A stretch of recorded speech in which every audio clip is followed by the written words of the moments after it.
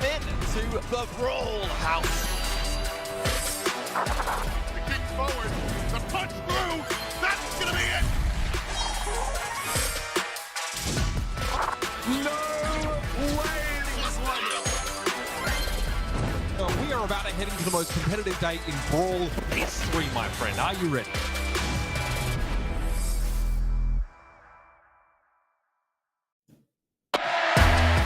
Good afternoon, good morning, and good evening, everybody, wherever you are in the world. Welcome back to the Brawl Stars Championship, where we are in the SESA and ANZ region to kick us off for this month. I'm Mark, joined, of course, by my partner in crime, Trav. Trav, welcome back to the region. How are you feeling today? It's been a bit of a while since I've done SESA, I will say, but I couldn't be more thrilled to be back, as, you know, it always is. I've got a little bit of a soft spot for this region. It's always a good time. If you are new to the stream, first and foremost, welcome. Let's talk you through a little bit about the format as well. If you are new, then this could be something that's you'll have to wrap your head around. Of course, the power match format that we all know and love from in-game. Drafting and banning the brawlers being quite a key component here to getting it right on the day, as it is a single elimination bracket for the top 8 teams that have made it this far through the qualifier. So no second chances, no double elimination in that respect. Best of 3 in the quarterfinals, best of 5 in the semifinals and the finals, giving you that little bit of grace should you fall slightly behind. And we've got a banger lineup today in the bracket. Trav, talk us through it. Well, we'll be starting things off in quarterfinals number 1 with Blitz versus Serinity, followed up by Stalwart Esports, the region's finest, against India's finest, I will say as well. Mystic Esports SESA versus Send More Help, great team name up after that. Grassmuddoppin versus Final Stand Esports to finish things off in quarterfinal number 4. Yeah, Send More Help is not necessarily fulfilling me with confidence, but when it comes to predictions, it might make things a little bit more straightforward for you guys over at event.brawlstars.com in that respect. Where you can go, of course, to sync in your in-game ID, your Supercell ID, go through and earn those rewards by getting those predictions as spot on as you can. Pay attention to the trivia as well that will pop up along the way to try to get those in-game rewards. For this month, Trav, there is an exclusive BSC spray. We've never had that before. I've checked it out, and it looks really, really solid. It looks absolutely incredible. I will say, after about 7 out of 7 predictions today, I'm going to be just the tiniest little bit off getting it, and I'm going to be so pleased about it because it looks absolutely beautiful. Well, I'm going to actively encourage them, the entire chat, to come gunning for you, mate, if you get it wrong, because I might copy your homework along the way. We shall see. We shall see. But nonetheless, let's take a look as well to see how the points are shaping up to be in the leaderboards for this region, because, Trav, we've got to talk about something that's glaringly obvious. Stalwart Esports, as we know, qualified for the World Finals already, locked themselves in. But they're going to break the 1,000 point mark, the only team in the entire world to do so. Yeah, that's just a massive achievement, you know, and grassmuddoppin sitting 616 points below them. I mean, FA Team Wood, who were their biggest contenders in this region, are no longer a team, have been spread out across different rosters that are playing in this monthly final. So I'm intrigued how they do perform, knowing that they're not on the leaderboard as much as they were beforehand. Some very quick math there, Trev. I'm very impressed. One thing we've got to also mention as well is that there's a team missing, as I'm sure many will notice there. FA Team Wood, who were, Stalwart Esports' biggest rivals this year, and they've actually disbanded. So the players have got dotted around to a couple of other teams, and we'll talk you through exactly where they are now along the way. But definitely something worthy of discussion there, because again, they were really in the running up until the moment where Stalwart Esports were able to secure themselves and lock themselves in. Let's take a look as well at the global leaderboards to see how things are shaping up to be as we gear up for the World Finals. For EMEA then, Reply Totem, Tribe Gaming EU, SK Gaming, Team Kesso, and Navi have all locked themselves in for the World Finals, but Praise Clan still very much in contention, and that is going to come down to the wire. Make sure that you stay tuned for next week to see the conclusion of that. Zeta Division 1 and Zeta Division 0 locked themselves in the same monthly final and are the only organization to have 2 teams in the running and locking themselves in at the same time. Quite crazy to watch. Last month, Tribe Gaming NA for North America and LATAM North already locked in, but Vatra Gaming and Vanguard still going to be battling it out this month, and SC Men still around. Don't forget them.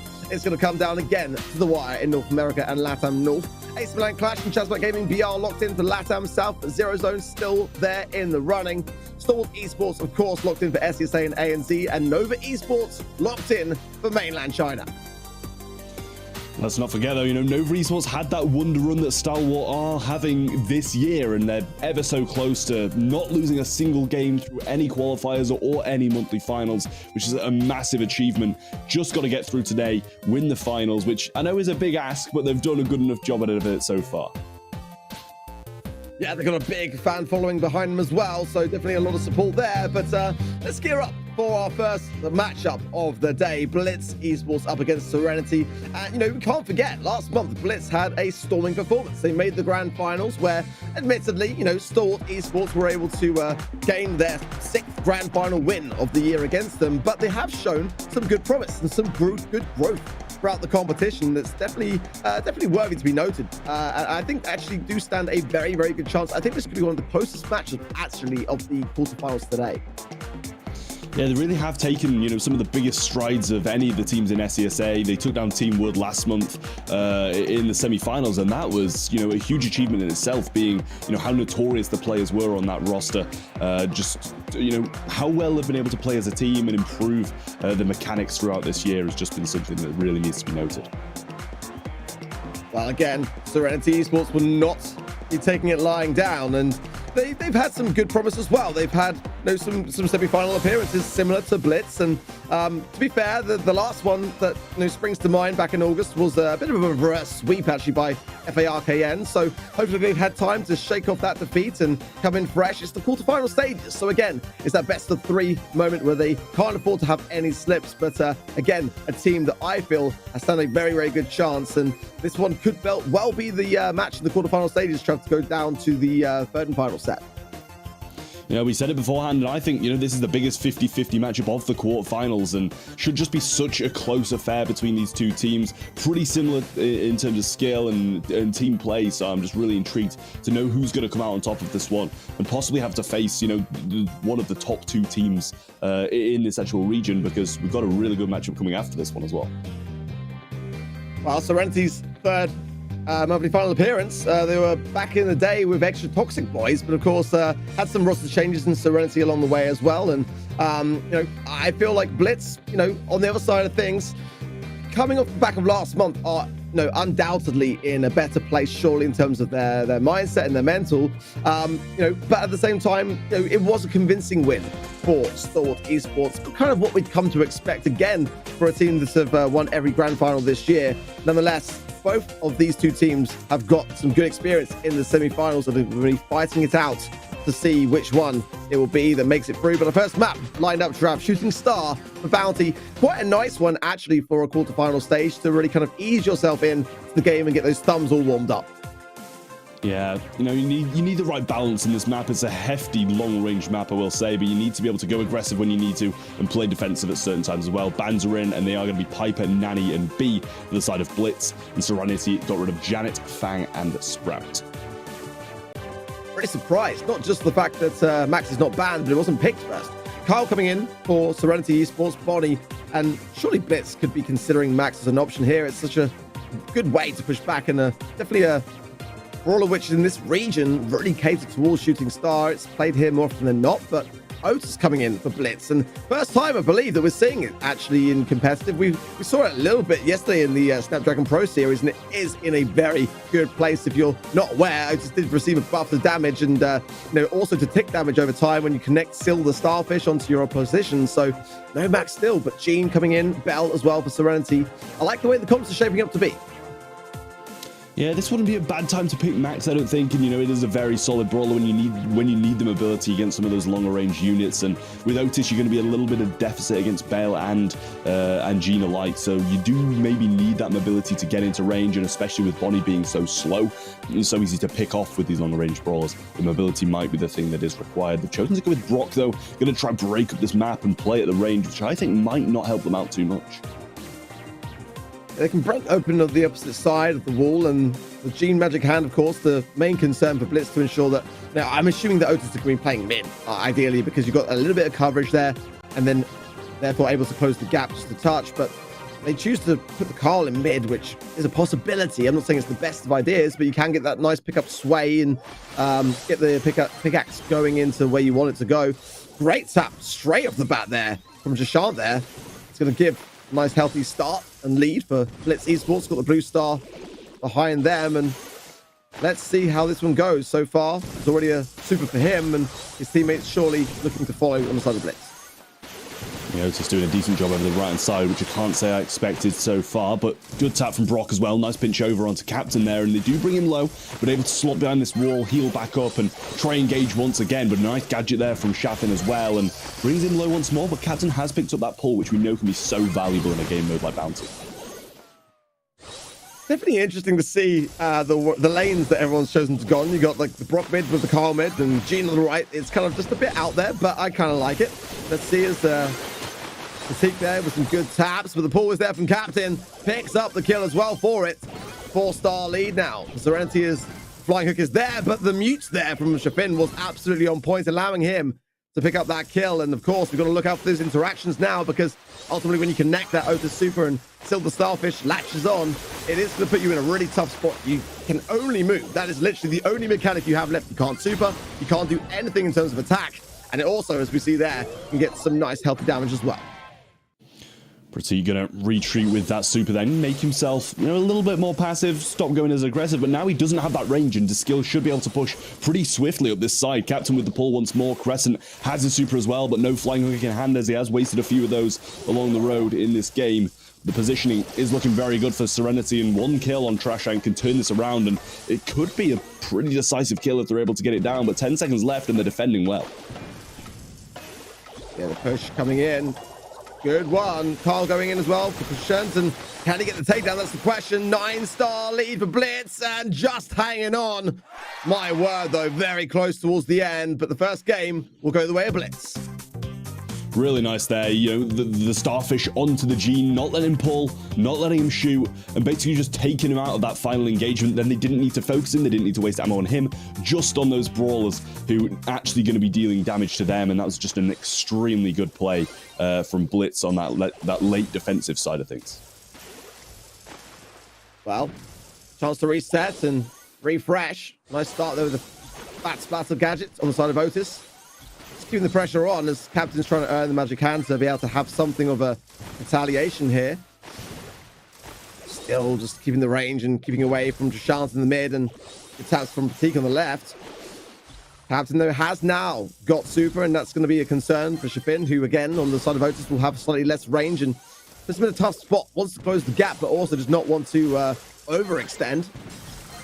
Let's see as Captain now swapping lanes and going towards the mid, but the break there from Trashant was bang on point. The pickup as well to follow. Fantastic stuff, placing Blitz in the lead. Looked like Captain didn't even expect it to come either. He continued moving forward like there was a wall blocking their opponent's shots, and he just got absolutely melted down. The grass is going to be broken off by Trashant now, which I'm not too sure if that was the best use of super, not too much value along with it. In comes Crescent once again, and he's doing the same over and over. It's always onto the Otis, but the pull comes in and the takedown's there. They bring the lead back in their favor, and the blue star along with it as well. Wow, it's a good time for it, but it does still allow Blitz to pick up just a single kill to retake the lead on anyone on the side of Serinity Esports. Carl Super is ready to go, and still some utility on everyone's side for Serinity. They can gadget their way out of this, but the body jump is good from Pratik. Prashant coming in and does pick up the kill to return the favor back and bring forward the lead. And Trashant and Shafin now just in a good spot to keep things alive, because there's still 15 seconds left to go, Trav. Was a positive trade as well, and now 2 ahead. They're going to have to get a couple kills if it is only on the Bell, and they're forcing him as well. Now it can be anybody. They don't have the blue star, but they're backing up. They're too weak. 5 seconds on the clock. Captain will pull. Crescent with super as well. The takedowns there from Skills, and they extend their lead to 9-6. They even it out in this first set, making it 1-1 in Shooting Star. Nice response, and again, kind of what we were saying before coming into the matchup.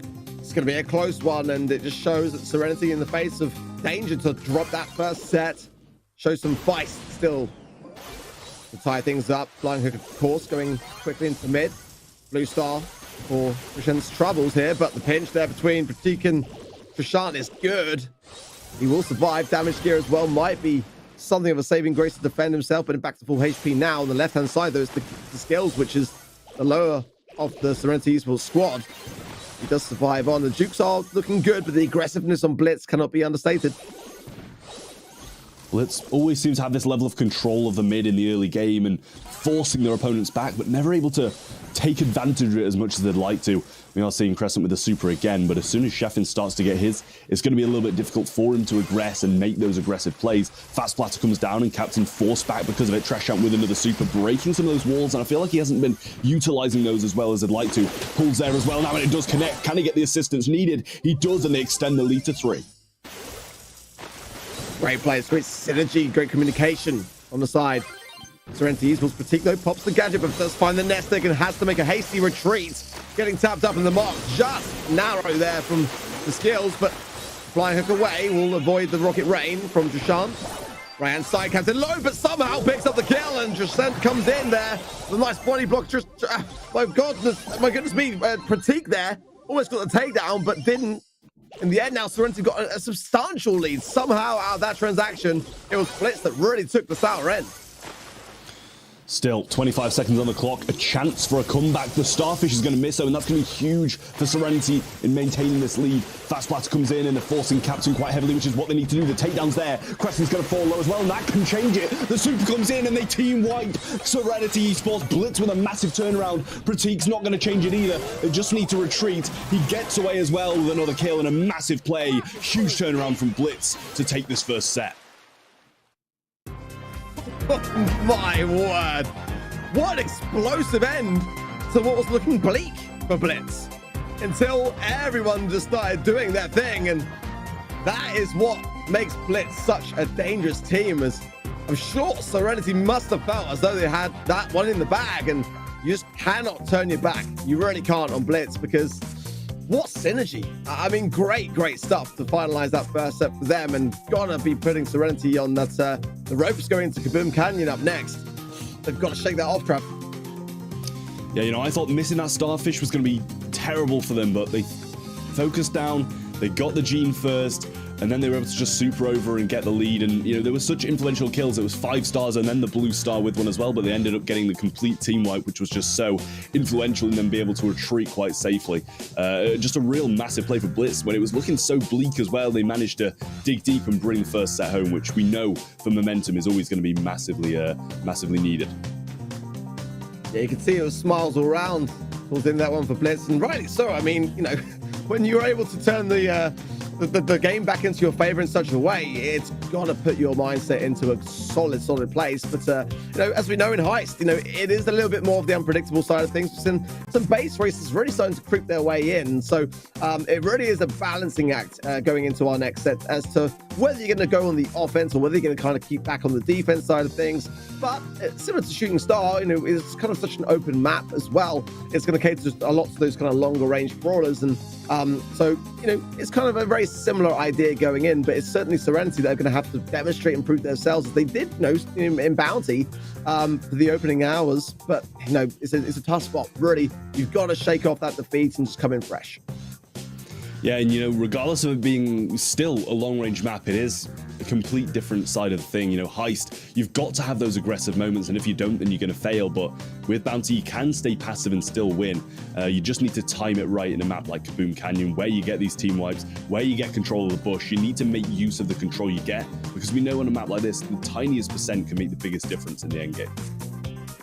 Yeah, every little shred of damage counts, and again, the drop has got to be on point here realistically, because there are a lot of real heavy hitters on this map. I mean, you kind of have to ban out Colette now. I mean, we had a little bit of time when she kind of dropped away from the meta, but now very much right within it.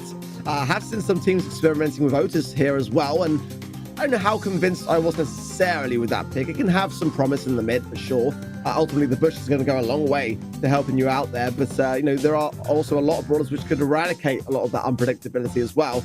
And you can't really get the range that you need to be able to connect, say, from the mid area on this particular map. So definitely some considerations. I think Crow as well can work out very well here as a brawler, which, you know, again, despite having that nerf to the slowing toxin gadget, it has still got some really great options there to explore. Bonnie, I think, as well, you know, as we've already seen teams experimenting with in the first set, going to be working out very well. You know, I think with Otis, if you can get that control and get in a good position, then the DPS he can rain down is very, very solid, you know, with this recent buff, and also being able to stop people from dealing damage to your safe and yourself. It can be a really good brawler in heist, but you've just got to pick the right moments, or it can go the complete opposite way and not be beneficial at all if you don't get that early pressure and end up being pinned in your spawn early on, because regardless of, you know, not being able to, the opponent's not being able to get damage on you safe, you're still not really progressing too much if you're always on the defensive. Yeah, it can definitely help to bring in, you know, brawlers like Daryl. I think that the role can really start to bring back the flow of action and keep you back on that defense, and in a lot of regions combining that with Gale as well to get that really early start into the mid and have that early control. I don't know whether SESA and ANZ necessarily cater towards that kind of play style and the strategy, but we've seen it work out time and time again, and really can prove to gain some very good results. I think, you know, Bell as well is a pretty safe bet when it comes to the draft. Can be a relatively early pick for that reason, especially because it kind of covers a few bases there. Being able to mark out those tankier options like the Daryls can lead to some very swift takedowns as well. So the choice between, on this particular map, whether you choose to break the mid as well, you know, or leave it in that same instance is a big question. Sometimes a brawler like Pam could work out relatively well and just kind of have that center wall still intact, place down your healing station, give yourself some more survivability. But again, you know, with the fat spatter of Otis, I think that one thing that we're going to see time and time again is that ability to really tackle some of those options that lie very close to the wall. So placement is a consideration there as well to be had, and you know, whether you choose to sort of get rid of that bush or try to use it to your advantage, I think it's a big question as well. You're going with Amber, which is an option here, not necessarily my go-to, but one that can have, you know, and can struggle a bit on the defense. Getting rid of that bush is going to also mean that some of the bigger sharpshooters within the draft can really start to thrive. Yeah, you know, I actually do kind of like Amber here if you pair it with the right brawlers, because sometimes we see it played and it's just not with the right composition, and then burning down those bushes negatively affects your team instead of assisting it. You know, if you've got, you know, a Piper or a Bell or something like that at the long range, then it's always going to be a lot better than it is if you're, you know, playing with, you know, a Daryl or a Gale and that mid's broken up, because as soon as you jump in, you're going to be completely melted down with nowhere to hide. And these tanky brawlers just don't thrive off it. So Amber definitely needs to be picked with the right things, the right composition along with it, and you've got to be a little bit cautious about that as well with quite a lot of brawlers. You know, you mentioned Pam. If it's not, you know, later on in the draft, one of those later picks, and I know you mentioned this as well, you know, it needs the walls to be up in the mid where you can place those turrets down and gather control of it, because if not, we're going to see something pretty similar to last game. Brock's going to be picked and the map's going to be taken apart. Well, we had some issues with some of the players connecting in, so we're going to be opening up a friendly lobby. It does mean that we won't see the draft play out in the way that we would otherwise do, but again, there's some pretty healthy options that we've already explored when it comes to that side of things, and we'll get to see very shortly as to what they went for in terms of the picks. But again, won't see those bans, but I think it's kind of quite apparent a lot of the time when you're in a map like Kaboom Canyon as to what those bigger options that are lacking from the comps will have been. And of course, you know, with Otis coming into the mix, it does mean that we've got to also consider some newer brawlers as well as to how teams will approach this one. Let's see. But ultimately, again, it's Serinity that are on the back foot. It was a very tough way to exit that first set, and chance for them to really prove their worth and show that they can take it all the way. We did kind of predict coming into this one that it could be a matchup in the quarterfinal stages that would go to the third and final set, but the momentum behind Blitz definitely going to be in their favor here, as again getting geared up. And I would like to go to knockout, to be completely honest. Bell's Rock is one of my favorite knockout maps as well, but no, for Serinity, they've got to get through this first stage first.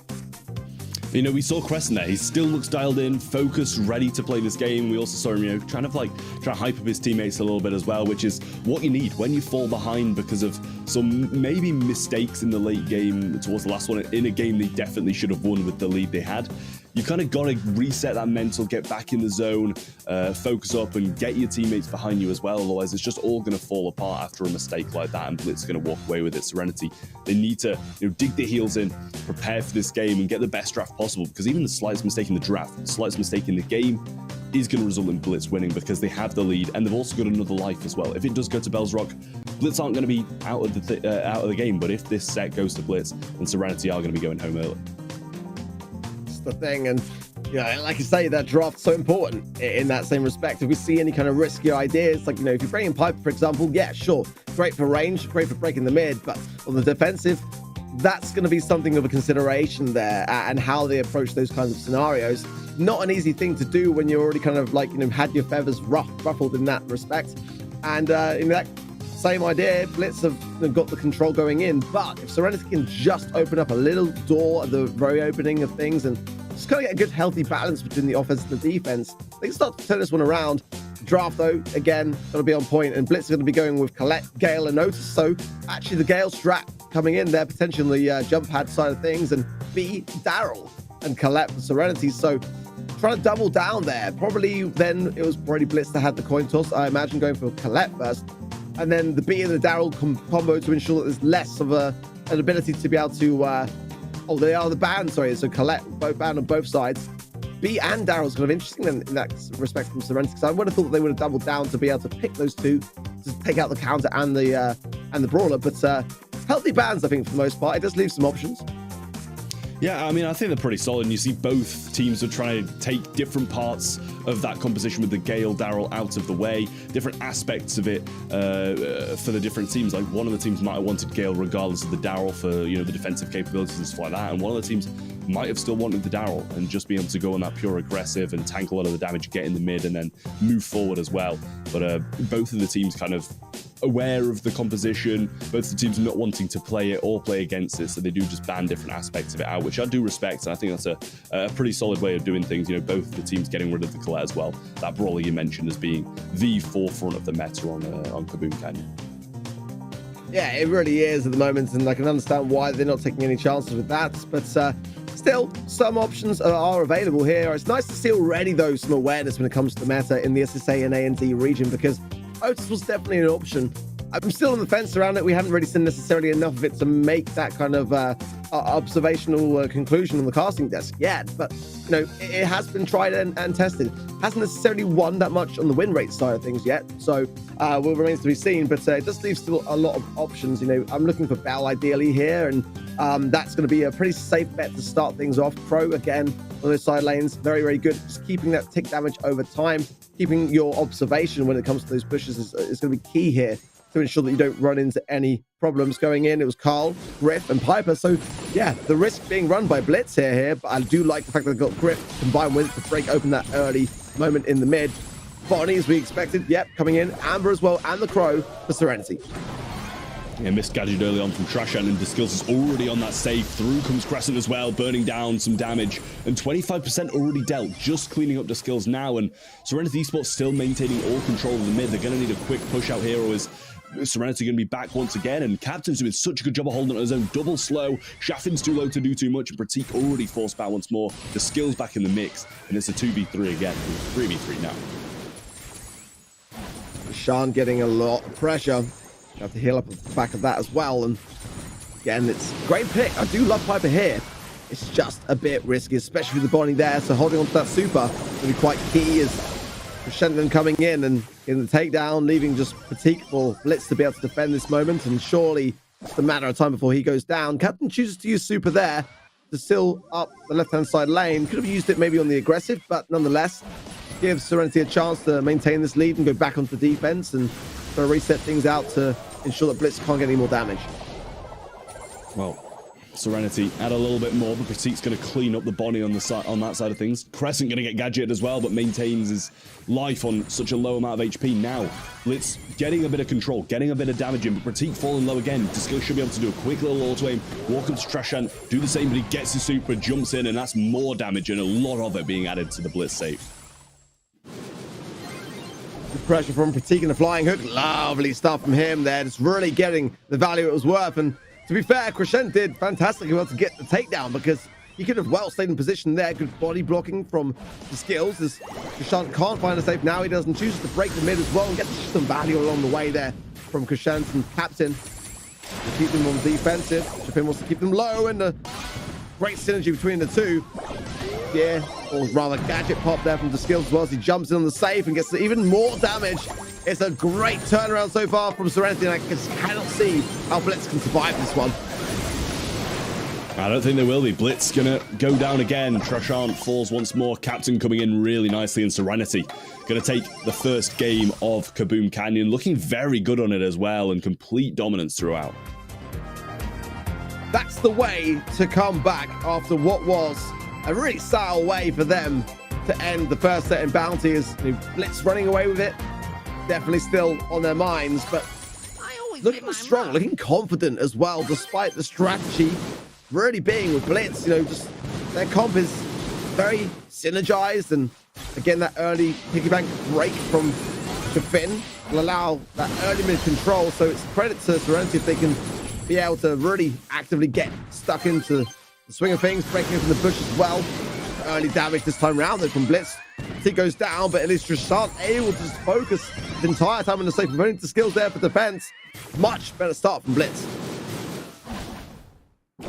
Blitz looking good and managing to keep control of the mid quite nicely. Shafin getting some shots through as well, and that early break did them such a massive did so well for them at start. So I'm struggling to get my words out at this point, but it was just so influential in the game, getting that mid broken up and getting control so early off the start, and able to keep control so nicely now as well. The skills not able to make the same aggressive moves early on in the game as he was in the last one as well, but they are low now. Captain trying to make a move around the right hand side, and Shafin sees it, moves over and is ready for it. The skill's going to jump in once more, but might be taken down, not just yet, and Crescent able to push forward. Shafin slowed, Gadget missed as well by Trashant, and now they're in the position they were last time. They do have a big lead to come back from about 40%, but it shouldn't be too much with Amber on the ball.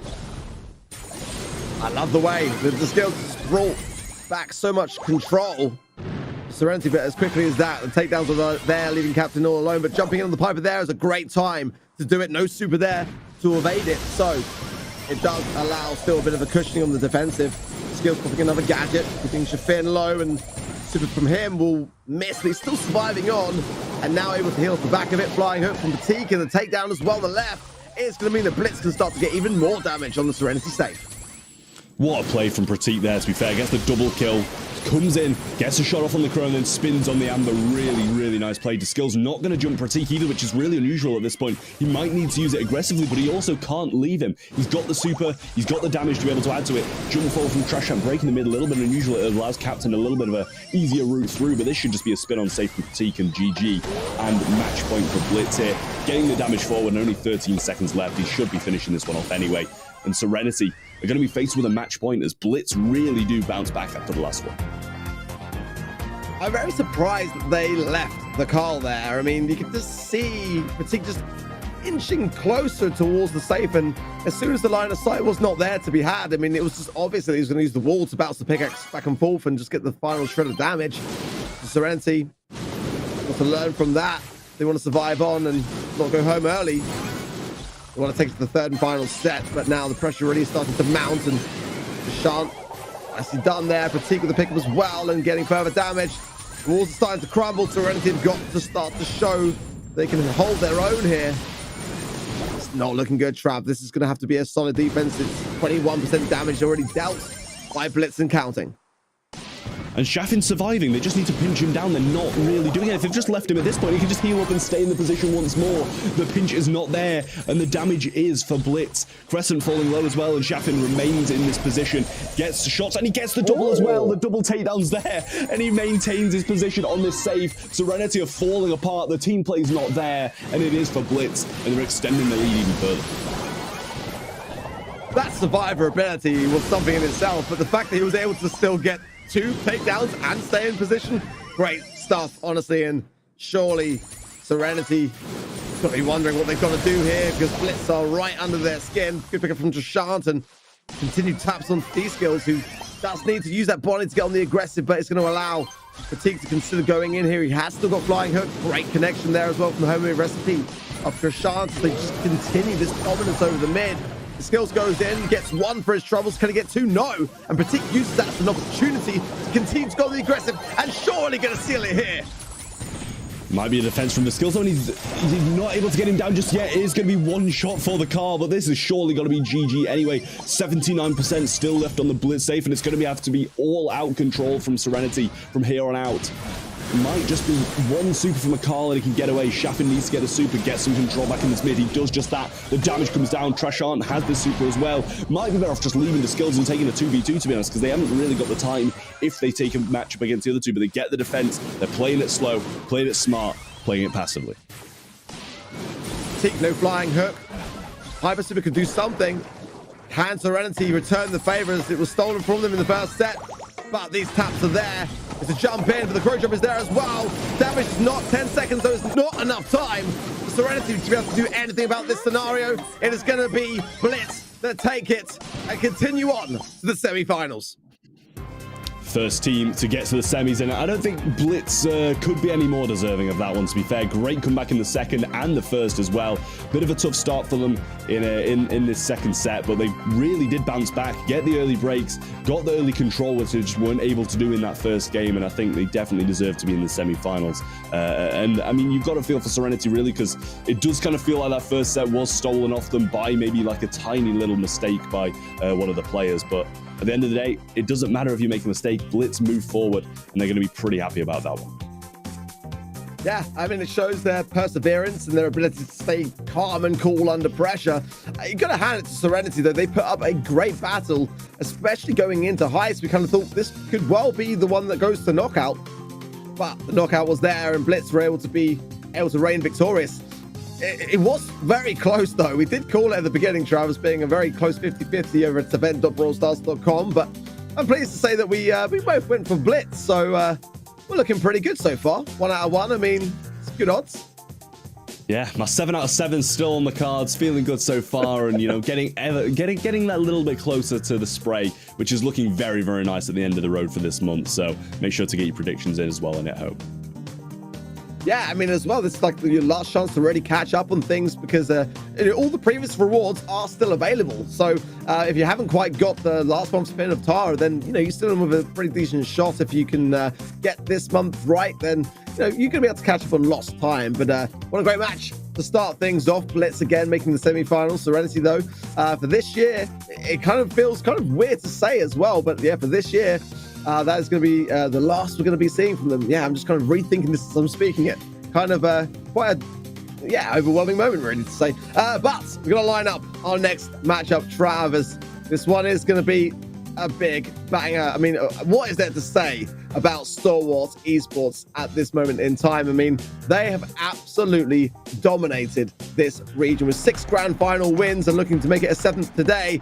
And Coop the Ace, as we know, very always relaxed, sitting back in his chair, and yeah, that.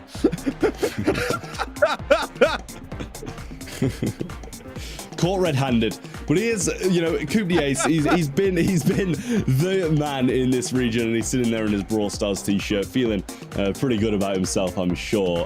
Playing against, you know, some of his a previous teammate of his, Response, on the other team of India's finest. So definitely a bit of a grudge match between these two teams.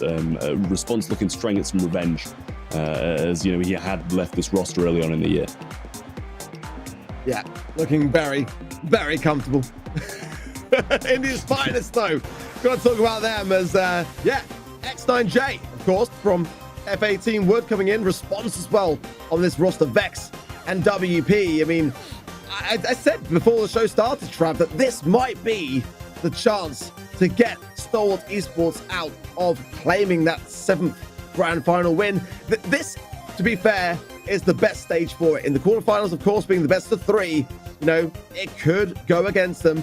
Stalwart Esports had that roster change of Orca as well last month, and we'll be seeing whether he will be opening that roster today for Stalwarts. But, you know, I've got to say, India's finest, despite, you know, on paper looking at the team name and thinking, where has this team come from? They do have a shot. To be fair, though, Stalwart Esports have got so much momentum behind this one. It's going to take a lot, but India's finest could well be the team to do it. I think this is maybe going to be the hardest matchup of the day, not only because, you know, it's Response, X9J, who are really well-known players in this region, but also because it is in the quarterfinals. It's a best of 3, and this is where upsets happen if they are going to. And, you know, not as much time for a team to come back if they do fall down early on, and I think that if India's finest do want to win, that first set is going to be the place where they are going to have to take an early win to be able to, you know, put Stalwart in a position where they haven't really been all the way throughout the year and might not know how to handle being on the back foot early on. this is the thing, you know, and, you know, Stalwart have had a lot of roster changes this year. Of course, Response being the first of those to kind of move away, and, you know, is now going to be on India's finest along with Jay as well. This is, you know, best to keep playing both your rivals and your friends at the same time. They've kept on good terms, of course, and DCK now as well, if you're wondering about him from F18 Wood, now with grassmuddoppin, so we're going to be seeing more from him, and again, another teammate of Cooper Ace in the past. So it's going to come down, I feel, to this first set to start things off as to who can gain that healthy start and lead, and if India's finest can be the team to do that. You know, yeah, sure, Stalwart Esports have got that experience behind them to be able to keep it cool, but you want to be able to assert the earliest sign of pressure onto your opposition, and in the quarterfinal stages, it really is the time for India's finest to shine. I also just can't ignore the fact that they're called India's finest, but it's a full Singaporean roster. That just... I'm not really sure about that. So I'm just looking at the player sheet here. It's like India's finest with 4 Singaporean players on the roster. So maybe not India's finest. Stalwart literally has more Indian players than the team called India's finest. So I'm not sure how this one's going to play out, really. It was the same yesterday. There was the Snapdragon Pro Series when STMN were able to get a Grand Finals win in Cup 6, and it was against a team called FA India in the EMEA region, which I thought was hilarious. But great to see a lot of love being shared across countries as we go into our first map and mode. Is of course Gem Grab Double Swoosh, and this one can be where just that final turnaround, a gene pull in the mid, if it's not banned out, can be something of a way to turn the tides and place it into your favor. So quite a nice map to start things off as well, because it is Stalwart Esports that want to finish the year out strong. They want to go to the World Finals in the comfort of the knowledge that not only have they been the first team and the only team in the world to have over 1,000 points, but 7 grand final wins, they have yet to gain a loss this entire year, not just in the monthly finals, but in the qualifiers as well. And that is history in the making, Travis. Indeed it is. Bans are in, and Otis is a first pick as well. You can't go wrong with that. Bo, Amber, and Stu banned out from Stalwart, and India's finest going to be banning out Sam, Janet, and Fang. I think there's some really solid bans all around, and I would like to say as well, you know, Double Swoosh, I think this is going to play into India's finest hands, especially with that gene pick. If they can get this turnaround pull, that is going to be the thing that wins them games. Stalwart are going to be pretty confident in themselves against a team like this, but Double Swoosh is a pretty volatile map. Is indeed, and like the Amber ban, like the Stu ban, it is going to mean that that Gene mid is going to carry a lot more weight to it. Penny coming in now for Stalwart, and Otis is surely going to be, well, I say surely, but it could potentially make a very good mid, actually. I think it will now be the case as the Crow coming in as the third and final pick here. I think it could work pretty well with the Fat Splatter gadget into the mid. It can definitely cause an area of control and separation from being able to contest it. India's finest do lack a little bit of aggression here, though. And we'll need something of a bit of a supporting measure for that G-Magic hand. I mean, Gale is going to kind of do the opposite, and Bell coming in for some range and some control. The Mark as well going to be very crucially important here to connect those supers and ensure a swift takedown to follow. Who do you think's got the better draft here, Trav? Honestly, you know, I'd like India's finest comp, but a little bit more if they didn't have Gale. I don't really know what they've kind of brought that in to counter. As usually, you know, take on a map like this where there are tanks in play or something like that, or something that's going to go very aggressive. But in my eyes, Stalwart's comp is not so aggressive. They're going to not want to be in your face unless they've got that salty barrel down. Okay, well, good start, really. Hawker holding his own on the left-hand side for the team, and in the mid, there's a lot of low HP on India's finest. With Vex and Response struggling just a little bit here. Salty Baron in the mid for some body blocking potential, and also a big deterrent, as Vex can't really contest these gems as much as he would like, and Crypto Ace still finding him as well in the bushes. Gem favorably spawned there. India's finest, but Crypto Ace does punish the motion. Nice early turret from Coop, and Response going to get a knockback, but Orca's going to jump straight over it, and it's nice to see him in that starting lineup as well. Vex going to take advantage of the Gale's pressure, though, and pick up another couple of gems from mid. Does have this pull as well, and if it comes from the bush, it might not leave Coop enough time to place down the salty barrel. Nice clean up by Vex and X9J on the right-hand side, and does fall low because of that turret making a connection, but Vex still very much in a commanding lead of this mid.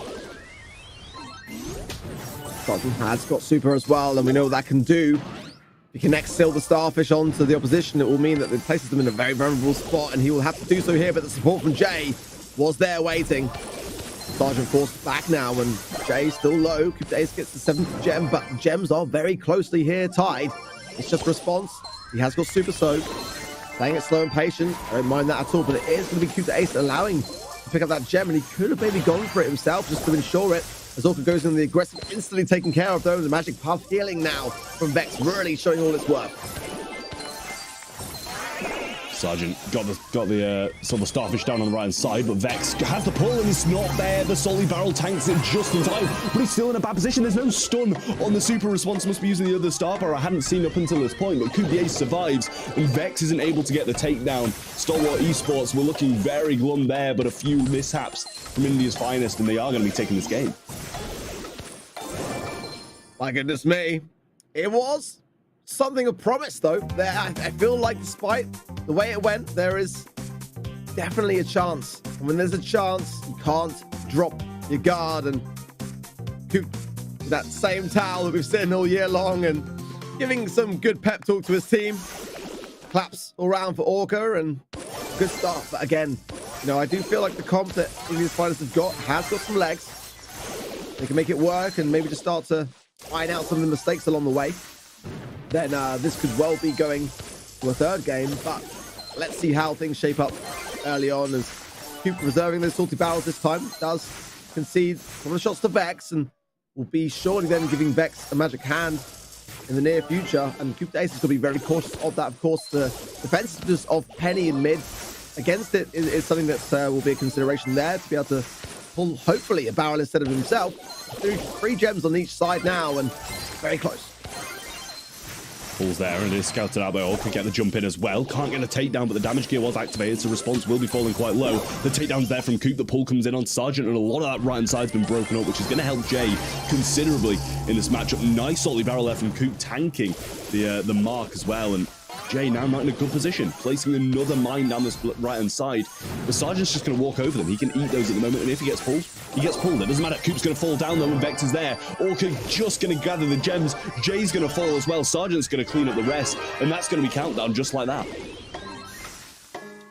Stalwart stealing this one away, but there is still a magic hand, and also response has got super hit. He'll surely he's on Coop to Ace. A bit late for me, actually, and doesn't actually come back with the HP to be able to contest this. The pull is on Coop, and that's not who you want to get it to attach to. Sergeant, just safe, and Stalwart take the first set.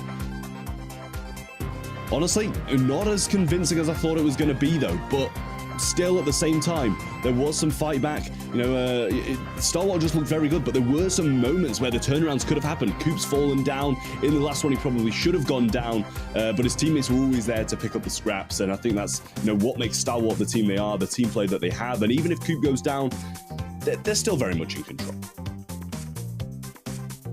Well, very eventful, but the ISIS was not quite there for India's finest. It was neck and neck for a lot of it, but the mistakes I felt were more on their side, and Stalwart looked pretty composed for the most part. Again, you know, kind of what you come to expect from a team that's been flawless literally this entire year. They haven't lost, again, anything in monthly finals, anything in qualifiers. The only team in history to do that was Nova Esports last year, so looking to do very much the same as them this year. And again, they want to get the semis, they want to get the grand finals under the belt. First set is there, and it's India's finest on the back foot going into our second set for Hot Zone. Well, I mean, we know how it turned out for Nova China with this this undefeated run last year, so maybe they don't want to stay undefeated. Maybe there's some kind of rule that if you're undefeated in your region that you're going to lose first round in Worlds, and I'm sure Stalwart Esports aren't going to want that, so maybe they want to lose. Who knows? Maybe they want to get out of this jinx. Open Zone going to be the map up next, and honestly, I'm not the biggest fan of this map, and I don't think quite a lot of the competitive scene are as well. I mean, it's definitely a way that Hot Zone plays out very differently when it's so open up. It does mean that, you know, drafting the right brawlers to be able to, you know, give yourself an edge here is going to be quite crucial. I've seen a lot of Otis starting to make its face seen in Open Zone. I think that, you know, the majority of times I've seen it, you know, having Pam really can make a difference, especially if your opposition does not have that wall break. Something to be able to defend against that mid, as it is so open, really goes a long way in terms of keeping that control, keeping that positioning power over your opposition. Still as well, great for the speed zone to be able to get your team quickly into the mix, and B as well, really great to be able to get those quick heavy hits and eradicate your opposition as quickly as possible. Crow, I think, is going to be up there as well, max 2. Definitely, I feel like there's a lot of brawlers which can work in this scenario, and that can make the draft a bit more challenging. So yeah, some of the pros definitely can struggle a bit with it, and in that respect, India's finest got my eyes on you, because they're the ones that have got to really get it right, and this could be Stalwart in a position to be able to walk away with it. Yeah, until recently Otis making his move kind of a little bit further, the meta I've pretty much only seen on this map was you go with a Poco, you play heals, or you play a Max and just try and dodge all the long range stuff. And I love that Max approach. If you can get the speeds chain, you can avoid all these long range sharpshooter shots, and I think that's just a really solid way of doing it. But the Poco combo, honestly, it's just disgusting. You just walk in a straight line, you can't be killed, you heal your teammates and just screech and solo the opponents, and the game's pretty much yours. Yeah, we see Colette too. I always forget about Colette, but it is quite more challenging to land those supers. If you miss, it's really going to punish you. Got your gadget, of course, great for survivability as well. But a lot of amber coming in on this map now, and it works more often than not. I've got to say, it's not my kind of preference, but I do see a lot of pick rates coming out for it. Sometimes Carl, but again, not really what I like to see. Griff, though, Travis, always down for a bit of Griff here, but it depends. It's a really great counter for Pam if you're going to have that that healing station locked in behind that little wall to protect yourselves with, and that I think for me is the biggest consideration. Is if you spot those kind of early signs of Stu or Pam, having something to really take away the coverage is going to go a long way here, especially because of the speed zones on the Stu side. You can't really easily access them. I mean, now Otis has that fat spatter gadget that will be able to eradicate it through the wall, and it's kind of similar to Tick in that same idea that you've got to be aware of those placements if you are up against it. I'm still on the fence when it comes to Otis here a little bit, as I have been for the majority of the maps and modes. We are seeing a big heavy rise in the play rates of that new brawler, because again, even when it was playable, we never saw it because it just wasn't really able to have the DPS damage to support it as being a worthy draft. But since the balance changed for that particular brawler, it has been coming back. But I do see sometimes teams playing it a lot across every single map and mode, and I do feel like it's a little bit more niche than that. And as teams start to experiment more, we'll see kind of where it lies in terms of the meta. Yeah, I mean, I really like Otis at the moment. He's got DPS, he's got the ability to shut down an opponent, he's basically got a barley shot as well with that fat splatter gadget, and I think his ability to just do pretty much everything is just really solid. And if you've got a tank in your face, you can stop it. If you've got a Poco that's trying to heal, especially on this map, you can stop it. Just the ability to just completely negate anything that's an opponent's trying to do and basically make it a 3v2 at will. It's just an ability that is just really solid, no matter what they do with it in future balance changes and stuff like that, whether it be time and stuff or anything like that, time, or it only stops certain things. I still think it's going to be very solid. It's interesting to watch as well now with that new brawler on the rise, just kind of the mechanics of it, because it still surprises me when you see that it can not only shut down your opposition, but also there's spawnables. The penny turret will stop firing if you mark it with seal. The Bruce Bear will stop swiping if you mark it with seal. So like I say, it's got a lot of versatility, a lot of strengths as well, but the biggest weakness being the range is the thing, and why combining it with Max if they do want to go down that line is a very key thing to consider. We're having a few connection issues again with the lobby, so we are going to be going to a friendly lobby, therefore we'll not have the API for the draft, but we'll talk you guys through it. So there are a lot of options for consideration here, and bans again going to play a vital role in eradicating those heavy hitters. And when those bans come in, we'll let you know what they are exactly. They're going to be Amber, Squeak, and Griff for Stalwart, and Otis, Poco, and Lola for India's finest. So Squeak here, I mean, I can get it. It's good for control. It's kind of hard though when you've lost that control to push back with Squeak a little bit, but Lola as well. Not a bad ban from India's finest. Kind of drops off a little bit here for me, but still I think worthy to consider. And if it's one that they struggle against, then it makes a lot of sense to ban that one out. I mean, I think pretty much all of the brawlers that we actually mentioned as being very good have been banned out. Amber, Griff, Otis, Poco, you know, kind of all of them. We kind of did miss a little bit with Lola as well. You know, Lola having, you know, the freeze frame, the ego to tank a lot of stuff is very solid when it comes to, you know, tanking stuff, staying on the hot zone, and just getting as much percentage as you can, especially when some of the more piercing brawlers, Amber, Poco, are out of the way. But you've also got to be pretty worried about Penny if that does come in. So I don't mind seeing Lola banned. I feel like maybe we're going to be seeing a max comp from one team and, you know, maybe a more long-range comp from another. Yeah, it does leave still some heavy suspects here. I think Crow's definitely up there, but can struggle against Pam if that is an option there. Carl, Max, like you say, I think, you know, Max is definitely going to make a big differential factor for the team that want to go in with that idea. But Poker being banned, you know, as you said, coming in is, you know, a real option that is not now going to be on the cards. Bell, quite a safe idea if they want to consider that one. Stu, I think, is going to definitely be present as it is a healthy pick in the SSA and ANZ region also. The riskier ones we haven't mentioned being Piper. I mean, we saw it play out a bit earlier today in Heist, but can work here, but also can struggle here as well. So I'm not necessarily looking for it myself, but you know, if someone wants to pop off with it, you know, and create some amazing plays, then I'm all for it. You know, it's a great thing to watch when that really does work out, and troublesome to gain out of the spawn. But the Amber ban as well, as we said, I think is a solid one. It's going to mean that you know, Stalwart lose control. They can explore those bushier areas if they wish, and also, you know, not being able to see the cut between the areas. It's going to mean that some unpredictability could be at play here for either side to capitalize on.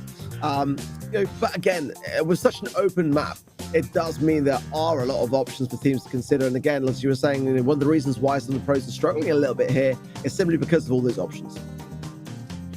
Yeah, you see, you said Piper. I just don't know about it, right? It does have obviously that potential to pop off. You've got to have control throughout the entire game.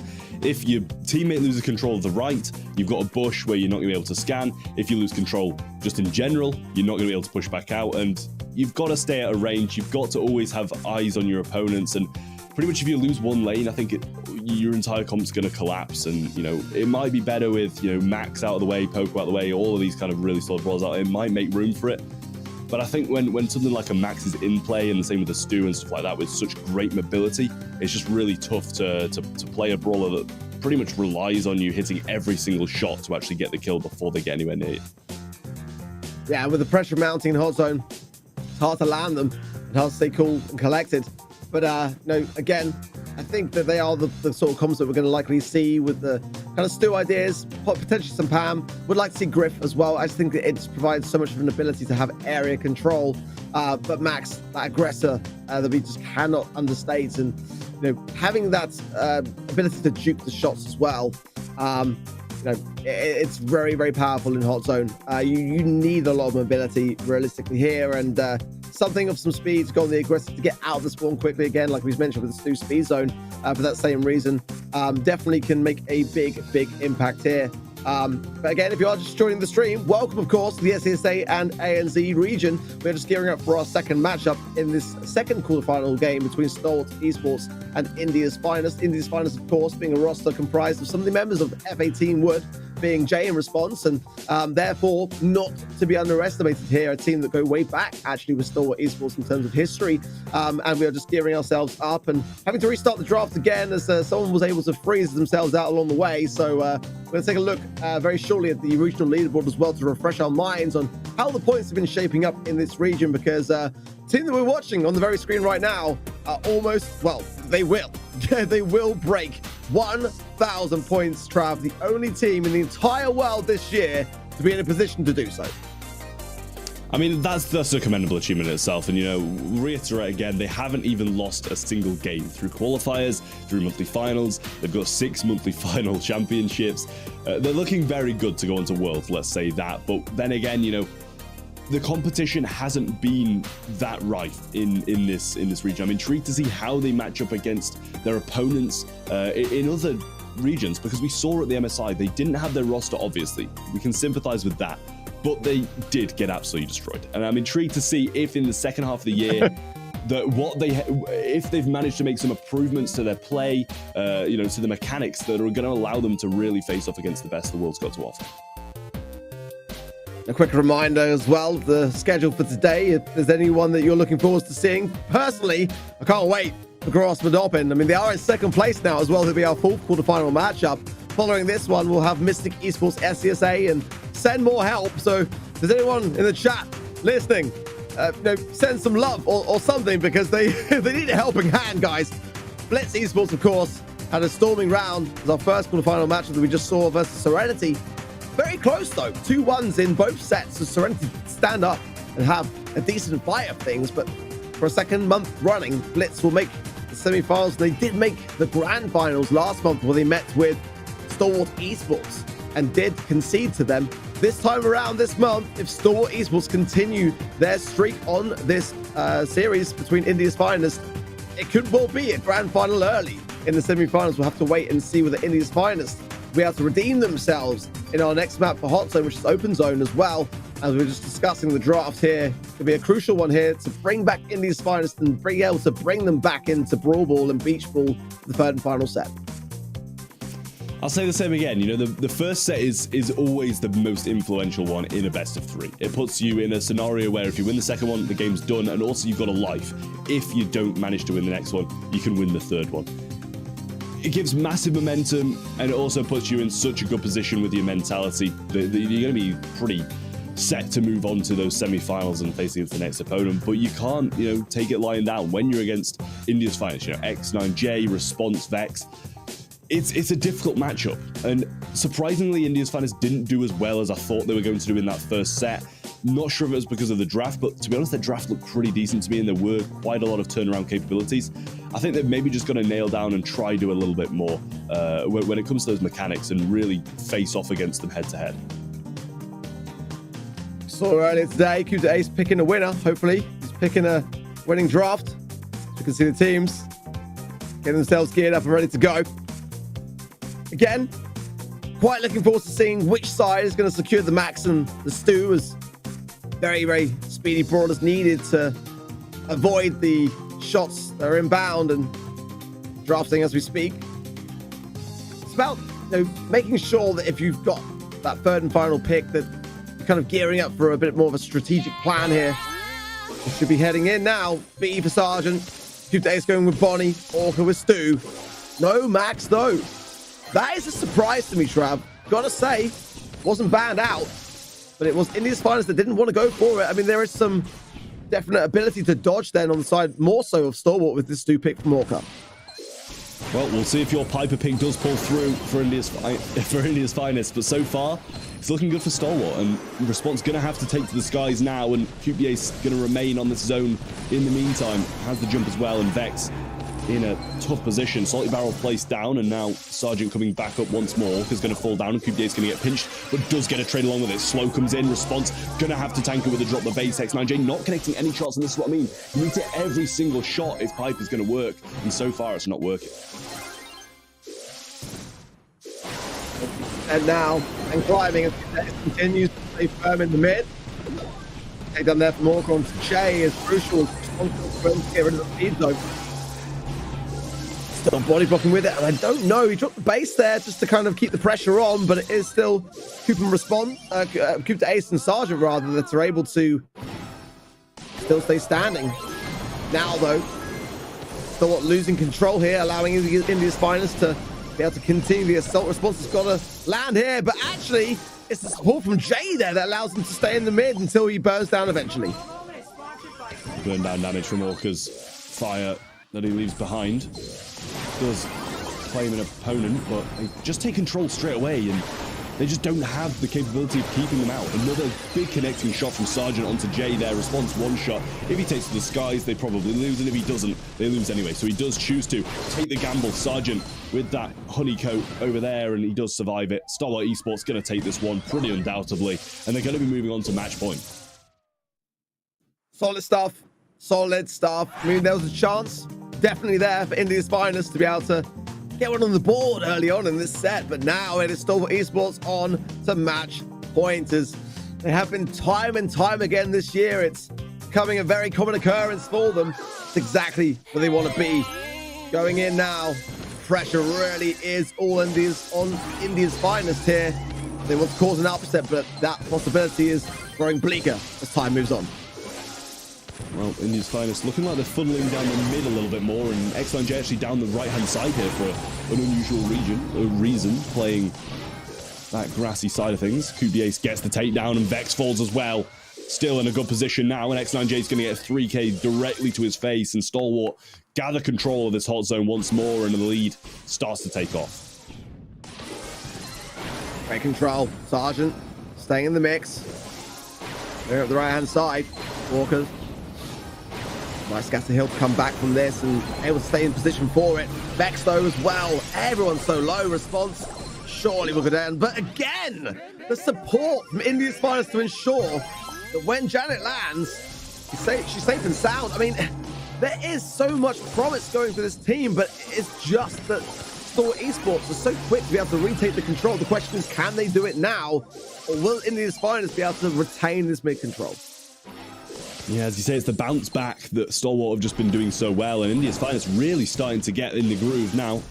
Going to take the advantage in just a couple of seconds, and Stalwart really aren't able to move out spawn too much. Response going to take a jump to the face, but doesn't connect, and neither did the follow-up shots either. Orca just not getting the mobility he wants, and eventually getting some supers now, but Vex does survive, and India's finest taking a 20% lead. Much better. Oh, and the penny turret comes in clutch for Vex. Orca, of course, was the victim of it. This is going to be a game going their way now. I just don't see how Stalwart Esports can hold it together, and they will falter. Saving grace, but it is far from over. India's finest bring one back, denying Stalwart Esports a match point, but can they take the set? It's been an uphill struggle. Stalwart Esports in these circumstances do tend to close, and that is the concern. Got to be mentioned though as well that this year Stalwart Esports have had some close calls. I mean, going 3-2 in many of the months, and also cutting it close in the quarters. Well, this one goes to the third and final set. Will they be able to keep their composure enough to seal it here? Much better from India's finest, and Vex is going to get a little splash damage onto Coop there, and he does get taken down by response, but the trade is there as well. Vex can't place over the salty barrel, as he did just place one himself. Sergeant now able to take control of this mid, and the takedown on, I believe, onto the penny turret, which was there very early on. Orca able to get some dashes through and get the chain as well. Super back in hand. Coop's going to jump in on Jay, who's using auto aimer, gets the knockback, and the percentages are close. But so far, it seems like it's all been Stalwart, in my opinion. Has been not much though in terms of scoreline. Just that 10% differential now climbing. Sergeant's the last one remaining, has got amplified shot, probably waiting for a response to land, but it did connect. It was the follow-up that was blocked by the drop to the base, but look at this. India's finest are all over this right now, breaking as well. Will take down the speed zone. It's replaced by Orca. Coup to Ace. Buffed up as a result of that gadget. But it does seem fitting that India's finest can a couple of good shots land these, and there's one from Jay. Will a second hit as well. Oh, coup to Ace, no. That's going to keep the pressure on. And auto aimer gadget there will keep the slow in play, but there is still a chance, Trav.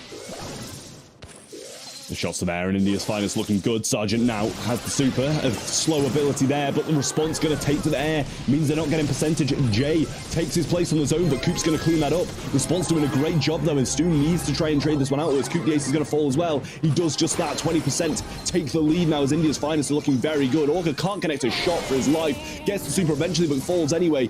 Now 30% lead in the favor of India's finest, and then moving forwards, they're trying to get this control back. Jump comes in from Coop the Ace, who doesn't get the takedown yet again, and Bonnie's doing nothing in this set. Good body blocking from the turrets all round, but now Stalwart bringing things down as Sergeant does go down himself. Will they be able to hold their ground against Jay? Great also aim with the shots to follow are good. Coup to Ace goes down, but Orca now healing off the back of the inability for Jay to be able to juggle the tasks here. Jumps away and avoids the Sergeant's shot, and that's a very crucial one from response. Vex has got to come in clutch here with Jay. It's very down to the wire. 90%, 10% left here for Stalwart. Are they going to do it? Can Vex do anything about this? Salty battle not going to happen. The spin from Orca, and they know it. Just to 1% now. And a little hello from across the wall. Stalwart Esports able to lock themselves into the semi-finals, but not without a fierce battle from India's finest who took them all the way. You call it a hello from across the wall, I call it some typical Orca BM. Staying off the zone when 1% is required, taunting them a little bit and then finish it off. But Stalwart thoroughly deserved, move forward once again, and this has been a big hurdle for them to overcome. Moving on to those semi-finals and knocking India's finest, which have some of the best players in the region on the roster, out in the quarters. Great stuff, but again, Stalwart Esports cutting it a little bit fine there. They had to secure it, and it's a good job they did. So little in it, honestly, towards the end. But again, a team that wants to go into the World Finals in the strongest looking position, and that was a close one. A close one. Despite the scoreline having only that one game, it could have easily been a set there for India's finals. But sadly for them, again, their 2022 journey comes to a close. This will be the last time we will have seen them. But 2023, of course, you know, looking forward to see some of those names coming back and returning, because they are a fantastic roster. Great guys, great experience. It's that Stalwart Esports so dominant in this region. Man, it's sad to hear you say that. Last time we'll see them in 2022. That's a sad statement. You know, it just doesn't feel right that the year's coming to a close like this, and teams who aren't qualified to those World Finals will have to wait, you know, months and months and months to come back again. But I'm sure they will, as the commitment to this scene never ceases to amaze me from a lot of these players. Makes it worse for us as well, knowing how close they are. You know, I think that for viewers sometimes they don't necessarily know like how a team view each other, whether they are rivals on and off the field, or whether it is all great and dandy. But you know, these are guys that really, you know, do have a lot of respect for each other. You can see at the end, you know, nothing but love for each other with the spins. I mean, you call it BM, but I kind of like to think that it's all in good taste. But of course, our next matchup will be Mystic Esports SESA versus Send More Help. You know, Trav, thoughts on this one before we potentially roll to a break? I mean, my thoughts are that Send More Help's just an absolutely incredible team name. I think that's the only thing we can really take away from this. But, you know, I think it's going to be yet another close game. It's not kind of the same level of close game as the previous one, but, you know, like, you know, maybe a little bit of a tier below close game, as it's not the same magnitude of players. Well, stick around. Get your predictions in over at event.brawlstars.com right now for Mystic Esports versus Send More Help. We'll be right back. Don't go anywhere after a short commercial break.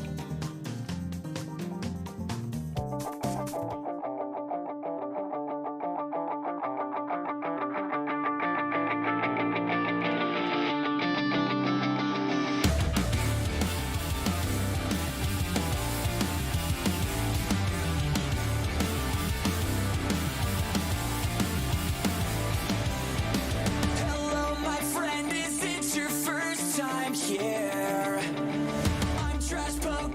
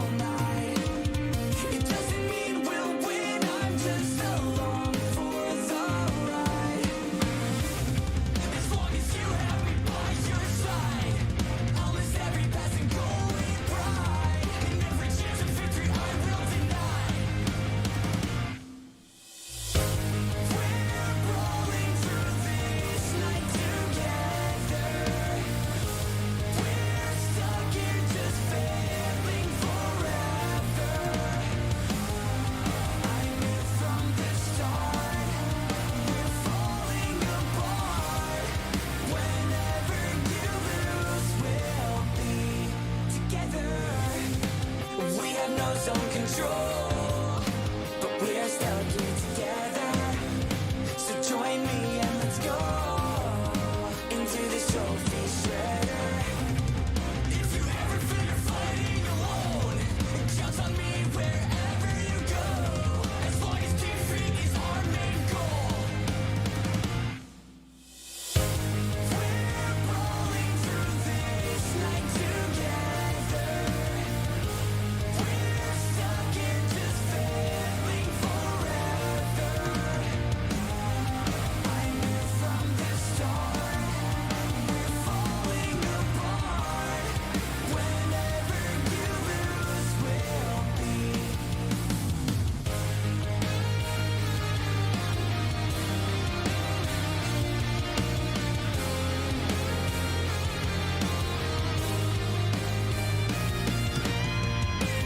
We're brawling through this night together.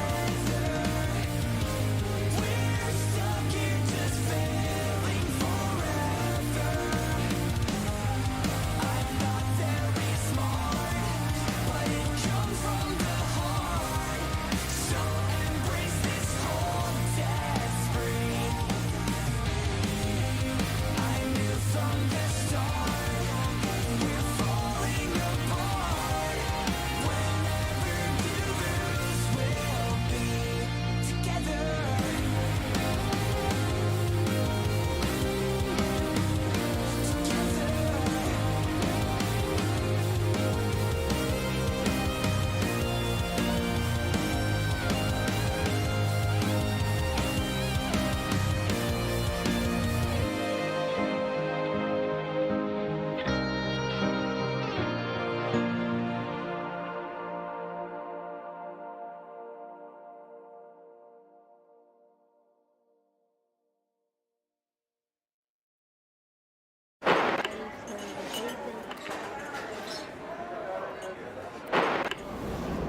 Are you tired of not winning?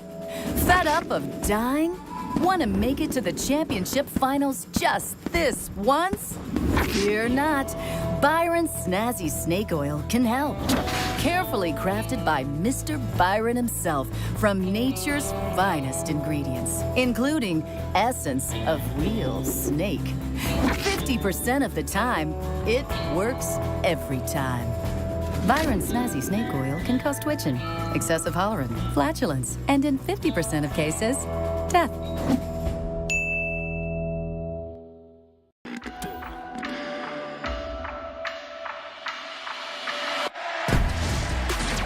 Welcome in to the Brawl house.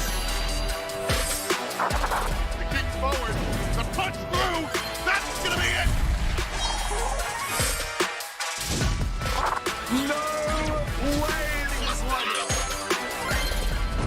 We are about to head into the most competitive day in Brawl history, my friend. Are you ready?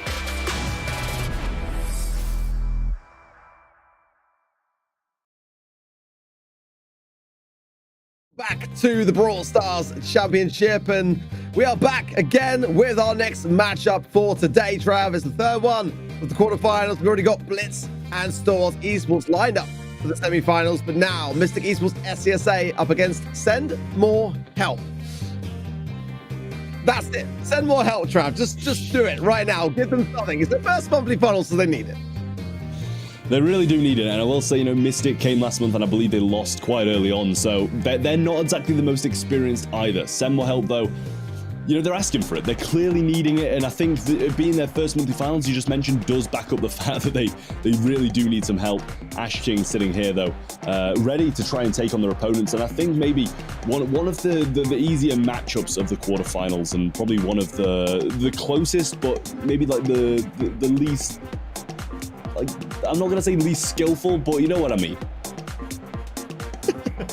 It was a tough September for them. I mean, they made it through the quarters, narrowly so. I mean, Final Stand Esports did put up a good run for their money in the quarterfinal stages, but it was Stalwart Esports that really shut them down, as they have pretty much every team in this region at this point. But yeah, for Mystic Esports SCSA, got a pretty decent chance today. Again, Ash King looks pretty relaxed, and I quite like the background, the glasswork looking very, very nice. But again, it's always a tough thing when you come in for your first monthly final, and Send More Help is the team that's doing that today. This is their first ever appearance. So, you know, just having a single monthly final definitely helps a lot to calm those nerves. But it'll be a testament for them today. If they can come out on top and cause an upset here, it will definitely be something to speak about. Again, make sure that you're placing your predictions over at event.brawlstars.com now. We've gone for Mystic. I mean, simply because, again, it does help when you've got a bit of a cushioning behind you, a bit more confidence knowing that you've been, you know, in this position before. But again, you know, you cannot ever underestimate an underdog here. And Send More Help definitely are that team. And I'm looking forward to seeing how they approach the draft first and foremost. You know, have they got a good knowledge of the meta to be able to back up the plays? I mean, you'd hope so. You know, they need to get to be able to get into a position where you're in the monthly finals. You've at least got to have, you know, some level of knowledge of the meta, where you're going to be able to draft, where you're going to be able to play to a good enough level to, you know, even oppose these kind of teams that you will be facing in a monthly final. Because otherwise, you're going to fall out very, very quickly. And you know, I've just got a certain feeling about this team that they're going to come and they're going to perform, and I think they're going to put in a very good fight against Mystic. Just purely because of how happy this guy looks. Honestly, he hit a dab just before he went off camera as well the previous time, and honestly, he looks confident. Yeah, I mean, pleased to be here, happy to be here, and that as well cannot be underestimated. Honestly, I think that the mental coming into these things, you know, especially, you know, as nerves can play a big part, if you're able to suppress them and just be able to control them, you can go a long, long way here, and clearly this could be the case for Send More Help here. RCCW, of course, making his debut here today.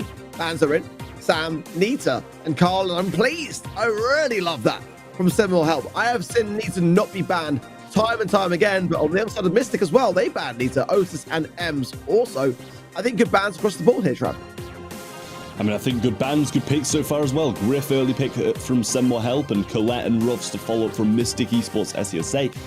I think they're very, very solid picks so far. You know, Ruff's got the ability to bounce around corners, not the ability that Rico does have. You know, we might see that a little bit later on in stage of this draft. But Colette, you know, if you're sending a Colette down mid, you're going to be able to get the shots off, got your gadget, super towards safe. So just an all-around great pick. See, that's something I'm not too sure about. Amber on this map. Yes, you can burn down the bushes, but the angles just really don't agree with it. I mean, they are going to be breaking up with the Griff, which might make it a little bit better, but early game, I feel like they might struggle. Yeah, they're going to have to really open up very early on, and that is, to be fair, one of the advantages of having that Griff is just a button press, so a little bit of delay to be able to do so between the two, but nonetheless, giving the lane shortly over to the Amber will help considerably so. Lola coming in from Send More Help, don't necessarily mind it.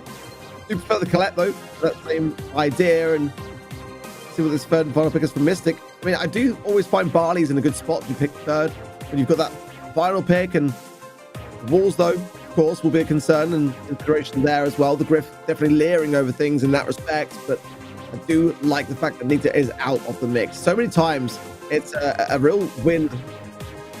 Terminator, here comes the Bonnie. Not sure myself about Bonnie here. I mean, yeah, sure, the ability to really go on the aggressive on the assassination attempts. Yeah, I don't know, Trav. What are your thoughts on that one? I mean, I guess it's because it's kind of versatile when the map's broken up, right? You can play it at the short range, you can play it at the long range, jump onto the safe, do some damage, but I guess it's purely because the Griff's going to break up the map. I think, to be honest, I'd maybe prefer a Penny or something like that to be able to play this Lola matchup and still have the turret, play at the range as well. I'd have really liked that kind of pick, but to be honest, I don't think Ashling's going to be doing bad early on here, and Griff isn't breaking up either. Just putting it out there straight away, which I'm really not too sure about. Yeah, maybe a bit hesitant on that. See, if they're going to break that wall, they don't necessarily mind it, but was it needed in that same idea? Because now they've won the lane, got to get definitely breaking up some of this mid as the Collect goes in. Send More Help, trying to defend as best they can. To see now that the entire map is pretty open, pushes down and some walls as well. But so far, it's not the most amount of damage dealt, to be fair, by Mystic Esports, who are still doing a pretty decent job of controlling this mid. Lola then with the ego coming out, quickly though taken care of. And now just fighting it out to get that utility needed to get the damage on the safe. Ashking with super again. Does have this power up as well, which means he's going to deal a good amount of damage on the safe. Griff having to defend backwards, and all of them do as well, allowing Magma and Shub having to close down and get some more damage onto their opponent's forward. Super available there as well and adds another 12% to the safe. Shubham rotating over to the right side, following the Lola closely and ensuring that they have these matchups that they desire. Great value from the Colette pick, and one of my favorites here, to be honest, simply because of the bands that are in motion and also the ability to control and got the aggressive boss coming back and have that protective shielding. Now, Sim will help in a very decent spot in the mid, but they've got to hold on to it, control the situation and get as much damage in as they can, but that's a good tap from Shaban there, and now the body jumping in as well and can start to gain some taps with the save. Magma following up with more damage, but low HP now, and Sim will help again, going on the offense now, able to heal along the way, but they've got to come back with more damage this time. Mamba did get his super back as well. Griff with the super here. Needs to try and get a lot of value off it. Get some on the safe. And Magma as well. He falls down. Shubham can't go anywhere. They're closing down and the Griff super's there as well. Amber's there. He's got that damage gear activated as well, but Ash King's just going down. The percentages are closing, but they need to get the control. Shubham just going to leave him. They're just completely leaving the Amber, who's auto-aiming onto Magma as well, losing some percentage there. Can Euphorium get this damage down? 13%, 14 to 13 now. No further damage will come in, but the tank's not there. The shots don't go through even. The Griff doesn't connect in time, and it's going to be a 13 to 13 draw. The coins just miss by the split second. Oh my word. What a match to start your debut in the BSC. Send more help. Proving to themselves that they can withstand the heat there as well. Which might be something of a confidence booster, who knows, but very rare to ever see Ty and Heist. They managed to get it. And now a chance to reset and an earlier break as well there from the right-hand side, which I like. It's going to provide a bit more of an opening. There's a good takedown there from RC. And he's now able to have damage gear. Going to actually not go on to the damage on the safe, though. Going to help out the takedown of Ash King there and continues to burn down. I mean, it made sense. He had to recover some utility there from the ammo side and couldn't necessarily get the most amount of damage. I think that gaining the control there was probably the right play. Shots come through. Amber's there as well. Burn down on safe. Ego thrown forward and freeze frame pops as well, but supers all round from Mystic here. Not able to use them too effectively, though. Auto-aim comes in and he does cut his damage on safe short, but at least gets some damage onto Magma, who does have this gotcha gadget, but not much value coming back off it. Advance of Mystic Esports now as we put to the test this first line of defense for Send More Help. A lot of damage gears in play, but now healing up, and sometimes you want a bit of that to be able to help defend a bit stronger, but RC, 16 HP. Will he hang on, though? Seems to be doing a pretty decent job of it. Going to break that right-hand side. I quite like that as well, again, but leaving that one tile will allow Ash King some ability to maneuver around this and jumping in now, going on the aggressive, getting that first sign of damage. 12%, climbing now to 15. Mr. Esports, they show their first sign of life in this matchup. Getting some good shots down, but they are still at a deficit. Magma with super in hand as well. Celestial able to throw out a super, but not much value back off. Ash King going to miss that shot, but they do clean up eventually, and a Colette super will bring them back into this. Wasted super from him as well. Even out once more. Ash King able to connect a shot and take the lead. Does have super as well. Can jump forward. 30 seconds on the clock and all control in the hands of Mystic. He can choose where he wants to go with this, but 2 missed shots and a third miss will get the damage now that he needs to give a substantial lead for Mystic. But on the other side of things, there is a bit of a base race going on. There is people on the Mystic safe, but Ash King is a problem. He goes down now, but is there enough time? 10 seconds on the clock and 20% needed. It could be done, especially with the Lola there in play. 3 seconds. Can this damage be enough here? Or will we even get another tie? It's not going to happen. Mystic Esports able to hold strong and just get that additional damage needed on the other side of things. Good to take what is not the first game we've seen play out, but the first game that counts on the scoreboard. Shubham able to just add the damage needed onto the opposing safe whilst his teammates defended for him. Great plays from them, but nice early break here from Celestial coming in. Gadget going to be popped from Shubham there. Actually trying to follow up some shots on RCC. Getting some good ones off. Damage gear activates and he's able to get the takedown. Jump available as well, which means he's going to be able to add some damage to the safe along with the long-range shots that he's already getting on as well. Well, some more help now. I'm breaking the right-hand side, and that's kind of where you need it to be. And that's going to allow the body to be able to maneuver through, and Ash King gets a healthy 17% damage. Left-hand side now, though, is very, very open. Alecto has super. Next to the Gotcha Gadget, coming back with the mass attacks, and that survivor ability off the back of those combinations is so fierce. It leaves the Lola way out of position on the bottom right here as Ash King still in defense, connecting there. The second as well, great angles from him, and almost the third. Magna, though, with another Gotcha Gadget. The last one now for him. And they're going to be looking to get some damage in, but the bodies are there, and Sem will help defending for the most part pretty well. Still plenty of time to see who is going to be able to win this game. Ash King falls down, Celestial cleans up once more. Another piggy bank to break up a little bit more of that map. You put European coming down this right-hand side now, trying to push aggressively and get some further damage as they are still down. RCC comes forward, Magma in the mid, Super comes out but not connecting by Celestial. Gotcha Gadget going to be connected and heals up come from Magma. Super goes forward as well and he gets the takedown. Power up in the hands of Shubham as well, adding some damage for Ash King there onto the Send More Help safe also. Got to retake control here. Send More Help are behind, and good pinch there. RC coming in does secure the takedown and the threat of Shubham. But 30 seconds still can really go down here, otherwise it will be momentum much more in favor of Mystic. It's not much in it, just a little bit of a 20% differential here. Celestial trying to connect. Magma low as well, Shubham as well. It's the time to push, Send More Help. We've got to go in, and Zarta's Referum goes down there. Magma clears things up, and continuous damage raining in from Mystic, who will surely now take this first set of some very good defenses, but a commendable first set, I've got to say, for Send More Help. And you consider that this is their first monthly final, their debut here today. I think they stood out the pressure pretty well. I mean, you've taken the words right out of my mouth there, I will say. I was literally about to say the exact same thing. Commendable performance from them so far, because, you know, it being their first monthly final, the pressure can get to you. But they played extremely well, drawing the first game with a great comeback and just narrowly lost the second. Third one, definitely a little bit more convincing in the hands of Mystic there, but still, they've got a foot in the door. They've 100% got a chance of bringing this one back. They've just got to keep calm, keep composed, and maybe pick a better draft. I'm not sure how I felt about the Amber even after seeing it play out. Yes, it did some good plays, but at the end of the day, early game was where they definitely had some issues.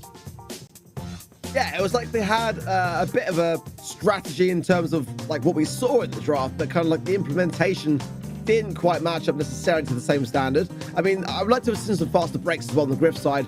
I didn't mind them, but simply because I saw, RC was playing it pretty well, actually. And, I'm always kind of on the fence when it comes to those kind of riskier drafts. But if I see a player that's really thriving off the back of it, then I quite like it. And if it works out, then great. And he got some good takedowns. I think it's one of the, certainly one of the harder maps to make an Amber pick kind of work. Yeah, the differential on the scoreline was very, very narrow. So definitely for them going into Bounty up next, some things to think about on the side of Send More Help, but also some victories that they've got to praise themselves for and take that confidence into this one to be able to secure this set. Again, we haven't yet to go to the third and final one today, but I don't know. I have a feeling about this one, Trav. You see, I do feel like they can do it. I feel like they've got the possibility of doing it, but I also feel like Mystic are maybe going to close this one out here. They did seem, even in the tougher moments of the game where they didn't have control, they seemed like they were pretty good mentally. They didn't take plays that they shouldn't have. They stayed composed, stayed calm, got the kills, and then moved up the map, not taking too many risks along the way, which is a gameplay that I just really like. And I feel like in a map like Layer Cake Bounty that's coming up next, the composure that they brought to that map will be used once more, and they'll probably thrive off it again. Yeah, it's going to be very much determined on who is able to make their mark in this first game. And Layer Cake as well, of course, a map that we all know and love. A lot of coverage to consider as well. And choose to shape the map, it can definitely change the direction of the draft considerably. So kind of going in a little bit slow and steady is not the worst of things here. And kind of considering everything that's maybe thrown at you along the way, definitely got to take a lot of those things in mind. Now, if you go in first pick Piper, well, you might find yourselves getting overthrown, and if you're back in that spawn area, very, very hard to realistically do much about it. I think Gene for mid here is definitely a good one for me, going in that vision gear and allowing those early outset moments to be really aware of where your position live. Bo, I think here is actually in a really good spot. Ultimately, having supers and more of them with the super totems is always going to be a good thing. The mines in this particular map do tend to cause a problem, and it can not only stun your opposition but also cause some territorial damage along the way with the bushes going down, the coverage going down, and then if you combine some long range options with that, can definitely be advantageous. Let's see what the draft is shaping up to be as the teams are going to be placing their bans very shortly. Well, layer cake, you kind of expect those thrower brawlers, but also long range and breaks can be banned out quite quickly as well. Got the bans in now. Carl, Jean, Janet from the side of Mystic, and send more help. Clearly need a lot of help at this point, and they've banned out Janet, Squeak, and Carl. Not 100% convinced on the Squeak ban. Here, yes, it's decent, but I also think some other routes could have been taken that are a little bit better. Ruffs as the first pick, which I'm also not too convinced about. Yeah, we still got Otis on the map. We've still got Sam on the map. There's a lot that can really happen that Ruffs maybe can't deal with. It's definitely going to be one of those long game approaches here for Send More Help. So I'm looking to see how much they're valuing their lives in that respect. Because if the Ruffs is able to get the value that it needs, it can also break, but also provide, of course, that all-important damage buff. And it really is going to be a testament to them as to how they're able to go about this. Again, strategy shining through more so on the side of Send More Help, whereas the safer options here, Mystic Esports so far. Bell, surely then, taking the mid, but I do like that Jean ban. And there was a smart one. Penny is a great, solid choice. And Send More Help are going to certainly have to consider the prospect of trying to find a way to close the gap and secure the takedown of that turret. I mean, it's not the worst of maps for Sprout, but they have got the third and final pick here, and it does mean that Mystic will have an opportunity then to go for a counter. Otis coming in. Haven't seen it actually played out yet in Layer Cake myself, but certainly a brawler that does thrive in some map and modes, but not necessarily so in others. I don't mind it though, it's in such a good place. The damage really is doing that brawler wonders at the moment, and a big reason why we've seen a surge in not just picks but also win rates for it. Third and final pick for Send More Help, and it's got to be something that's maybe having a bit more range or something with an aggressor, some speed wouldn't be a bad shout either. But Mystic, I feel, have got a very, very solid draft, very safe and sound, and also, and it is going to be Sprout. But again, as I was literally just saying, could be countered here. I mean, there's a lot that can counter a Sprout and Layer Cake trap.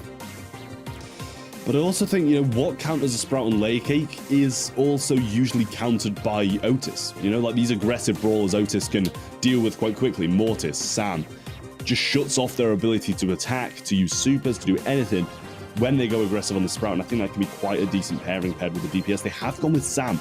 I'm intrigued to how this is going to play out against the Otis. Obviously, they're going to use it really, really nicely against this Sprout, but the Otis being on defense of that can be quite dangerous for a Sam. But also, I'm just really intrigued to see how Sam does play out eventually in Brawl Esports. It's going to be very interesting, for sure. I've seen some good results with Sam, but you do have to get a fine balance between going on the aggressive and not overcommitting, I would say. Of course, for me, hearty recovery, star power, it's got to be in motion here. It's very difficult. So many heals. The Magma just going in here. Going to come out, though? That's the question. No. The support was there. European gets the takedown. Celestial very low, though. Has got the blue stars. Got to be careful. And that's what we were saying earlier about this long game idea. There's already one buff in, and Celestial will be the one to pick it up. Catch it there from Corium as he's able to push back Ash King, but they are in this back spawn area. That's a dangerous place to be with a Sam on the map, and the heals from Magma are great, but somehow Celestial picks it up. Yeah, I think he used his super in there and stopped his damage from coming through. Magma's returning once again and needs to make better use of this Sam Brawler that he's been able to go on. Don't want to be going anywhere near that Otis. Other side would be a much better place for him at the moment. Ashkin going to get the first pickup for the side of Mystic Esports, though, and Shubham rotating over the left, has this super, but also doesn't want to place it anywhere near the Sprout, so needs to ensure. At the same time, again, Magma's been trapped in, should probably be taken down, but he's just going to be trying to heal his way through this wall and not go down just yet. But Mystic, they might be down, but the positioning they have is just really, really solid at the moment. Oh, Magma just got shortchanged there and utilizing a lot of the strategies that we've seen very quickly adopted by competitive community when it comes to those knuckle busters, just trying to keep that return of health by throwing it against the wall and picking it straight back up. It does keep the positioning power, but is sometimes something that you want to utilize when you're really in need of it, because I don't think that over the most amount of time it's going to work out to be better than the passive heal, but now the speed as the knuckle busters are thrown. Can Mystic Esports turn this one around? It's a good start. 3 stars now. They can just get the takedown, but the blue stars, the differential, and Celestial was able to stay in the mix, keeping the dream alive to send more help, who to be fair, don't look like they need it in this second set so far. But here's the first one on the board for them. They've got to keep this up. Great from them. Honestly, the strategy was starting to show itself, and for all it's worth, still in with a very much a chance in this series. I mean, Magma, you've just got to question it, really. Over-aggressive. And you said, you've got, at the start, you said you've got to be controlled with it. You don't want to just run in a straight line and just die over and over again.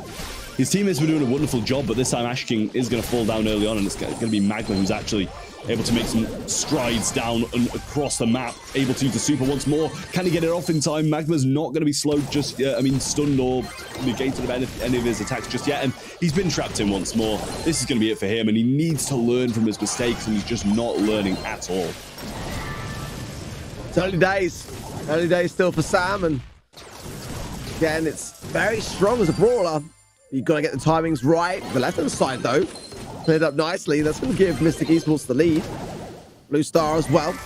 Shut down the right-hand side there from RCCW and goes straight for the penalty tower. I like that. Real attention to the threats and cycling walls. Really nicely done. Magma just can't do anything here.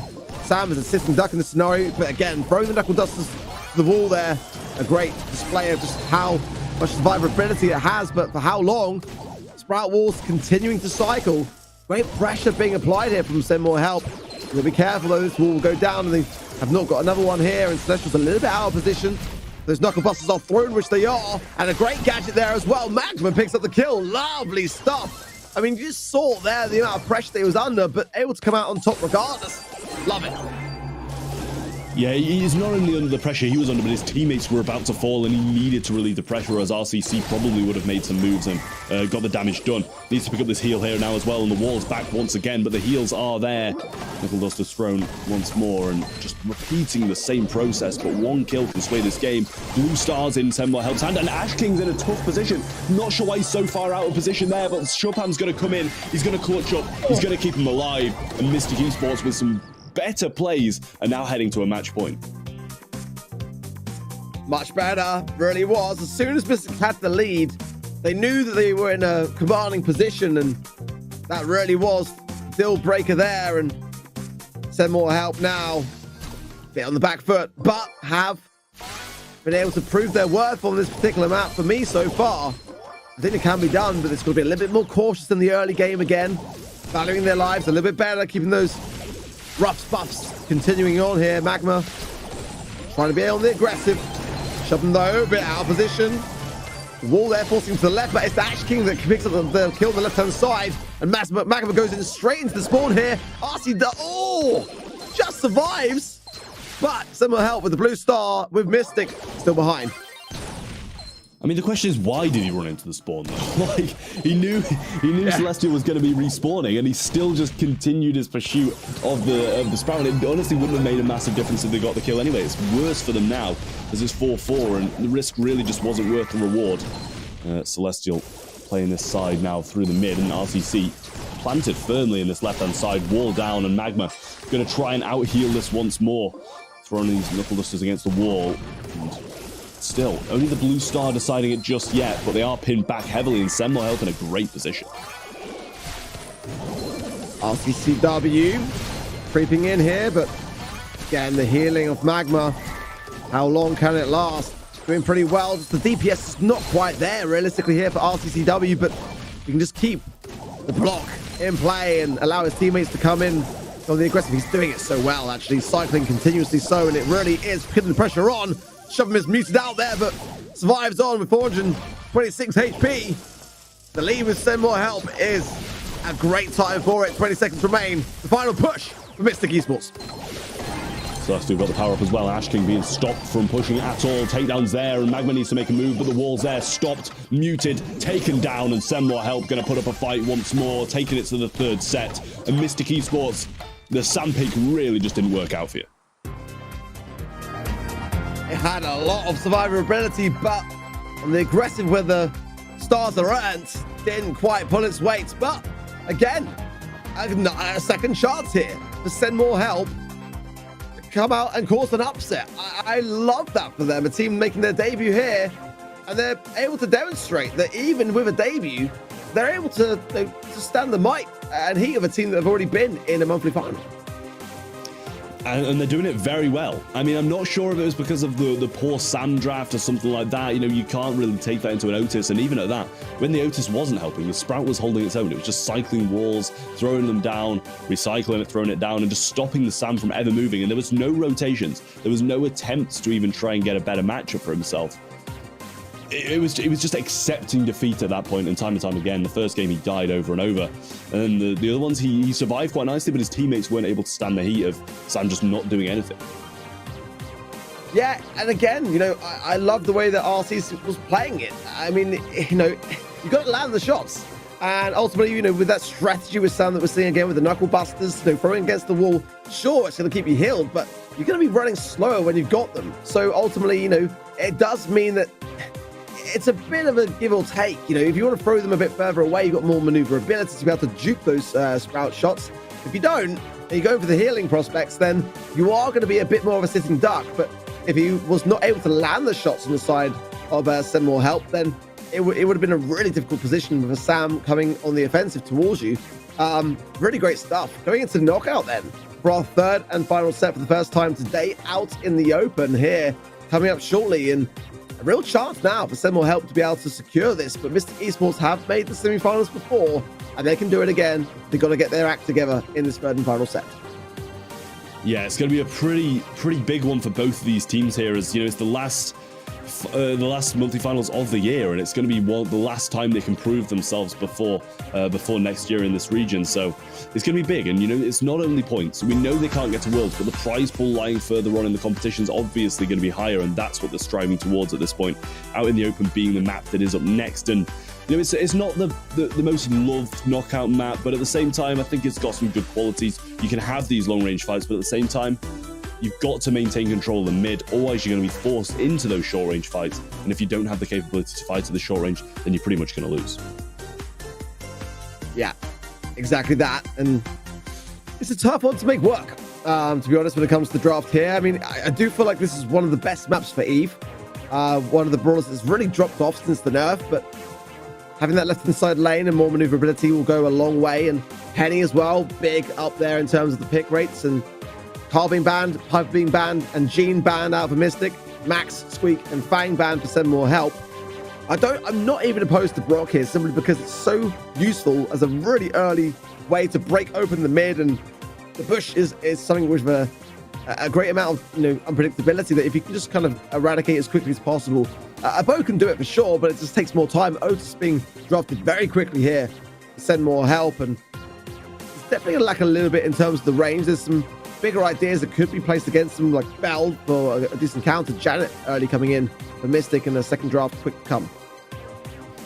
And I think Otis it's not bad at range, to be fair. And it's not like this map is completely open like Shooting Star on the lanes. You know, you have these walls you can hide behind. There's grass to hide in and stuff like that. So I don't think Otis is a bad pick, even when it needs to try and fight at range. Bell being the second pick of Mystic Esports there, and as you said, decent against Otis at the time being, just because purely that outrange that it does have. Bonnie going to come in for Send More Help, and I quite like that. As I said, you know, you need this capability of fighting at close range as well, which both Otis and Bonnie have, and I think that's why, you know, they're going to do pretty well. So I was picking Penny. The question is, which side will it be?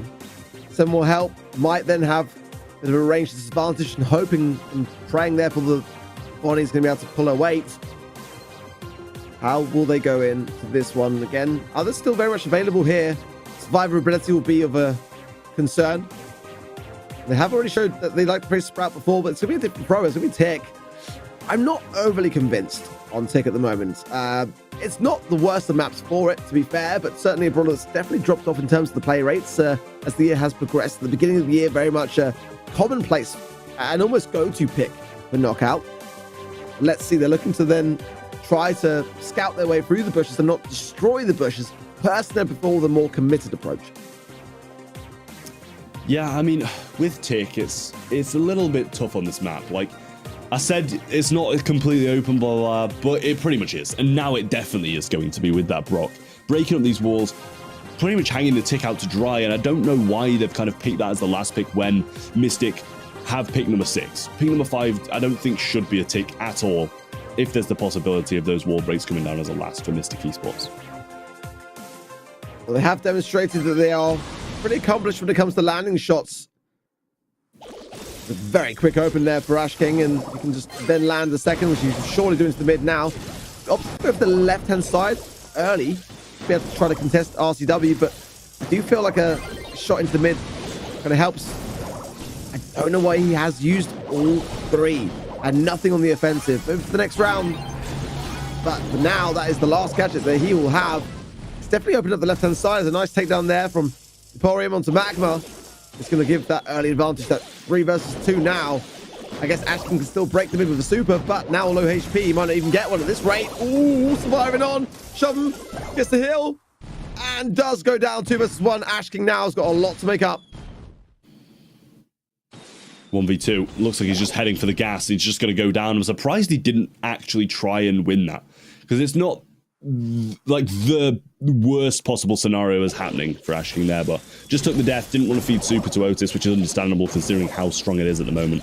Shubham not able to get too many shots down on Celestial at the moment, and Magma definitely lost his lane against Emporium over the right hand side in the first one. Needs to try and repair that, but also Ash King, I just don't think he can be losing against RCC over here. Yes, he might have to play the passive game and wait a little bit, but you definitely shouldn't be pushed back. I don't know why he's not breaking the mid. You've really got to allow your teammates to have the best possible chance at securing that matchup, and Shubham's doing great under the circumstances, finding Celestial there in the unpredictable moments, and now finally getting that connection. I'd love to have seen it a bit earlier. Could have been a 3 versus 2 by now, but for now, it's Semel help surviving on. Gas surely going to be coming in very shortly. Great connecting mark. Shubham really showing his worth in this match and landing shots more times than not, but it's the takedowns that are lacking on the side of Mystic Esports. To send more help. Go down here, 3 versus 2, and this should be a chance for Mystic to be able to rekindle things now. Oh, hang about, no! Oh my word! Emporium coming in clutch in the final second of the final hour. My goodness me, and that is the grin we love to see from RCCW there, as he knows just how close they came. I mean, honestly, you know, Emporium finished it off, but that was all RCC, I'm not going to lie to you. He got the kill, he got the second player low, and all he had to do was just connect that jump to finish things off, and Emporium did what he needed to do. And also, we can't forget Magma was muted by Celestial before Celestial went down, so he couldn't even go in and try and get some damage on either of the brawlers there. So, great play and a great last hurrah, should I say, from Celestial there to get the mute down. Very swift takedowns here. Mystic starting to gain some traction, but again, I really disagree with how Ash King is playing this Brock and not laying out the foundations for the following round. The mid there is crying out for something, and you can get super, maybe you can break it before the next round starts. He seems to be struggling with positioning against how this is going, and Sim will help. Yep, going to go into the gas. They've still got the advantage, of course. It is match point for the team making their debut here in the BSC. They're going to go to the next round as Mystic Esports have a chance here to claw this one back. Yeah, well, mark available for Shubham. Does come out the bush, so they can see him coming, but nobody on the right-hand side for Magma to kind of face off against at the moment, and both playing through mid. Shubham in a bit of an unfortunate position, but survives on nonetheless, and Celestial has that super. This is going to be pretty disastrous for Mystic if they don't manage to get some control back as it falls apart. Magma places down the drop the base, but Emporium comes in, gets the takedown. Shubham needs to use this mark, but it's falling apart for Mystic, and Send More Help are going to be winning this round, and they're going to be 1 round away from the semi-finals. Really great stuff. It really is. Ash King already has super, so the best he can do is not feed into Emporium because everyone else on the side of Send More Help has theirs. This is really getting down to crunch time, and a great turnaround from Send More Help. We're behind the first set now, looking to tie it up, have a semi-finals, not only their BSC debut, but could well be going to the next round. Super's widely available across the map. Celestial has this mute, and Shubham needs to try and connect a mark. Tickhead coming from the back now. Going to take a couple of shots to bring it down, and that allows RCC to slot into a bit of a better position, but Shubham's caught him off guard. Missed the mark, though. And honestly, Mystic aren't in good position. Asking getting hit pretty hard. Mute not going to connect, but Shubham's going to fall down. Trades there as Celestial falls as well. Magma gets a shot onto Euporium, but follows up. Super's there. Can't really risk too much. The drop, the base goes down. In comes the jump now. The takedown's there. It's Ash King relying on him to bring this home. RCC needs to get the shots on, but Euporium comes out, and 7 more help are going to upset Mystic Esports and move on to the semi-finals. Great stuff. I'm so pleased with these guys. Again, you know, coming in at the very end of the year and showing that they've got what it takes to make the semi-finals. Awesome, awesome smiles from RCCW. Barely believe himself, but I mean, it's great to see. Just so happy. I mean, Trav, gotta be honest, send more help for us because our predictions are blown out of the water, as I'm sure many are watching at home. My goodness me, Mystic Esports will not be making the semi-finals today as the newcomers coming in clutch. I mean, I'm pretty sure my prediction has just been completely destroyed. My 7 out of 7's not going anywhere anymore because, you know, honestly, I had faith in Mystic, and after that start, I was feeling pretty good about my prediction, but send help just... They really did knuckle down. They got the sets back, and honestly, it might have been because of a couple of drafts from Mystic, but at the end of the day, the draft is a huge part of competitive Brawl Stars right now, and if you can't lock that down, then you shouldn't be in the monthly finals at all. Harsh words, Trav, but I do feel they carry some weight. I hate to single someone out, but Ash King, for me, wasn't really bringing the Brook to the table here. That break open of the mid is by far, for me, the strongest strategy there. It just allows your team to be able to get those early advantages, and you know, a lot of the times, you know, he had Super, wasn't really necessarily utilizing it as well to break open a lot of that, but it is what it is, and send more help, victorious. And that, again, is going to be an interesting thing to see how they approach their semi-finals match. But we're going to line up our next one, Trav. It's going to be grassmuddoppin up against Final Stand Esports. Now, grassmuddoppin this year have been great. They've been so enjoyable to watch. And they've also had their fair share of very strong performances, almost taking down the might of Stalwart Esports. And so few teams are able to even say that.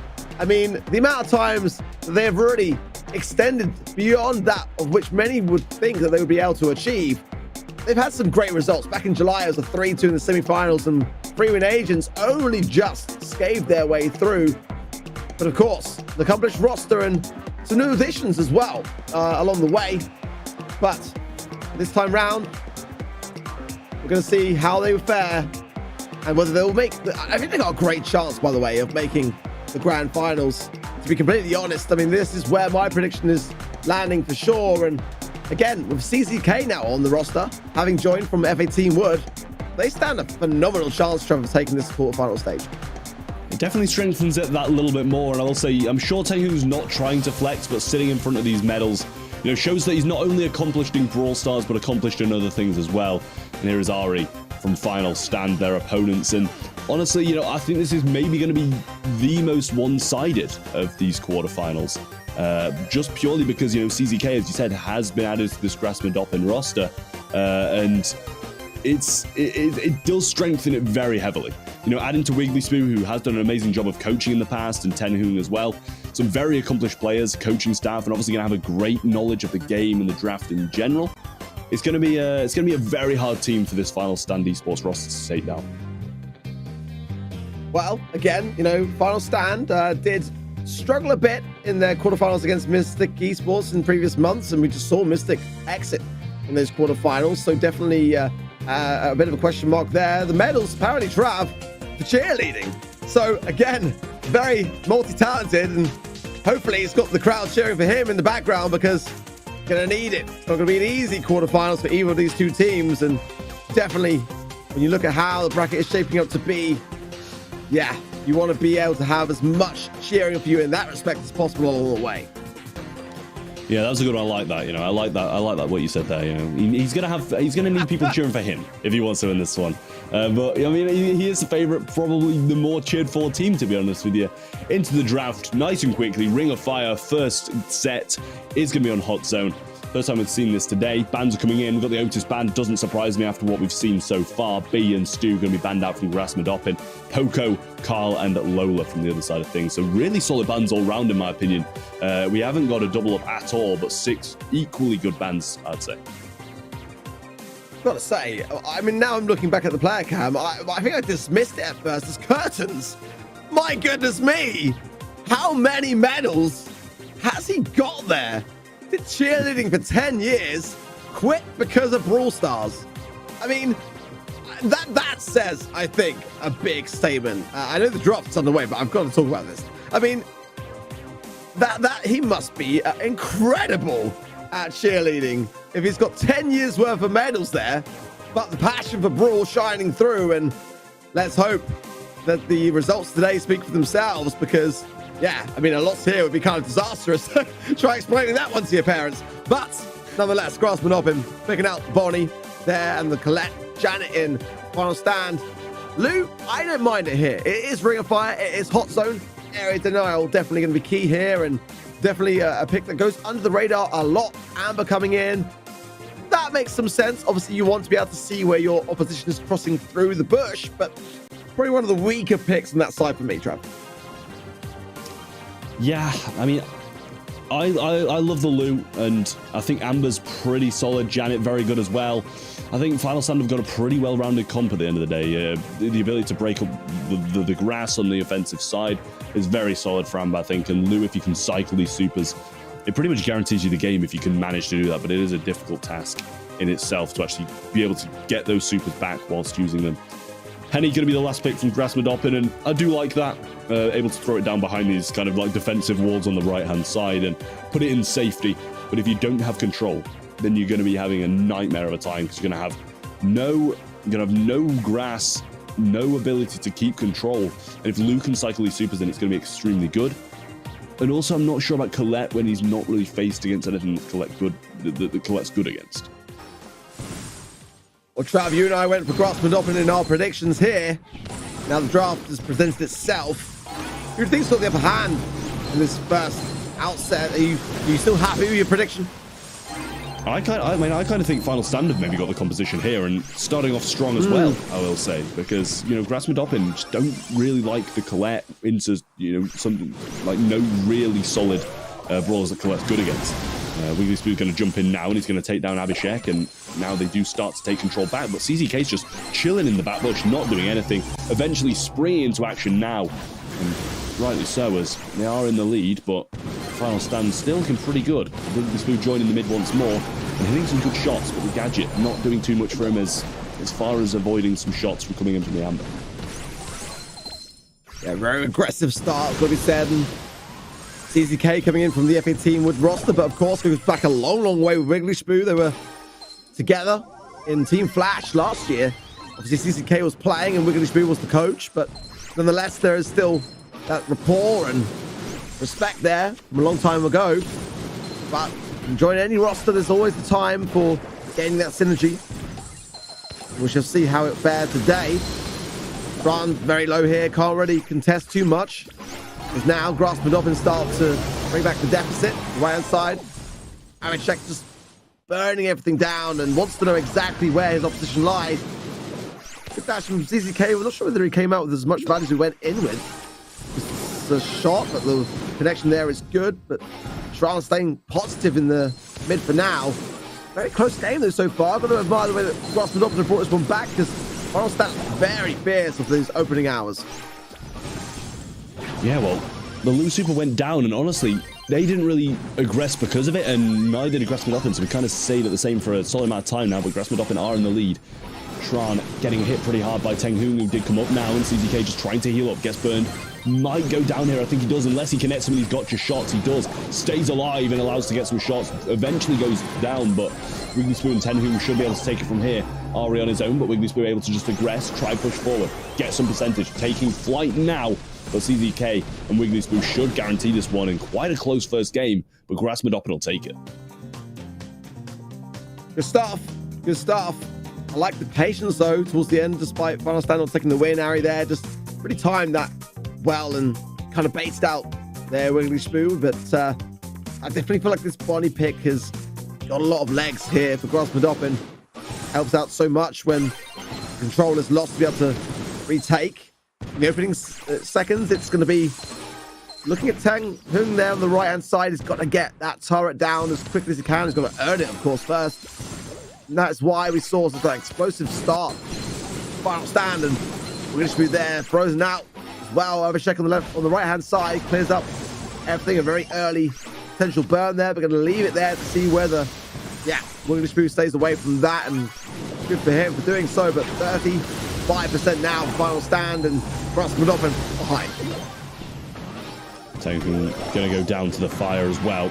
40% deficit, but nice cleanup from Wiggly Spoon there, and Abhishek trying to take over. CZK is going to slot on as well, and Wiggly Spoon is going to survive, taking control for his team now. Burned down eventually, and good shots coming through, but Tenhoon not able to tank that with the salty barrel as the shot peaks around the side of it. Abhishek aggressing once more, damage gear activated. Tron trying to push on as well, but CZK shuts down nicely. Not going to get the final shot forward, and Tenhoon's come around this right-hand side, so can slot behind this Lu Super. Very good amount of pressure and momentum here. The Final Stand. They are behind in this set. Do need to tie things up a bit better, which they are doing so far. 70% now. And grassmuddoppin have got to take control now. They've got to get back in this game. Henry Turret can only do so much. It is causing a problem, as we expected it would do. Ari almost connects there with CZK. Gotcha gadget, though, should keep CZK in the mix here. Ari takes the skies and go down the right-hand side to land. Strand very low in the mid. Penny Turret coming in, does not connect. CZK on the other hand will. Abhishek goes down, and this is a bit of a saving moment here because grassmuddoppin had to bring it back now, but can they hold control? Ari in a horrible position for grassmuddoppin at this point. Wiggly Spoon trying to get some shots forward in tank form. Tenhoon's going to finish him off. CZK trying to clean up Ari, and he does just that. The percentage deficit is closing down second by second. Eventually, though, Shran going to come on, sit on the zone a little bit, but 3% in there now. Abhishek going to come forward. The super is there from Lu. CZK around the right-hand side, though, and Abhishek's going to fall. 10% in it. CZK trying to push on. Wiggly Spoon's just going to tank some of that Lu super, walk forwards, and now it's pretty much even Stevens. What an incredible turnaround, but it's not over yet. grassmuddoppin are trying to fight for their lives here. Oh my word! Everyone goes down. Tenhoon there, the last man standing, able to bring it home. But Final Stand, they could have taken that on multiple occasions. It's a testament, really, to grassmuddoppin there with the way that they were able to handle that pressure. And Penny's turret really helping out massively so to bring back the deficit of which they were struggling with the beginning moments. Final Stand really knew that they had to go on the aggressive early on, but still, what a battle that they had to fight through to get this first set over with. grassmuddoppin really did wonders in that first set. I mean, they were like 40, maybe 45% ahead. I'm not sure how they let it slip from like 77% or something like that. It really isn't the percentage that you can kind of be losing, especially when you are kind of getting control but not getting percentage. Like, Lu supers were being thrown down, but they weren't getting any percentage because of it, which was maybe a little bit odd. Maybe not playing the sides as much as they should have done, not having control of those regions, and therefore not being able to push up as much as they would have liked to. But it kind of seems to me like they had that game on lock, and they just didn't win it, which was maybe a little bit unusual. Yeah, it's kind of challenging sometimes as a team when you've got such a substantial lead, because you feel so good about the situation. It's kind of like giving you a full sense of security almost, because it's very hard for your opposition to come back and not only bring back the deficit, but to then go on to win it. I think Final Stand, as we felt, they had that on lockdown, did themselves, and maybe that was their downfall in that same respect. grassmuddoppin, again, a team with a lot of experience behind themselves, a lot of really established names in this region are on this roster. And you can't turn your back on them. You can't ever feel like it's a done and dusted moment until that final second is over. And yeah, they're going to be feeling that a little bit, as that was a chance for them to really come back in the first set. But as such, they are behind going into the second. grassmuddoppin going into Gem Grab now with Deep Diner. Already a commanding position. They've got to be feeling very, very good about this second set already. Definitely so. I mean, after that first one and bringing it back after such a huge deficit that they were in, they're feeling good about themselves, you know. We said about, I think it was the first game maybe, after such a good comeback in the first set, it kind of sets you up for greatness in the second. Puts your mental in such a good position, and obviously they're going to be feeling pretty good about that one as well. Deep Diner up next, and obviously it's Gem Grab. So it is one of those modes where if you're in control and you're not making these mistake plays, that you can't really lose. And that's going to be pretty good for grassmuddoppin at the moment. Because they are the favourite team to win this, they've got the first set in their pocket. I think Gem Grab's pretty much the best they could have asked for. Yeah, I do like this map as well. It brings some newer faces into the scene, and Sam, looking at you, Otis looking at you. But the risk there being, of course, if you do wish to break, open everything up, it's going to make a big impact on how things go. But a lot of space to utilize turrets. Penny, Stu, many others can utilize this coverage area, and it's actually a really good map for the Spike actually as well. With Curveball, you can get a very nice angle on the left hand side to get continuous pressure. Fans are in, and it does seem like grassmuddoppin already not taking any chances, banning out Stu, Sam, Otis to the right hand side, Janet, Poker, B. I love these bans. Both teams showing and displaying that their awareness of the meta and the map in mind is quite present. Bonnie being the first pick, and grassmuddoppin after that last one clearly still got faith in this brawler. Penny going to be the first pick from Final Stand with a quick return on that one. Picking the two was very fast there, but Griff going to be number 3, and they're going to be breaking up some walls, which kind of gets rid of, you know, the thrower options or anything like that that requires the walls. I'd imagine maybe not the best for the Penny, considering you need those walls to sit behind, and Ruff's going to be taken from grassmuddoppin, which I kind of like, but obviously you can't really use the sandbags too effectively with Penny on the opposing side, so maybe going to be using that meteor shower. There's the spike, and yeah, it worked out so well in the North America and Latam North region. Is just something that can really chip away gradually over time, but the Griff is a concern from Final Stand here, and they have the choice and the options as to what they want to break. But ultimately, with the Ruffs on the side of grassmuddoppin, it's a bit of a safety net as well. The final pick now, Squeak for control. I don't necessarily mind it, but we have seen a bit of a drift away from Squeak being as prominent. I think it can still work.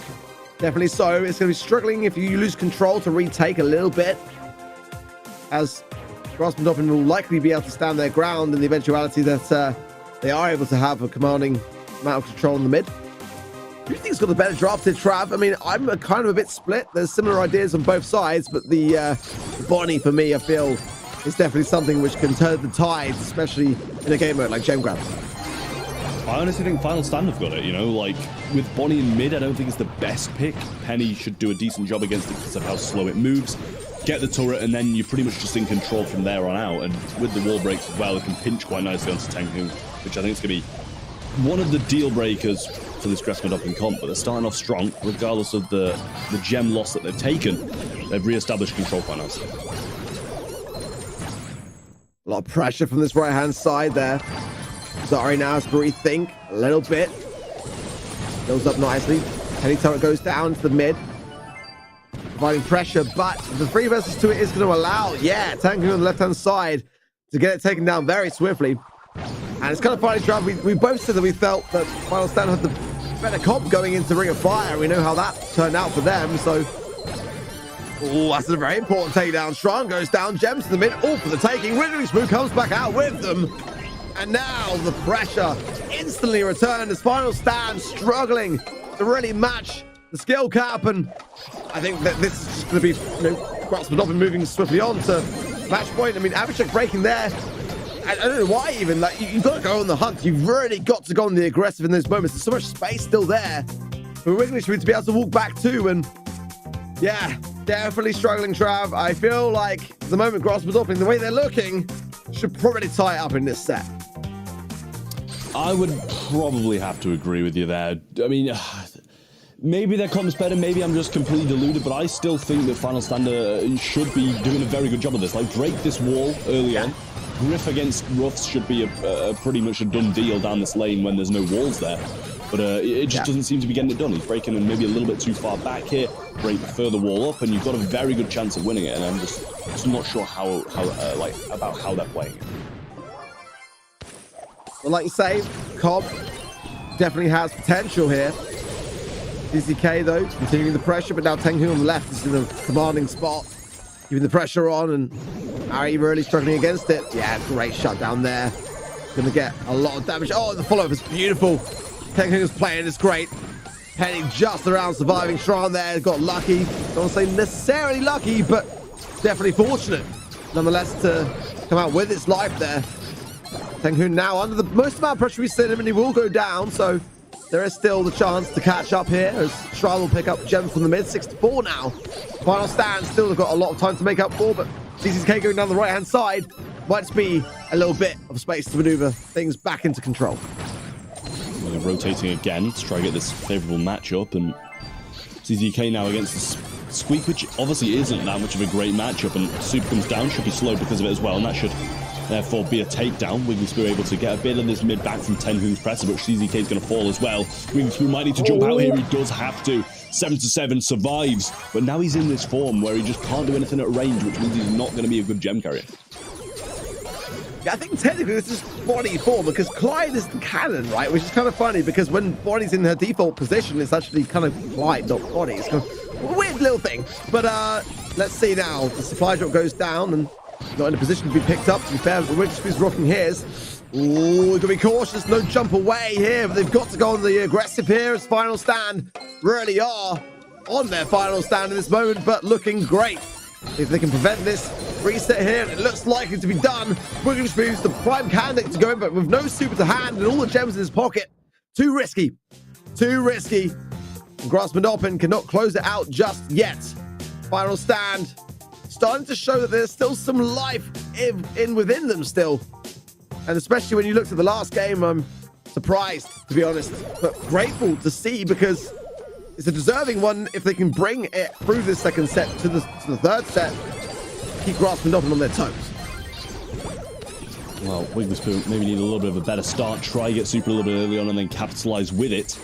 Yet again, Abhishek not breaking up this lane, which is kind of what helped him out so much in the previous. CZK is going to get traded out. Super comes in. Wigglyspoo unable to get the shots forward onto it, but at least that's one salty barrel down that Shran can't use in a later portion of the game.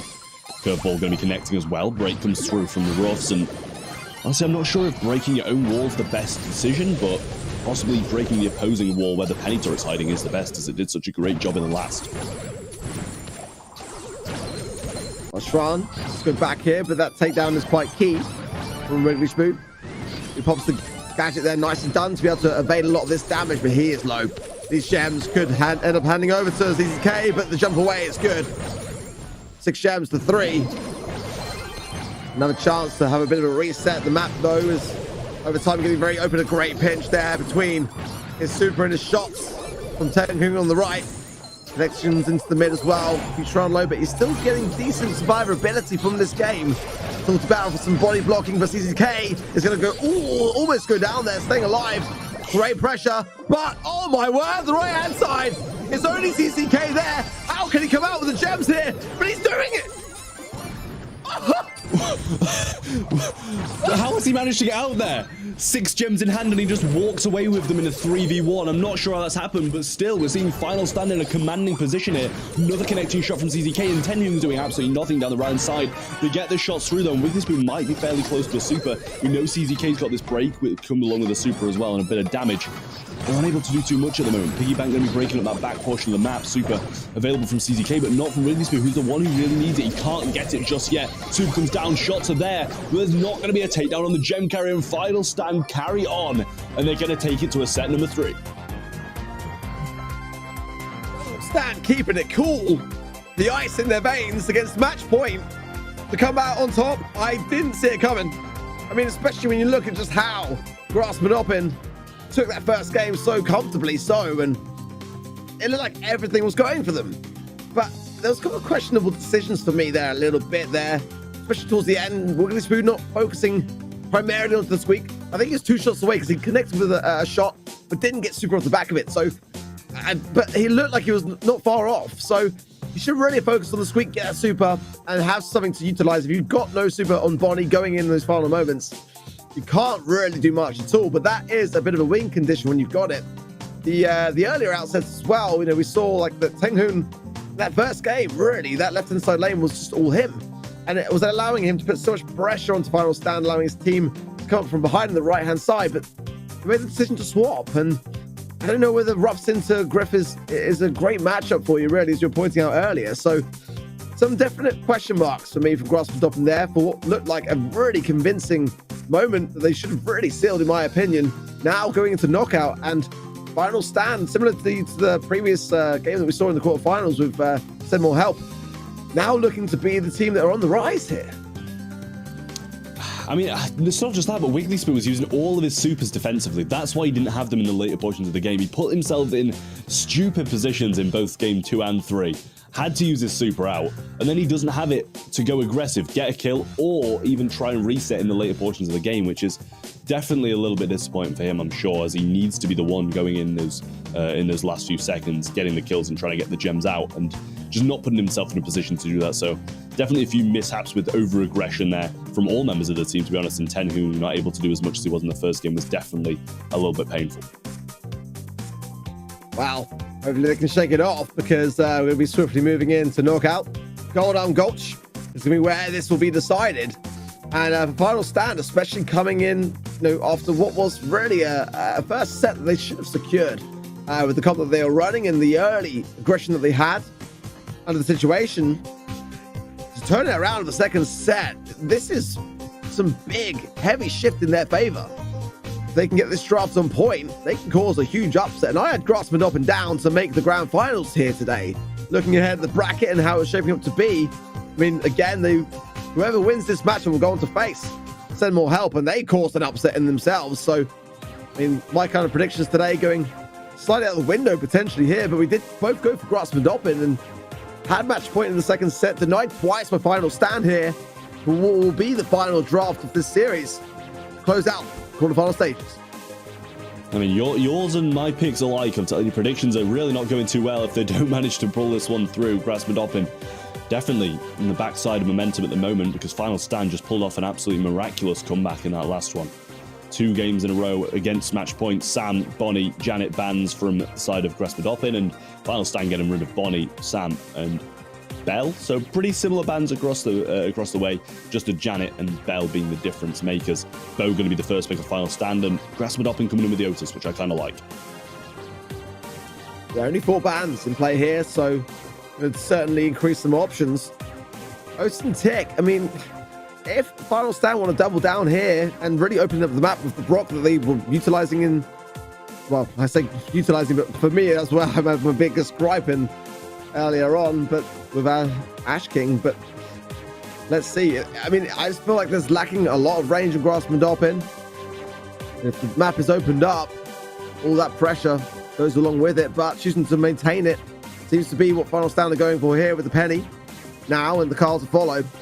They do lack range a little bit from grassmuddoppin. It could be Piper. I'm not opposed to it here. They've got a good chance to be able to look at the big picture, but there is a lot of potential for control on the side of Final Stand's comp. A lot of real troublesome things, actually, when it comes to the Penny turret. Now, you got Gene pick here, but I guess they've got to really focus heavily on who they're going to be looking to pull. Ultimately, with the Salty Barrel and the turret, Penny is going to be one of the hardest people to pull. Carl with Super again. You know, it's going to be a good counter when it comes to that side of things, the lamp blowout. But I don't know, Trav. I mean, you're going to have to really support those Gene pulls with the Otis. Wiggly Spoon might be able to get maybe like a, you know, gadget here or there to help out, but I don't know. I feel like Final Stand have got the better comp here. So I was going to say completely different, because, you know, the Penny turret shouldn't get the Penny turret shouldn't get much done with the Tick there. The Bow Totem shouldn't stay alive. They've got Gene knocked back, and they've got Gene pull for the Carl. Obviously able to cancel out a lot with Otis. I think it's just kind of maybe a little bit of a better comp. I think Definitely Final Stands is a bit more well-rounded, but I think grassmuddoppin just have those moments where they can really pull off some great plays. Flying hook in from Abhishek, but nothing more than that. Wigglyspoo did have some utility to be able to defend himself, and that's what you need to hold on to here. You really want to wait until the gas closes in to throw out some of the head firsts. At the same time, it's up to Final Stand to be able to keep that aggression going and try to draw them out as best they can. Tron pretty low, but not too much so. Abhishek, though, the top left-hand side has got to be very cautious with the mute there. It's on spot on there from CZK. Abhishek goes in. He won't come out. Ari, though, and Tengu, the lost the remaining standers.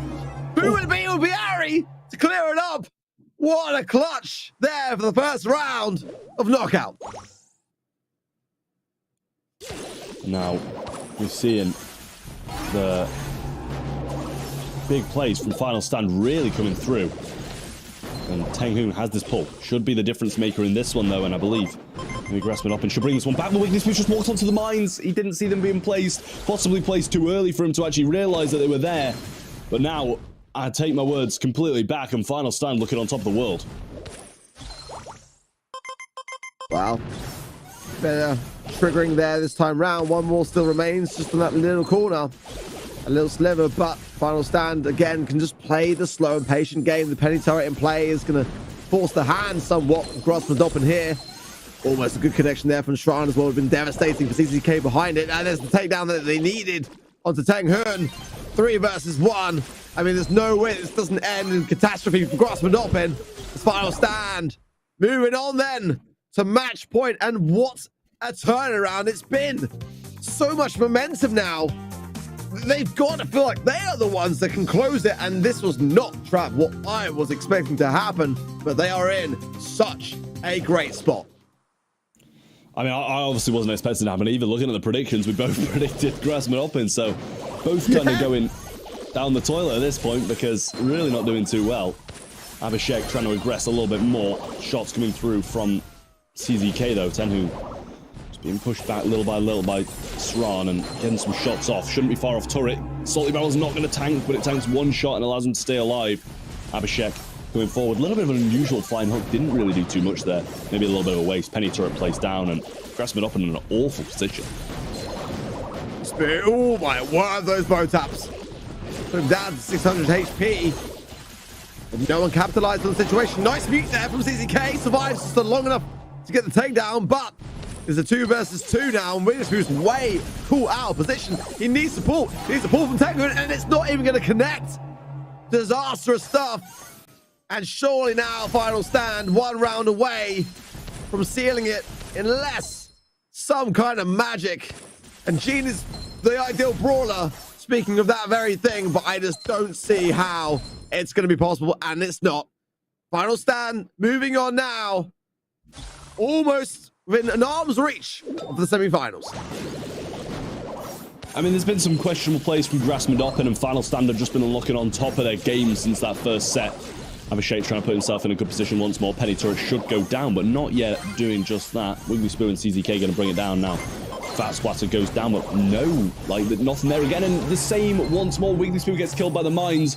Good trade comes out, though, as Carl falls down as well. CZK's got the mute as well, so definitely a possibility of a comeback here, but Tengu needs to try work for this pull. But both Ari and Sran have the Salty Barrel and a bow totem to tank it. Well, if Final Stand played as patiently, that super totem value will give Sran the turret that he needs, and Ari has got the mines as well, and we've seen already what that has been doing to the grassmuddoppin squad. Gas shortly to follow as well. Sran will not get his turret, but the shot connecting will just in the nick of time as well. Perfectly timed, in fact. Final Stand. Will grassmuddoppin be able to hold their own here? And it's looking like they could. Sran's the last one left. It's not over yet. They should get this takedown, and they will. There is still hope.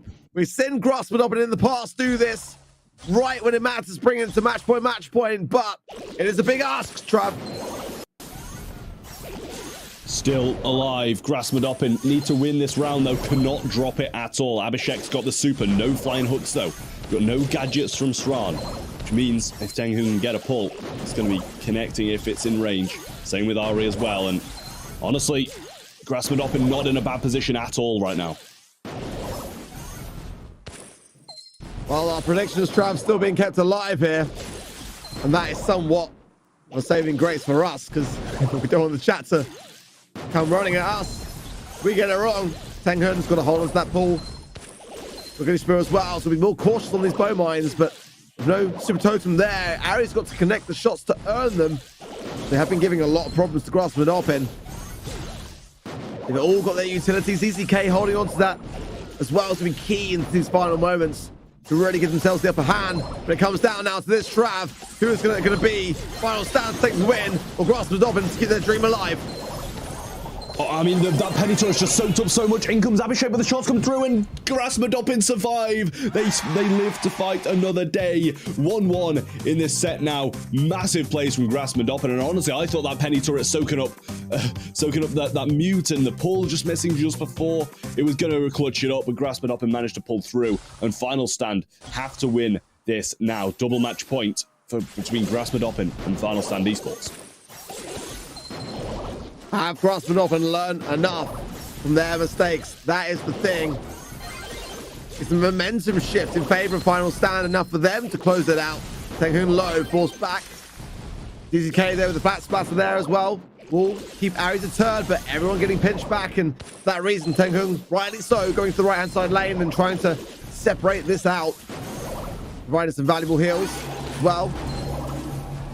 But super totem is down, and this is where we've seen Final Stand really thrive. The back of the penny turret as well as the bow mines. So let's see now as Ari holding on to them for now, actually, and looking to get Shran in the motion. But look at the shutdown, really nicely done. Utilizing Tick and Wiggly Spooks will be cautious on these mines. Nicely done. It seems like grassmuddoppin are starting to work this out. Definitely so. Tenghun's still got these knockbacks as well, working for the pull, but CDK going very aggressive, gets the mute onto Abhishek, but no follow-up shots whatsoever. The tick head's going to come through. Tenghun versus Ari, but he goes down. Wiggly Spoo throws out the gadget. Can he get the shot through? He can't. Final Stand, one round away from taking it, and grassmuddoppin once more in an unfavorable position. I thought they had it. I mean, CZK, yeah. I mean, I was worried for him, but he did come out with some results. Everyone on the right. Has Tenghun noticed yet? Yeah, I think now he realizes. Pressure mounting big time now. grassmuddoppin need 2 consecutive rounds here. You have to proceed to the semi-finals. This Final Stand really had to come in there and lock it in to give themselves this edge. Gotta get this super totem taken down quickly. The penny turret now in play, and it's looking good so far. Final Stand got the utility down on the map, but can they see it through? This one could very well still go all the way, or Final Stand could close it out in this game. Mines flying under the radar as well will have been placed before grassmuddoppin got eyes on them. Wiggly Spoo being hit hard by that penny mortar with that fire that's been dropped after it. CZK has the mute. Tenghun's got the pull. They've got the capability of winning this game. But at the moment, it just hasn't been working out for them. CZK walking towards those mines. He's got to be a little bit careful. Shran falling low. The shots come through. The penny mortar's thrown aggressive. The gadget's there. And it's going to be down to the last round to decide it between these two teams. I think this is very, very fitting, Trav. Again, one of these two teams will be their last appearance this year. So why not go out with a bang and take it all the way, all the very way, and knock out, of course. It comes down to one single round, and it's good aggression early on for Final Stand, pushing everyone back into the back corner. Wiggly Spoo as well takes a lot of shots there. Great value from Ari. Mines will go out as well, separating the squad, and had to be triggered spot on here. Head first still there for Wiggly Spoo. Tenghun survives. Oh my word, can grassmuddoppin survive this?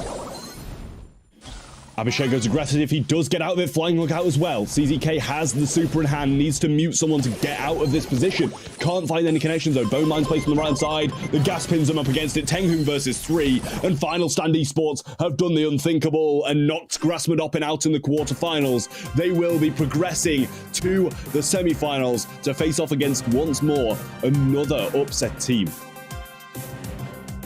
Nothing but a big fat W. Ari there, over the moon, and I've got to commend them, man. I mean, especially when we looked at the first set, where Final Stand really struggled in Ring of Fire. You know, going into the second, when grassmuddoppin were on match point, it just seemed inevitable that they were going to be able to tie up there and then. They deprived them of it twice, kept their dream alive, and despite everything that grassmuddoppin could throw at them in the final set, were able to secure it.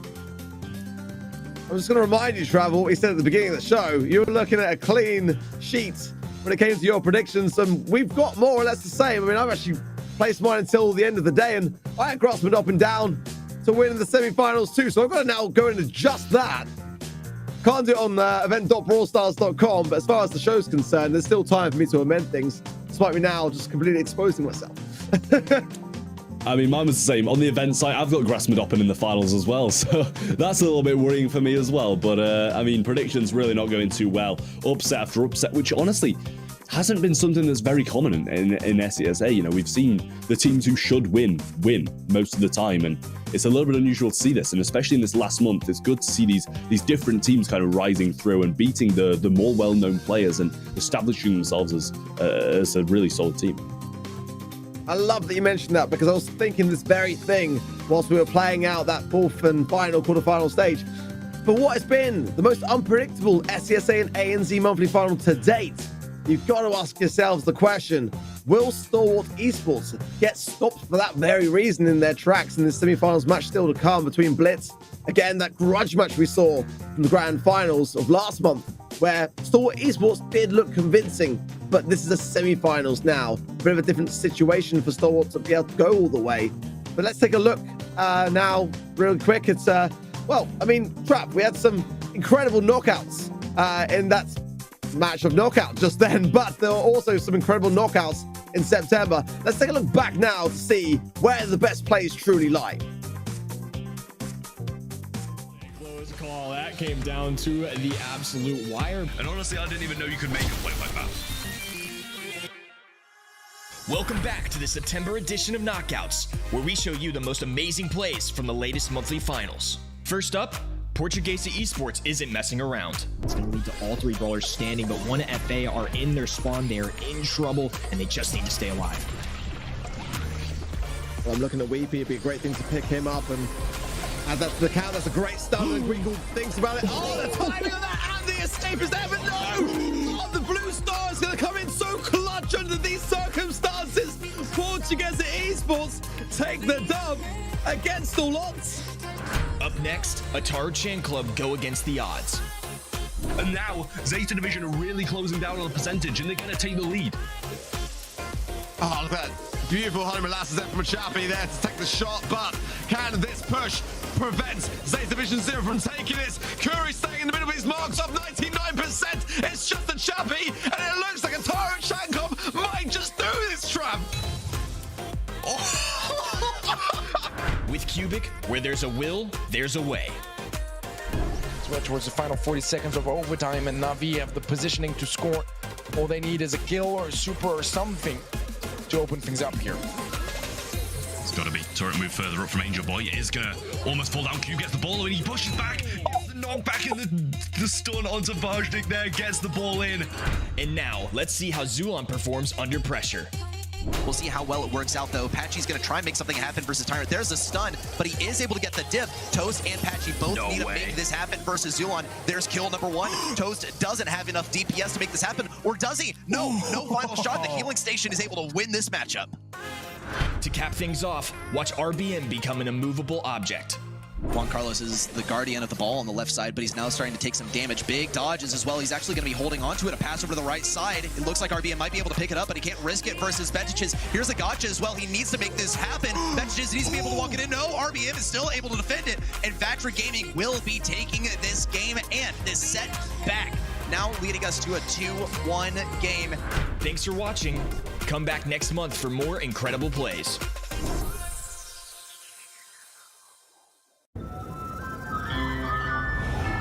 Let's go beat up some bots. Show some respect. Oh, that was a low blow. Come on, let's go, gang.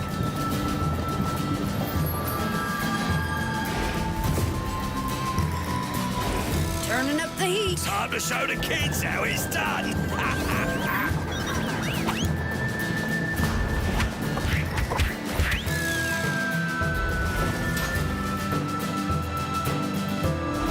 Crime does pay.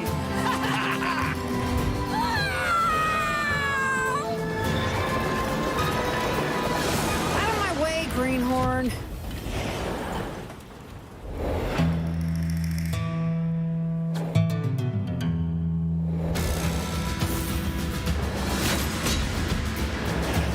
Double trouble! You messed with the wrong maw.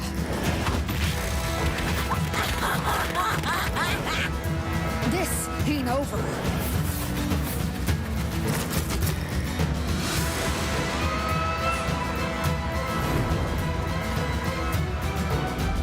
I'm the boss of bosses. Put on your jukes. Gloves are off. Mom never misses. Playtime's over, kids.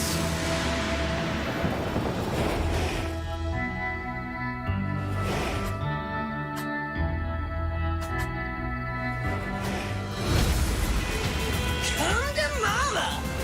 You got scrapped!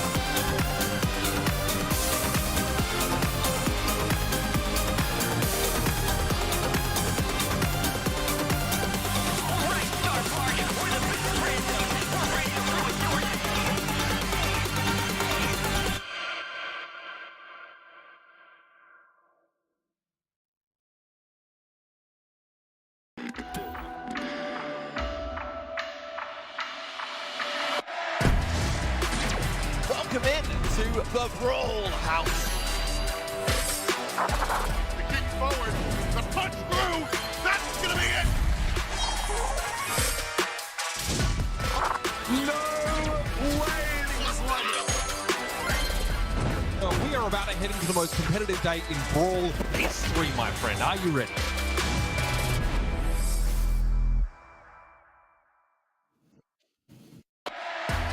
Welcome back to the Brawl Stars Championship, where we are in, of course, the SESA and ANZ region in Trav. It has been quite the eventful day. Some really clutch moments some huge upsets. By far the most unpredictable month that we've ever had in this region. Talk us through some of the moments.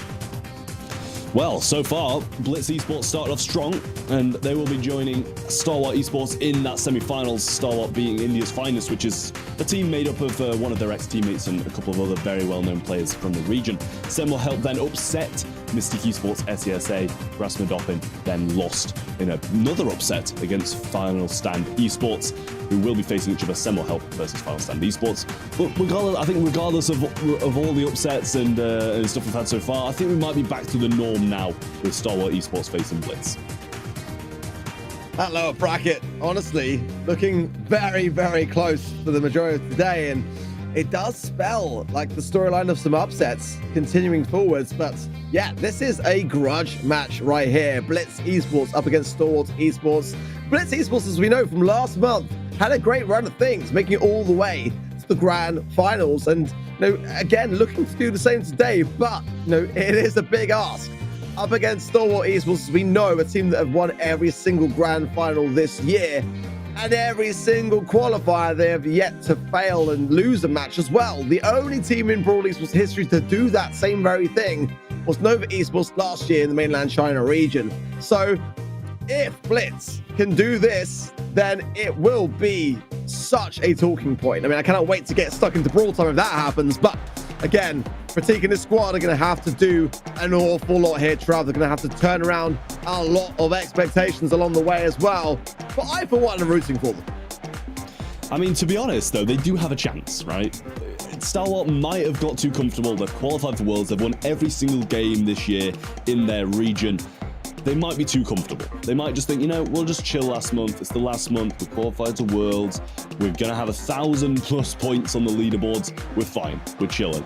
And that's where, Blitz might be able to take them by surprise and make a bit of an upset. But I think even with a laid-back Stalwart, with a comfortable Stalwart who are qualified to Worlds, don't really care about what's going on, I think they'll still beat them. Gotta say, I always love an interview with Coupe d'Ace, and kind of part of me hopes that happens again today. But yeah, I've got to get through this first stage here in the semi-finals to make the grand finals for that to even be a prospect. And Blitz did obtain a set against them in the grand finals last month, in the grand final, of course, but this is where we're kind of starting out in the semis this time round. And, despite the scoreline earlier today, it wasn't necessarily the smoothest of things for Stalwart. There were some moments where India's finest could have been able to claw things back here and there, but lining up then for Brawl first, and definitely going to come down very much to this first draft. And as you said earlier, Trav, very, very important to see which team will be able to secure this first set, as we are in the best of 5 stage, so there is a chance now for comeback potential. But the momentum it provides, and teams that are not able to shake off that early defeat might prove to then have furthers to follow. I mean, this is the first of Brawl Ball we've actually seen today, right? So I'm intrigued to see how, this region maybe adapts Otis or Sam into the mix for a Brawl Ball set. And I'm sure maybe they'll more than likely be banned out of the way, but I'm intrigued to see if one of them maybe does slip through either in this game, the next, or the finals, just to see how it plays out. The ban should be in very shortly, center stage. You're looking at these brawls that are able to scan the lanes, tank counters, but also tanks as well, are the usual bans. Wow. Again, the bush is definitely a concern for both sides, and choosing whether to keep it or remove it. Amber still available in that respect. Need to ban Squeak and Ruffs. Blitz Esports, Otis, Ruffs, and Janet banned for Stalwart. Quite like the observation of getting Otis out of the mix here. Gale is a very strong pick. I mean, it's always good in every Brawl Ball map. Definitely can get some good value off the coverage, and there is that early draft of Amber that I was concerned a little bit about. Stalwart taking no chances, and I think rightly so under the circumstances. Spike going to come in as a pretty decent tank counter, just the eventuality that they've got something, because ultimately when Blitz are picking Gale first pick, you do got to wonder, whether Daryl or Sam or Ash is going to come in. I do like Ash here myself. Maybe Kyle follow up though. Could still be that very thing, and I like the way that Stalwart just having a little bit of an insurance policy in the eventuality that this next pick is something tanky. I mean, it's been a while since I've seen Spike in competitive, never mind in Deep Diner and this in total as well. Like, in my opinion, if you're going for a tank counter, I think Ems is surely just a much better one to have, and it's also, you know, better against Spike, better against Carl at close range with the knockback and stuff like that. They've decided to go for a Poco, which is always very, very dangerous. I think Stalwart kind of got to like really nail down even further on these kind of tankier counters to get rid of the Poco and be able to play at a range, but still have some kind of defensive measure closely as well, because Poco can just walk in a straight line and dominate. Griff coming in as the final pick for Stalwart. I don't mind it. They're looking to really open things up and try to eradicate the coverage, because that Gale pick is definitely a looming one. Poco is, yeah, it's going to be decent for sure, but Stalwart have a plan. They valued that Amber pick highly so. They do not want anything to throw them off, especially as they know how important it is to get this first set under wraps. Already Sergeant laying down the oil flick there, and it's going to be able to earn super passively off the back of that again to try to really, there it is, and really take down this entire left-hand side. Zorka goes in, breaks the bush, a little bit of cover there, but an interesting choice nonetheless. Prashant and Kudace on the right-hand side just having a bit of a dueling battle there, and it's actually Kudace is very low now and has to reconsider his position, running Fertilize actually as well, and that's an interesting choice, because ultimately, yeah, we always talk about curveball and players are always looking to juke it, but for that same reason sometimes they forget how to go about Fertilize when it's in play. Yeah, and you know, as you said, with that wall break over the right side, a little bit unusual considering he was able to clean up the left-hand side so easily, and now going forwards and breaking some of the more aggressive walls on Blitz's side of the map. Trashan coming back up, and Shaffin does manage to get it. Wastes a heal though, but still getting some pressure. Moving forward, Griff trying to intercept this move right now, gets the super off and gets the takedown. Shouldn't be too far away from another one either, as he did get some great shots and also connected with Trashan as well. Wow, good aggression. Sergeant is honestly just dominating a lot with this Amber pick, and the pinch between himself and Orca really proving all it's worth, but no more gadgets for Orca. I don't know whether he realized actually the screeching solo will clear him up. Just utilized so many of them to clear up the map, but now that the goal scoring opportunity was there, wasn't able to finalize it. Kute should be all right in this transaction here with the help of those heals at the back of the personalized star power and the support again from Sergeant with the spawn. Really nicely done. Nice takedown from Orca, just in the nick of time there as the stun was good. But now a chance for Stalwart to go again on that push towards the goal. Yeah, you can see Trashan kind of moving in the directions where he would be avoiding curveball as well, but a big push coming forward now. Pratik gonna gadget the right hand side. Orca surely, I reckon he's just gonna trick shot this one. Oh no! Oh no! Oh, Orca! Orca! There's no words. Orca. There's no words. Oh. Wow. Let's just say the positioning is here for the final 10 seconds, but that could prove a costly mistake. As now Shafin pushed the ball for its Shan. The wall's going to be going down. Ace has got to defend this, and I'm sure he will, but not the position that Stalwart really want to be in. I mean, you don't want to have mistakes like that to prove costly, especially as you're looking to keep a clean sheet going into the World Finals, Trav. Oh, I don't know. That's just typical Orca, really, isn't it? But I mean, they've got some good position. They've got, you know, a good foot in the door in overtime with these longer range brawlers, more dominance in overtime as well. You know, Orca's got this super, able to throw it out, should cycle it quite nicely there as well. And Fire going to go down. It's going to connect with Shaffin as well. Pratik over the left-hand side, low. Now shots follow up from Kubier, connecting a few as well, getting the shots off. Sergeant is there, should be able to finish this one off, slot it in. And regardless of Orca, Stalwart still pull through and take the first game. Well, I mean, just imagine if that had turned into a loss off the back of that, you know. Sure, Kute is saying, maybe let's go easy on the trick shots, guys. Let's make the grand finals and just get this one wrapped up for the day. But nonetheless, Blitz now able to learn a little bit about the confidence, clearly overconfidence in that respect of Stalwart in this matchup, and I kind of wonder whether they might start to bring things back a little bit more, but they've got to get more goal scoring opportunities at hand. The early game wasn't really good for them. Shooting forward from Shafin. Keep Pratik in play on the bottom left. Shan't though weak and Coops Ace trying to weave his way forwards to seal it. Both sides doing pretty well to value their lives, but so far it is again Stalwart to start to take a more confirming role in the mid, and a good break from Orca, fully there, all boxes down, to provide more ability to be able to press this range. I just realized Coop's not even using Life Plant either. He's using Popping Pincushion, and this is 2 star powers I haven't seen in a long time, but I'm more than welcoming to them. Burn comes down and takes a little bit of grass, not too much value out of burning that down there. Orca gets stunned and taken down. Trashant moving forward, trying to get in a position to be passed to, but he was burned as well. Kubiace needs to defend this left-hand side, maybe throw a super down. I'm not sure why he hasn't already. The heal came through, playing it passive, and did work out in the end, but that could have gone quite badly for Stalwart. Yeah, I mean, to be honest, they're kind of displaying a little bit of a lack of chemistry, because I'm sure that could have availed into a goal with the super that was there for the heals, but still a second chance to do so here. Shafin still trying to walk this, surely. Passively go approaching it. Nice done. That was better. Fatigue there. Clearly communicating. Well, much better. Had to be done as well, because if that had been a blunder, it would have been one that they would have looked back upon, surely, and wondering where it went wrong. Shan out of position. Keep the ace healing off the back of that fertilized again. Orca goes down. Sergeant staying in control, and keep the ace now over the top. Lovely connection. Can't really bring the ball forwards just yet. Want to keep the pressure on, and rightly so, allowing then Orca to come back into the mix and bring it ball forwards, but got to get a goal. Still, it's Blitz now that have got a solid opportunity here. They can just buy down the clock if they can get a twist on this ball as well.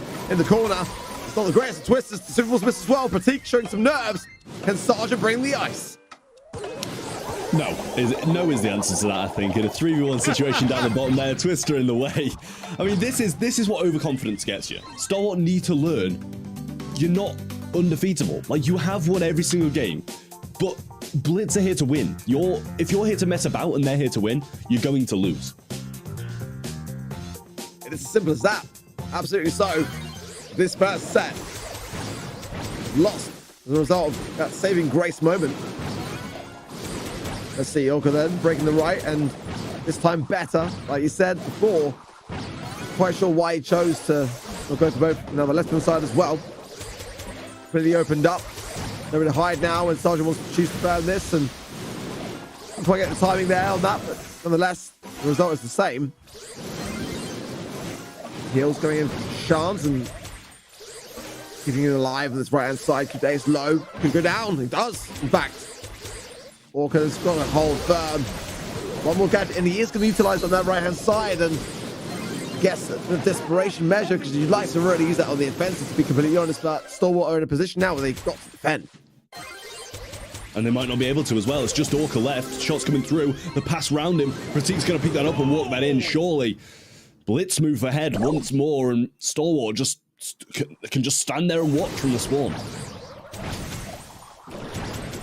So coming into this one of the most unpredictable monthly finals in this region, it would feel fitting for someone to take down Stalwart.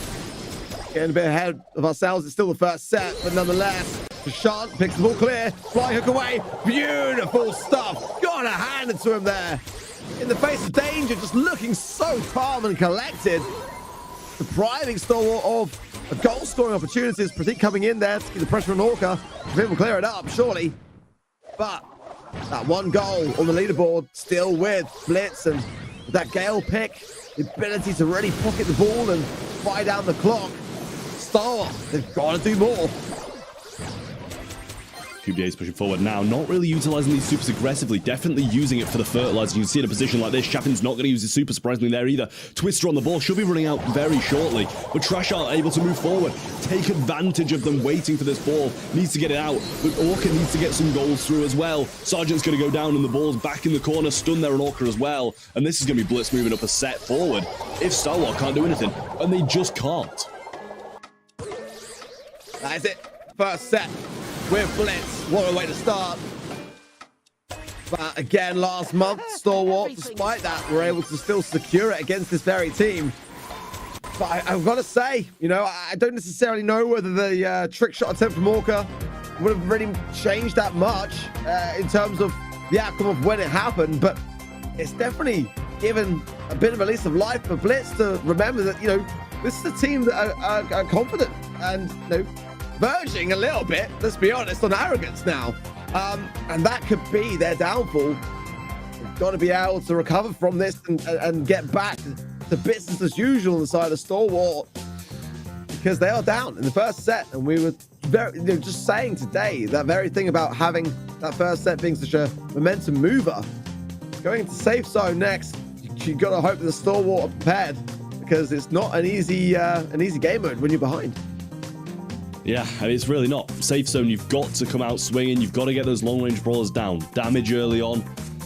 And then just play the passive game. That's all you have to do. Get damage, play slow, make sure they don't take advantage of it. And, you know, they just didn't play well in this first game. Yes, they had, as you said, arrogance with the trick shot. It was terrible. I'm not sure why he even tried it. Just put the ball in the goal. But the second two games, it didn't seem like there were any signs of them kind of like messing about as such, but they just didn't play well.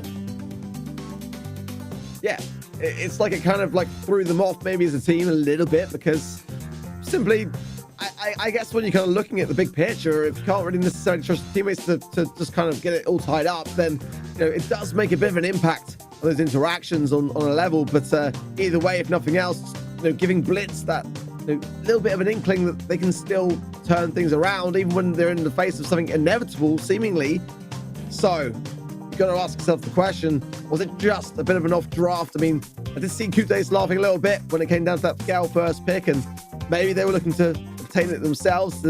Again, it seems Spike with, like you said, a very different kit to what we normally tend to see.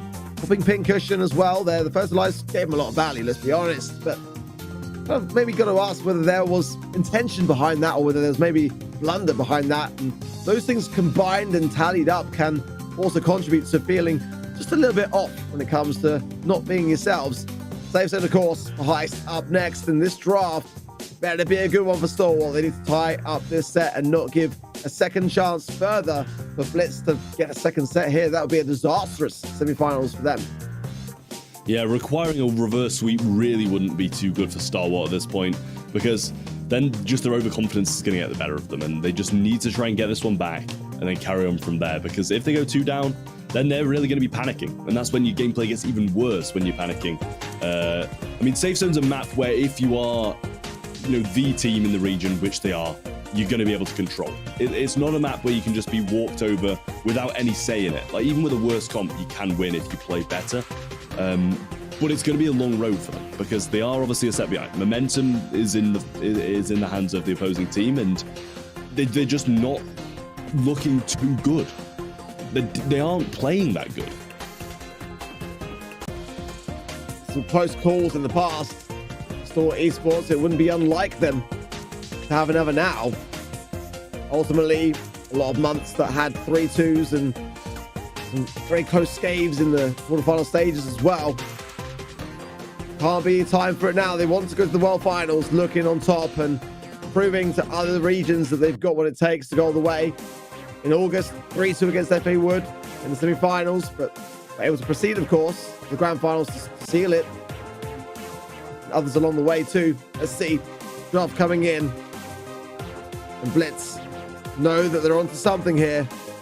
I wonder whether the 8-bit strap will show its face here. The bands, Colette, Bonnie, Carl, the Blitz Esports, B, Max, and another there to confirm for Stalwart. But again, the strategy we've seen time and time again, really making itself known. I don't like that. I've seen teams trying Otis in safe zone, and I wasn't convinced. I really wasn't. Can't get the range to the safe, and struggles with a lot of outranged brawlers. So Blitz now surely feeling relatively decent about this. If Stalwart can make Otis work, then maybe I'll go back a bit to be on the fence around it. Teams are still looking to see where it lies, but Piper, Griff, the ability to really open up the map, kind of wonder whether Stalwart might be going for something of an Otis / 8-bit idea. Let's see where they fare. Lola coming in and a third pick to follow. Honestly, I haven't seen a lot of 8-bit on this map, a lot of Otis on this map, so I can't really speak to it. But I honestly, just looking at it, I don't think it'd be too bad. You know, like, it's got DPS, got the ability to shut down brawlers. I think it'd be pretty solid. Like, obviously you've had experience with it, but from an exterior point of view, I think it looks pretty decent when you look at the map and look at the brawler. Ruffs and Penny being the last 2 picks from Stalwart and Blitz there. I kind of like Blitz is comp more. Okay, well. Sergeant needs to get that super as quickly as possible. Ultimately, Pratik is going to be looking to land a penny turret into the left-hand side. One shot for his troubles. A second onto Coop to ace. And Loda will definitely have troublesome time up against Penny if those shots are able to go through and penetrate. And look at that, mid instantly cleared up. Pratik one shot away now as well from turret, I believe. And Sergeant will break that. A little bit of coverage, and then it's not the worst of ideas. And the buff safely in the hands of Coop to ace. But that is a great start, honestly, for Blitz. And Hobby Recipes connecting well. Shots are landing on point. Well, pressure now surely mounting Stalwart. Pratik needs to back up now, though. Orca getting hit pretty hard by Trashan, covering for his teammate. Pratik in the face of a fat splatter, but Coop the ace and Sergeant going to pick up Shaffin over the right-hand side. Now, Sergeant with a super as well. Trashan going to fall down also, and Pratik joins them back in the spawn. Big damage raining down, and the wall break on the backside as well. Trashan thumbs down in spawn, standing there, Shaffin as well. Looks like something might be going on. Third ban as well for Stalwart was the 8-bit. So clearly a strategy which being utilized well. Nice meet there from Orca. Follow up from Trashan was good though as well. It just seems that Blitz are letting it be taken.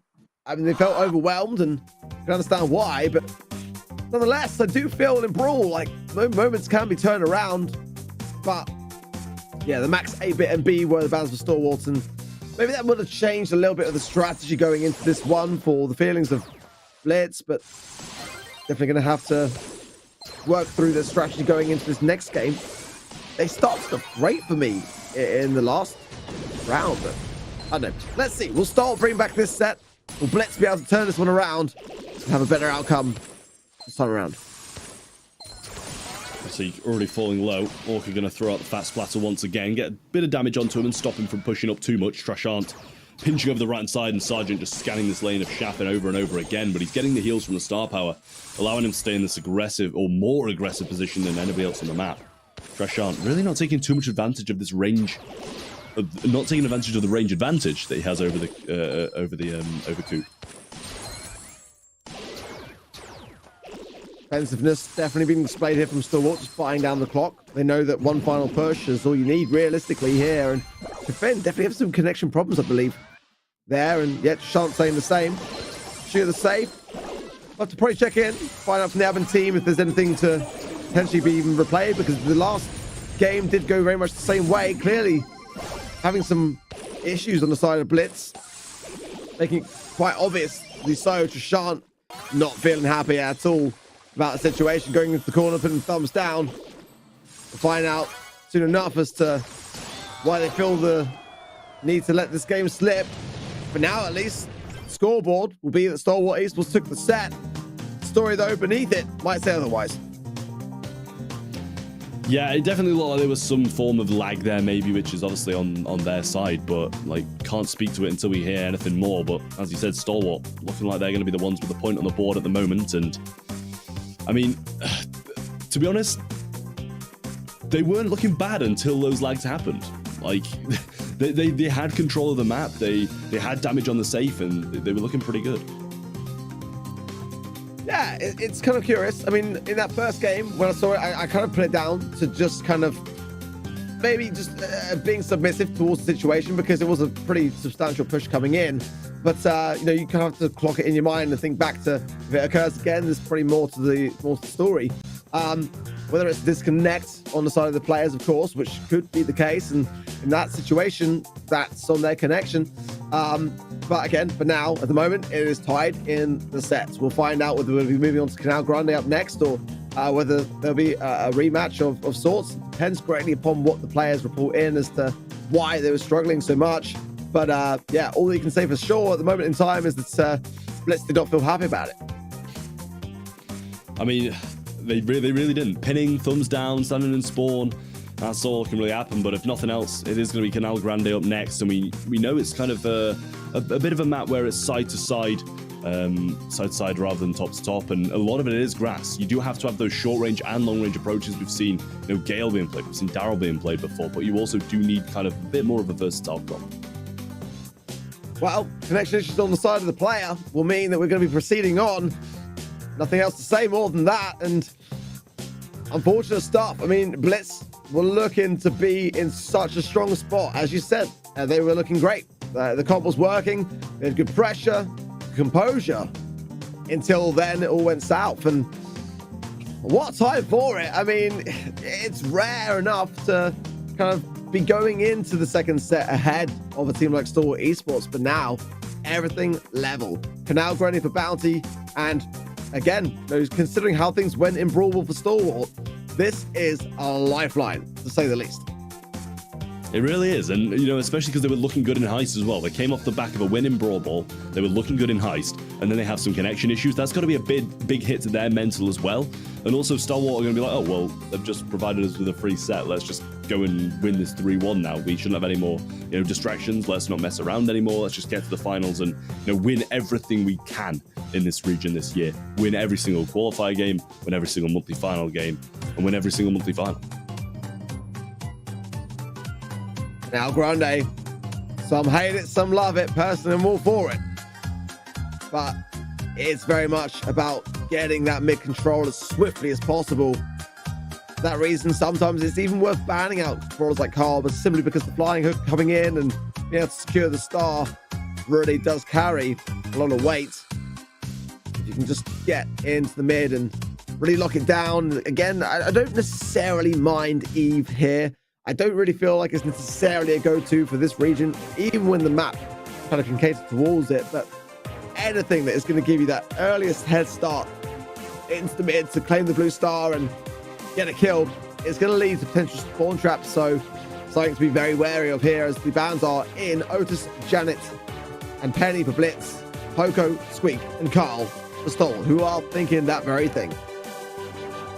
Yeah, don't want Carl swooping in early and getting the blue star and control. Ruff's going to be the first pick from Stalwart. And I've noticed that, SESA do first pick Ruffs a lot, which honestly isn't too common amongst other regions, in my opinion. But here it is quite common. And Gale being the second pick, well, first pick of Blitz, is very solid. You can build quite heavily on Gale, and it also shuts off a lot of different avenues that Stalwart might want to have got.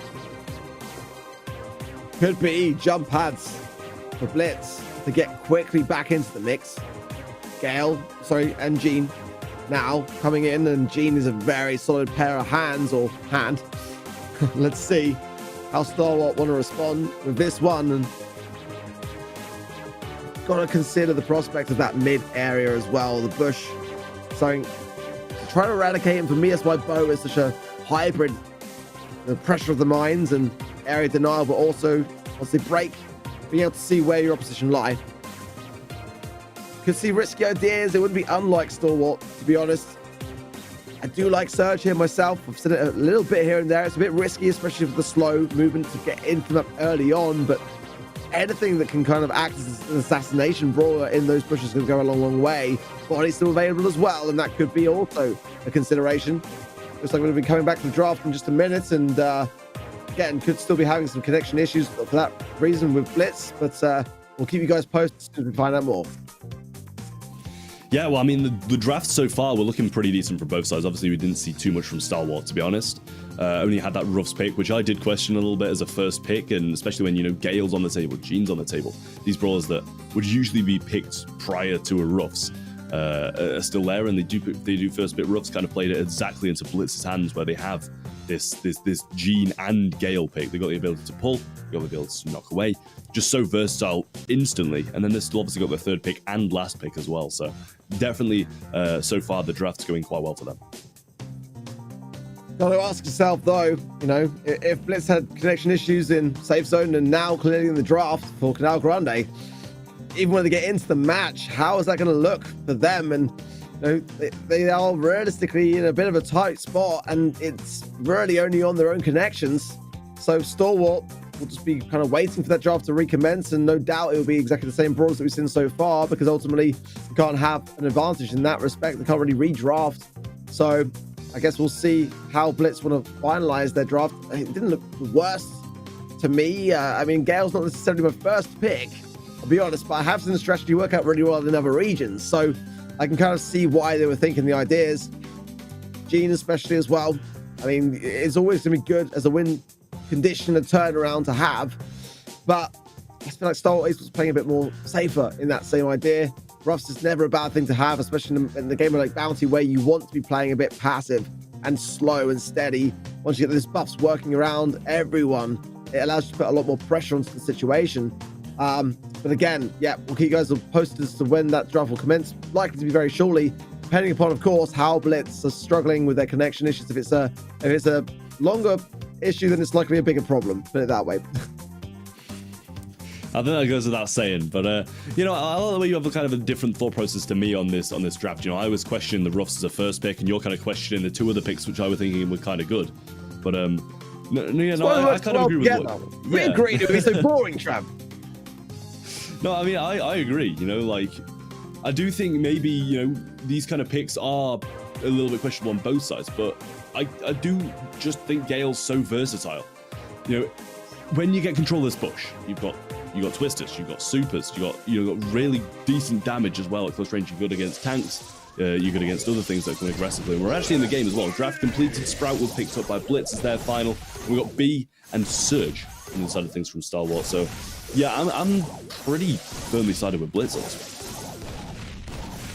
I like the Surge, you know, I do, but it's just these early moments where you've got to make it count. An early pop of the gadget from Orca.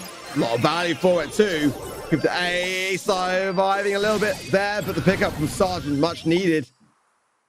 And Stalwart now with the lead, and that mid control most importantly. And Orca here is going to have such a great time with this. Now the Sprout coming in, it's going to force him back though.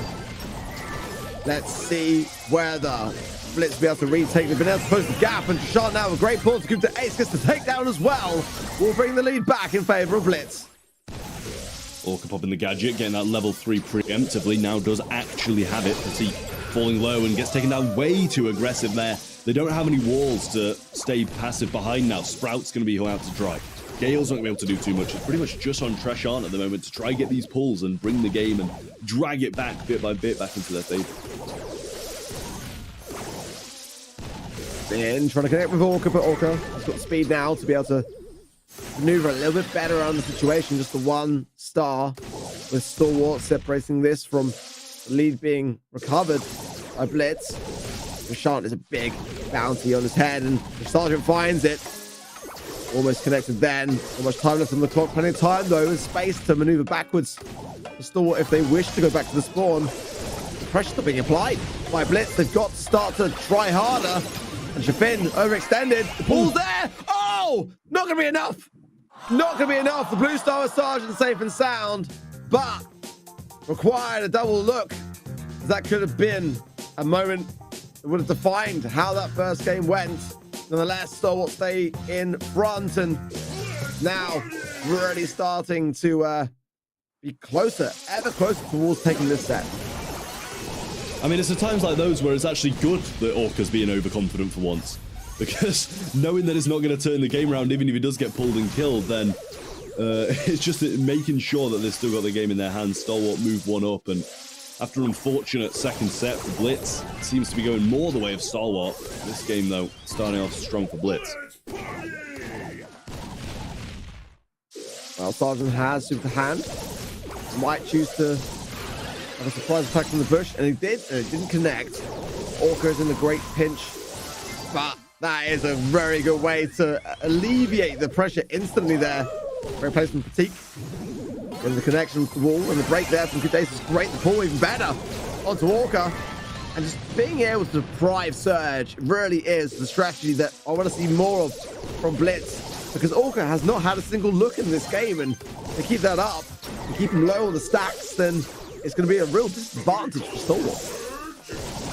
The walls continually being placed down in mid as well by Shafin. Coupe d'Ace, the only one really in mid, and we can see a little rotation from Orca, and we're going to send Sergeant over the other side with the B. A bit more range to try and do something. Wall break comes down from Coupe d'Ace, and he's going to pick up the power up from himself, because it's a bit pointless to have a power up on a level 1 Stu. Surge. Now, Trashant has that pull as well. availability to try and hit it, but he does miss it. 3K secured now by Sergeant, and he gets the kill, and that one kill is going to close this 6-1 to a 6-5. Okay, with the heal up, good perhaps. Gets another stack, but they do need to take down. That will be the one. Sergeant doing so much work on the left-hand side. Well, we see a turnaround here. Sergeant so low, but the connection shots are not there. Nor is the push from Blitz. Stalwart safe and sound. I honestly don't know how. Sergeant just rotated over the left-hand side and just did God's work for Stalwart there, making them go 2-1 up. And after pretty much being gifted the second set and losing the first set, they're actually able to win a set. And it wasn't that convincing. Blitz are very much still in this, and Stalwart not looking that good. It seemed hesitant towards the end there to really push that corner. I mean, Sprout can't reach it from where they went, and they didn't want to continue going around the corner. I kind of don't really understand thought process. Maybe they were just a bit hesitant on the potential for a defense. I don't know, but I felt like it was a bit of a overly passive moment for them when they could have maybe gone more on the aggressive. Either way, going into Minecart Madness next, Stalwart have got a great opportunity to seal this one up. And I mean, I'm not sure whether there were any connection issues there for Blitz. We saw it very prominently in Heist. Didn't spot anything myself, so you've got to assume that for that reason that they are still back in the action. Just didn't look like they were feeling like they were. I mean, it's always tough when you come off the back of a set, which, you know, you didn't really necessarily feel like you got to play out to its fullest of extent. Nonetheless, it is what it is, and Stalwart looking like they're riding off the back of the momentum, and another set going their way, going into Minecart Madness. It's hard not to feel like that has given Blitz a bit of a shake-up. Yeah, I mean, it's honestly looking for Stalwart again. I think Minecart Madness is a map where they can close this out quite simply. Just get a good draft, play how they usually would, and don't mess around, and they'll have it in the bag, I think. That one, though, should have gone the way of Blitz, let's face it. One of them was maybe playing too far up, and he just got caught out by Sergeant, and it was just the same thing happening over and over again. Sergeant picked up maybe 3 kills just by pinching up like that, and if they just focus him, he dies instantly. They're not playing well as a team. They're not focusing the right people, and as you said, they didn't go aggressive towards the end and even take a risk, because you've got to take a risk if you're behind. Sergeant, for me, has been MVP today. Genuinely, like, just very calm and collected all the way through. Great plays on Amber. Great plays there on B. I mean, he's really been pulling his weight, to be fair, and keeping the whole thing together. But will it be sealed in Minecart Madness again, a map where the minecart can be your friend or your foe? Be very cautious on your timings and your ability to push back, and also go back on the defensive, and overcommit and find yourself caught out of position. But a lot of brawlers can thrive under these environments. Honestly, Crow being quite a go-to in this region. That's slow, despite the nerfs, still in a good spot. And if you time it well and the minecart's coming through, you can get caught out of position here. Max as well, great on this map. I'm looking for that ban realistically here. Bell as well can get a lot of value, in those areas where you've got a big choke hold over the spawn side, and ultimately anything that is going to give you the edge to be able to force back your opposition into the spawn area is only ever going to be a good thing. Yeah, it really is. I mean, minecart, you've got to have a good start, and honestly, it does rely quite heavily on the minecart as well. You see those mushrooms at the start, the 5 mushrooms on your side of the map, and you're feeling good about how the game's going to go. Because regardless of any statistics or anything like that, and I believe the statistics would back it up as well, that if you have that first minecart, the chances of winning the game are a lot higher.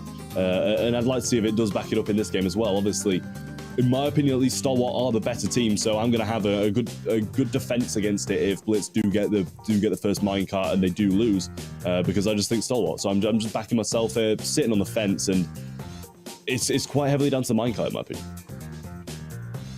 Well, it will be a thankful thing in terms of our predictions. There's a lot of red on the spreadsheet that I'm seeing here. We are 2 for 2, Trav. Someone needs to bring us over the edge, but I don't know. It's tough to say how much Blitz have been thrown off their game. But again, they are having connection issues at the moment. We're going to be getting into the draft at the moment, but they are disconnecting in that draft. Hence the reason for the delays. So it's really proving to be a continuous problem. And, you know, for the most part, I've never seen Stalwart Esports having that same problem. So, at the very least, you've got to say for certain it must be throwing Blitz off their game, and it must be frustrating for them, but I'm sure it's equally frustrating for the viewers also. It's frustrating for Stalwart as well. They just want to get in the game and try and finish this one out here or in the next one. You don't want to be continuously doing the draft over and over again, because that can wear down on your mental as well as the people who are actually disconnecting. And it's always going to be on Blitz's mind that if they're disconnecting during draft, why won't a repeat of heist happen again and they disconnect during the game? And there's nothing anybody can do about that. It's your Wi-Fi connection. You've got to ensure that it's good enough to be able to play on. And you know, bringing it to a monthly finals and having yourself disconnect, it's not the right thing to have. Well, we'll find out how the draft is commencing and whether they were actually able to lock any brawlers in, because obviously they'll have to make sure those do stand. I think in terms of a great map for Otis, this is one that's up there.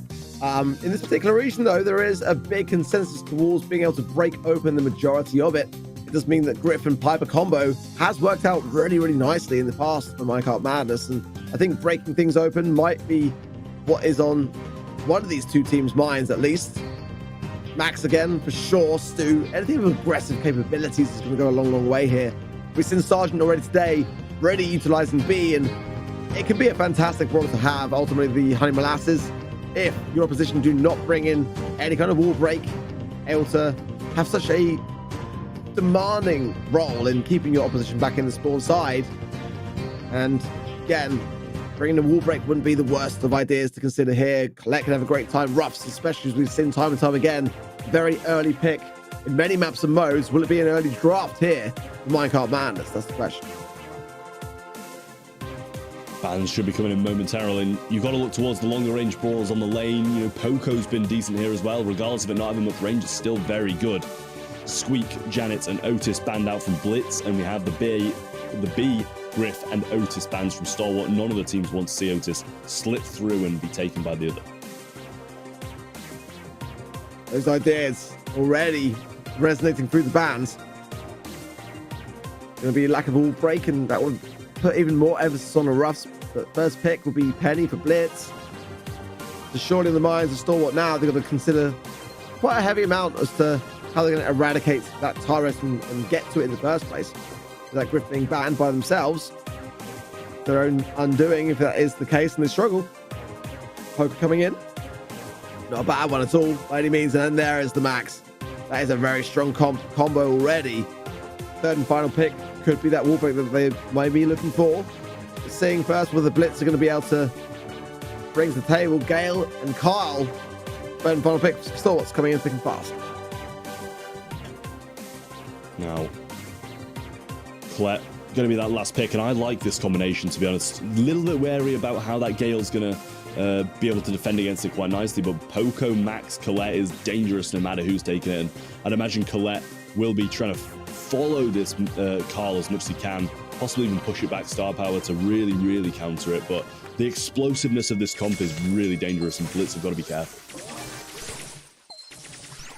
Yeah, the speed will be Stalwart Esports looking to evade the penny turret with, and it's going to be coming into the map pretty soon if Shifen keeps this up. Cooped Ace already taking a lot of shots here. Rusty Gadget popped. Salty Barrel on the counter. Good pressure though from Sergeant again on his left hand side with Orca. Really forcing Shifen out of position massively so, but he's surviving on here. Speed needed, they've got to take him out, and they do. Rashad now back in the mix on the left hand side to keep some area of aggression, but look how deep Sergeant is up with a Poco again receiving a really favorable buff recently, and you can see why now players feel so confident to be able to do so, but a gem drops in the process, and Orca can't really contest it now. Not really any massive need to do just that, though, as they are pretty far ahead, 5-3 now as it closes down just a little bit. Speed, though. Gadget was popped by Sergeant as well. Coop comes in, but no damage through. Screech and Solo connects, and Pratek brought low once more. Trashan over the right-hand side, unable to do too much. Penny Turret doing some good work there, bringing Orca low. But these flaming balls on the ground aren't really that good now. Screech and Solo comes through again. Trashan going aggressive, and that's doing some good work. Damage comes through, and he takes down Coop the Ace, but Orca still 8 gems in hand, and the other two members of Blitz aren't getting out of spawn. Sergeant is playing the most aggressive poker I've ever seen. He didn't get stunned as well for the maximum duration there, was a bit strange to my eye, but I didn't see a sign of Gadget to be able to eradicate the motion, but maybe there was. Orca though gets the final gem, phase shift away. Nicely done. And it's down ready here to Blitz to be able to do anything about this, and maybe having some connection issues in the spawn. Hence the spin. Thumbs up from Orca. Clearly Stalwart feeling good about this. Not much that's going to be done now, and I think that Stalwart just want to get this one all tied up. I mean, Stalwart playing perfectly, especially Sergeant in this one here. The aggressiveness on the Poco, we're seeing max mid, which I didn't expect either.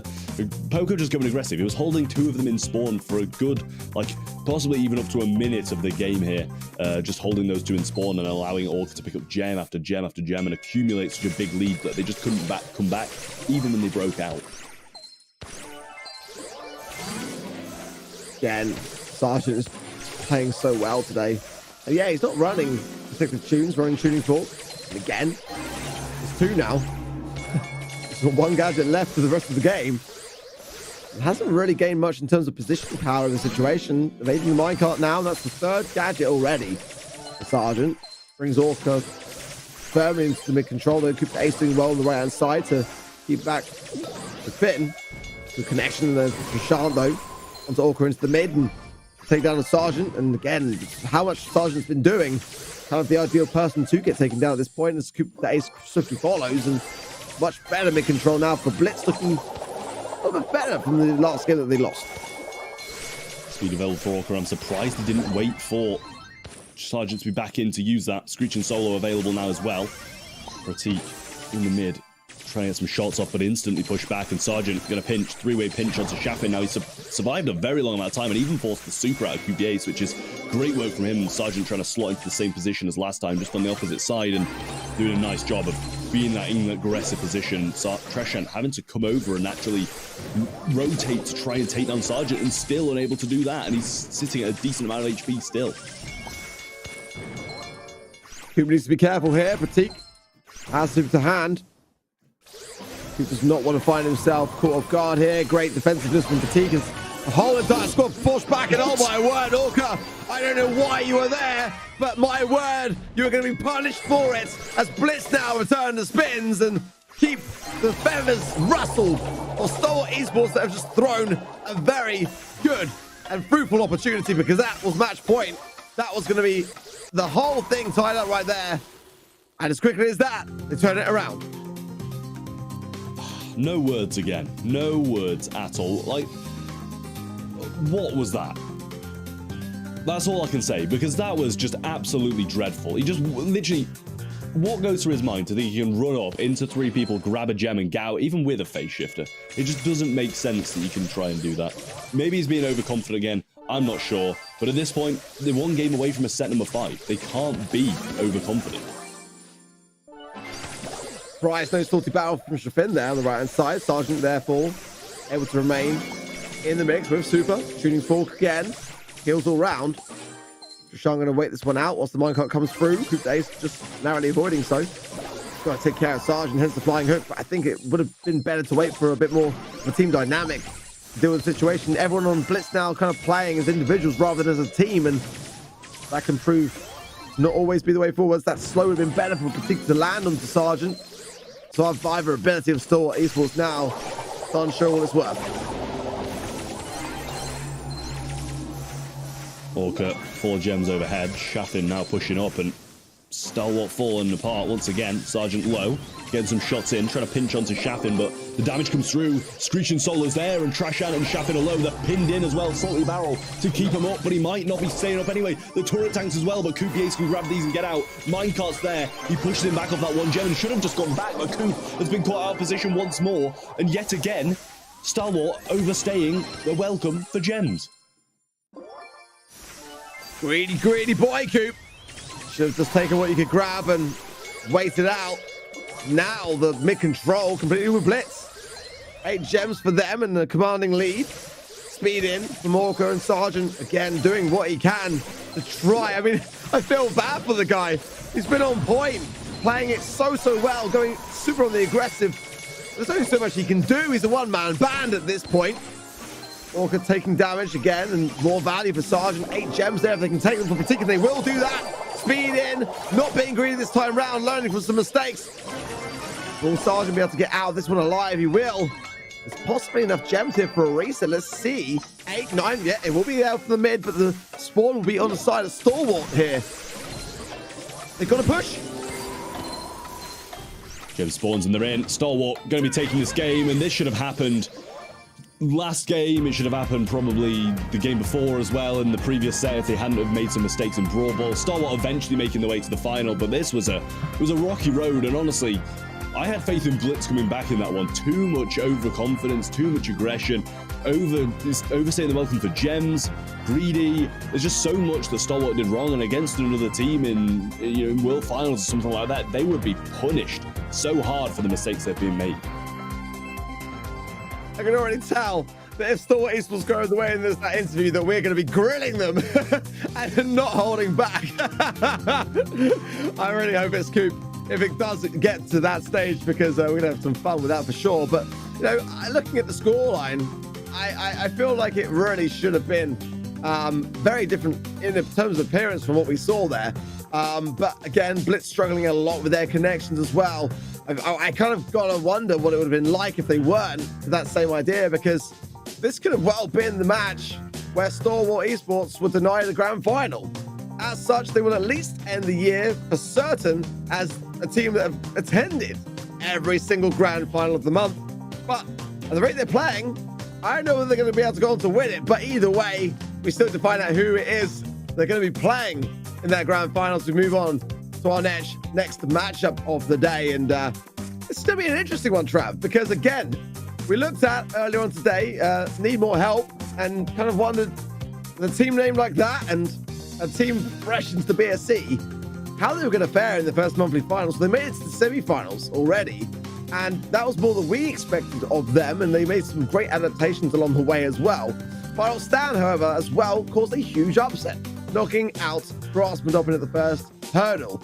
Let's focus on Send More Help first and talk through a little bit about what we saw earlier today, in case you're just maybe joining the stream, but it was a great performance from them. It really was.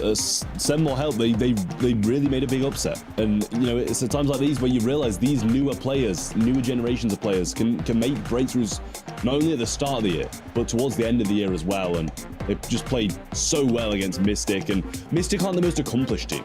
Yes, I believe they made it to the semifinals in the previous month, but they're still not the most accomplished. Send More Help, they made this breakthrough, they took the game, and they just played really well, and they were smiling through it, whether they were winning, whether they were losing.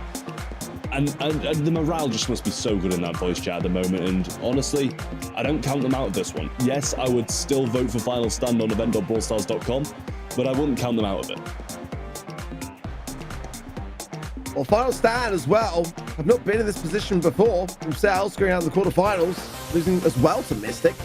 But again, I think you raise a really valid point, Trav. We've seen it in other regions, teams that are coming in for the first time, enjoying the experience can cause upsets. Harry, though, got to give him credit and his team in Final Stand, because of the way that they turned things around and took their fate into their own hands in that quarterfinal stage, and really showed grassmuddoppin that it was not over until they determined it to be over. So they have proved already today that they are able to withstand pressure. And that is the very thing that you've got to have. You're going to be a team capable of a grand finals appearance. If Need More Help continue to surprise us in this semi-final stage, then that is the thing which could be their unfolding if Final Stand can continue to surprise us in the sets. And again, I feel like they've really demonstrated today that they are deserving of this semi-finals appearance. Yeah, I mean, both of these teams have, upsetting the teams that they did, both instantly proved that they deserve to be here in these semi-finals. Whether or not either of them, will be able to put up a good fight against Stalwart, no matter how bad Stalwart are playing, I'll just straight up put it out there, is another story. But at the moment, either one of these teams making it to the finals is going to be the highlight of their career. Yeah, it literally will be. This is the furthest that both have got, and I think for the same reason, Send More Help. I mean, if they could make a grand finals on their debut, well, that would mean to them. But again, Final Stand only really had 2 monthly final appearances, so For them as well, a lot is on the line. They're very close now to feeling their first grand finals appearance, so definitely going to be coming into this one prepared, and especially when you compare like how close those quarterfinals were on both sides. They've been able to demonstrate that they can use the wire down to the third and final set in this quarterfinal stages to come out on top. There wasn't really much more that you can say other than that, really, and they've been both therefore put through their paces already today. So question mark around whether the stamina needed to be able to continue on to the grand finals is there for both sides, which could also bring things down to that kind of level peggy. We shall see, but swiftly going to be getting into that draft again, and fingers crossed this time around for no disconnection issues, because ultimately, that will help out a great deal. Yeah, I'm really looking forward to this matchup. Like I say, Stalwart Esports in the grand final, definitely going to be looming over both their prospects, but nonetheless, I fully expect both teams to be able to be focused in the moment to be able to get through the semi-final stage. Yeah, I mean, it's going to be tough for whoever wins in those finals. So just getting through it is the main thing that they're going to be focusing on anyway, because I'm sure they'll have both of these teams probably expected a loss in the quarterfinals. So if they take a loss in the finals, they'll be happy with it. They've just got to try and get through this one. I've put myself down as Final Stand instead of Send More Help, which does pain me a little bit because I've really got behind these Send More Help players, and they just look really happy to be here, which is always putting a smile on my face as well. But I mean, I think just upsetting grassmuddoppin was maybe a little bit of a tier higher than upsetting Mystic Esports, and that's why I've kind of sided with Final Stand. Let's make it interesting, Trav, because currently we're doing, well, we got 3-2, right? So I'll go then with Send More Help. I'm going to be rooting for the underdogs in this one. Again, they've been really enjoying things. They haven't been looking nervous, and I feel like that does count for something. So yeah, let's make it interesting. One of us is going to be, be able to proceed with a higher score than the other today. So let's see how this one goes. Draft coming in for Backyard Bowl. Of course, a map that can have its fair share of stagnant play, but at the same time, aggressiveness is rewarded. So the draft here, looking to highly cater that if possible, and some breakage of that defensive line, very important. Bands in, I'll Squeak, Carl, and Sprout. Then will help Sam, Janet, and Otis for Final Stand. First pick of Penny then for Send More Help, and we know that's a pretty common one. Not sure if it's a common first pick, but it's definitely common on this map, put it that way. Bo being the first pick of Final Stand, which I kind of do really like. Bo mines is so influential no matter what the map is. You put it in the goal mouth, you put it in behind these walls or anything like that, and they can't stand behind them, open up the map for the rest of your team. Definitely a really solid thing, and the Bo totem obviously being able to gather super is going to be massive for not only Bo, but also Bonnie as well, being their second pick. Well, I like that pick from Final Stand. Having something to be able to just jump over the defensive wall line can really clear up an opportunity in Bo as well, with the mines to break, and you can see RCCW there as well, just feeling that this is going to be tough. Gene, though, could be well an option here. Works very well, depending on your side, when you really can get that super and close in on the goal mouth, and once it all starts working there, you can just hold position. Colette, though, Gene, guys, come on, it's good. Will they pick it? This is the question. We watched it yesterday in the Snapdragon Pro Series, and it was very, very daunting when you lose that control and you just cannot escape the goal mouth. Still some options there, though. Gene wouldn't be the Gale wouldn't be the worst of ideas either here, but let's see what they're thinking and how Final Stand, most importantly, respond to it. I mean, the Colette's good just purely against Bonnie. If they can force that matchup, then they're going to be in a good position already. We're going with Belle, which I think leaves Final Stand with a pretty obvious Gene pick. Maybe they'll go for something different, possibly a Max or something like that to try and have that burst potential and avoid some more of these Colette shots for the Bonnie, give her some more mobility.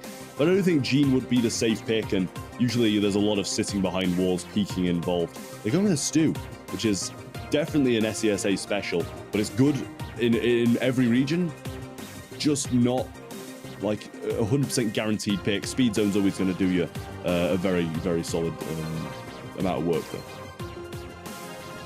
I like Speed Zone here. I mean, it's always a good thing to have to be able to shoot more, but I think Max would have been possibly better, especially when you look at the other side of things for Send More Help with the Penny Mortar there as well, and I think that could be something which will lock on quite easily once that is earned. And great, and Bell as well, tapping between players, keeping it already quite low. One more shot and they'll be down, and there's that value then gone against them, but the aggressiveness could be rewarded if Final Stand can start to make a push forwards here. Bell nest egg into the mid, and Celestial just waiting to see whether it's going to be popped.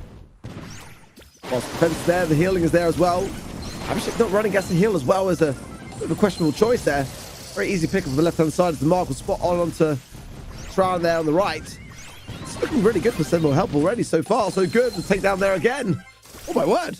It's looking very convincing. And they're just walking over a bit of a missed pass there. And to be honest, it might have been able to go in if they'd have passed that properly. But Abhishek pushing forward now. RCCW getting taken down by Ari now. And a bit of relief for pressure from Final Stand. Over-aggression from Ari, though, as he does fall low. But Stram will help him pick that up. Mine's there now. Not sure if it's going to break the front wall, but the blow-up's there. The shot through, and that's going to be a goal for Final Stand. That is the power of Bow and Tripwire as well, which is not something I expected. Yeah, we've seen a little bit of an increase in its play rates as the shock idea does work the first time, but surely now, Sentinel Help with a clock hit and remembered it now for future. With a wasted super there from RCCW, some miscommunication potentially, but working their way forwards now again. Some signs of nerves, for sure. But good plays, though, still. Every now and again, a slip up. Celestial there. I don't know whether he went to go for the shots. I believe he did there. Inching towards the goal. I'm not really sure whether he's shooting or trying to enable a shot. But nonetheless, the goal is there. And we're all tied up. I'm sure trying to push down this left-hand side, but cut short, and RCC just doing a wonderful job. I'm just so confused why there's no Gasser heal here. They're being shut down on so fast. Super onto the speed zone was that. I'm not sure about that. It had a one-shot it anyway. Now, super available from Abhishek, and this zero drag is just not doing a lot of work for them, but they are relieving some pressure as Ari connects some shots on Celestial and forces him to back up. Abhishek is dancing around the situation, but is conceding shots at the same time. Forced back all the way back now. Going into overtime. These Bell shots are working out so well. The value is there, and RCCW doing a great job on this Colette pick. Shielded up, and oh my word, the takedown was so swift. Look at that. Team wipe, and short of the goal, providing no nerves. There aren't. Some will help take the first game. Honestly, I just don't really have an explanation for any of the plays that happened there, to be honest with you. It just seemed complete dominance off the start. Zero drag is very questionable. It just doesn't seem right to me. And then the pressure that they instantly got off the start of the game was just not really sure how that happened, other than, you know, like Bell and Colette having a very good matchup against Bonnie, which maybe just wasn't the best pick.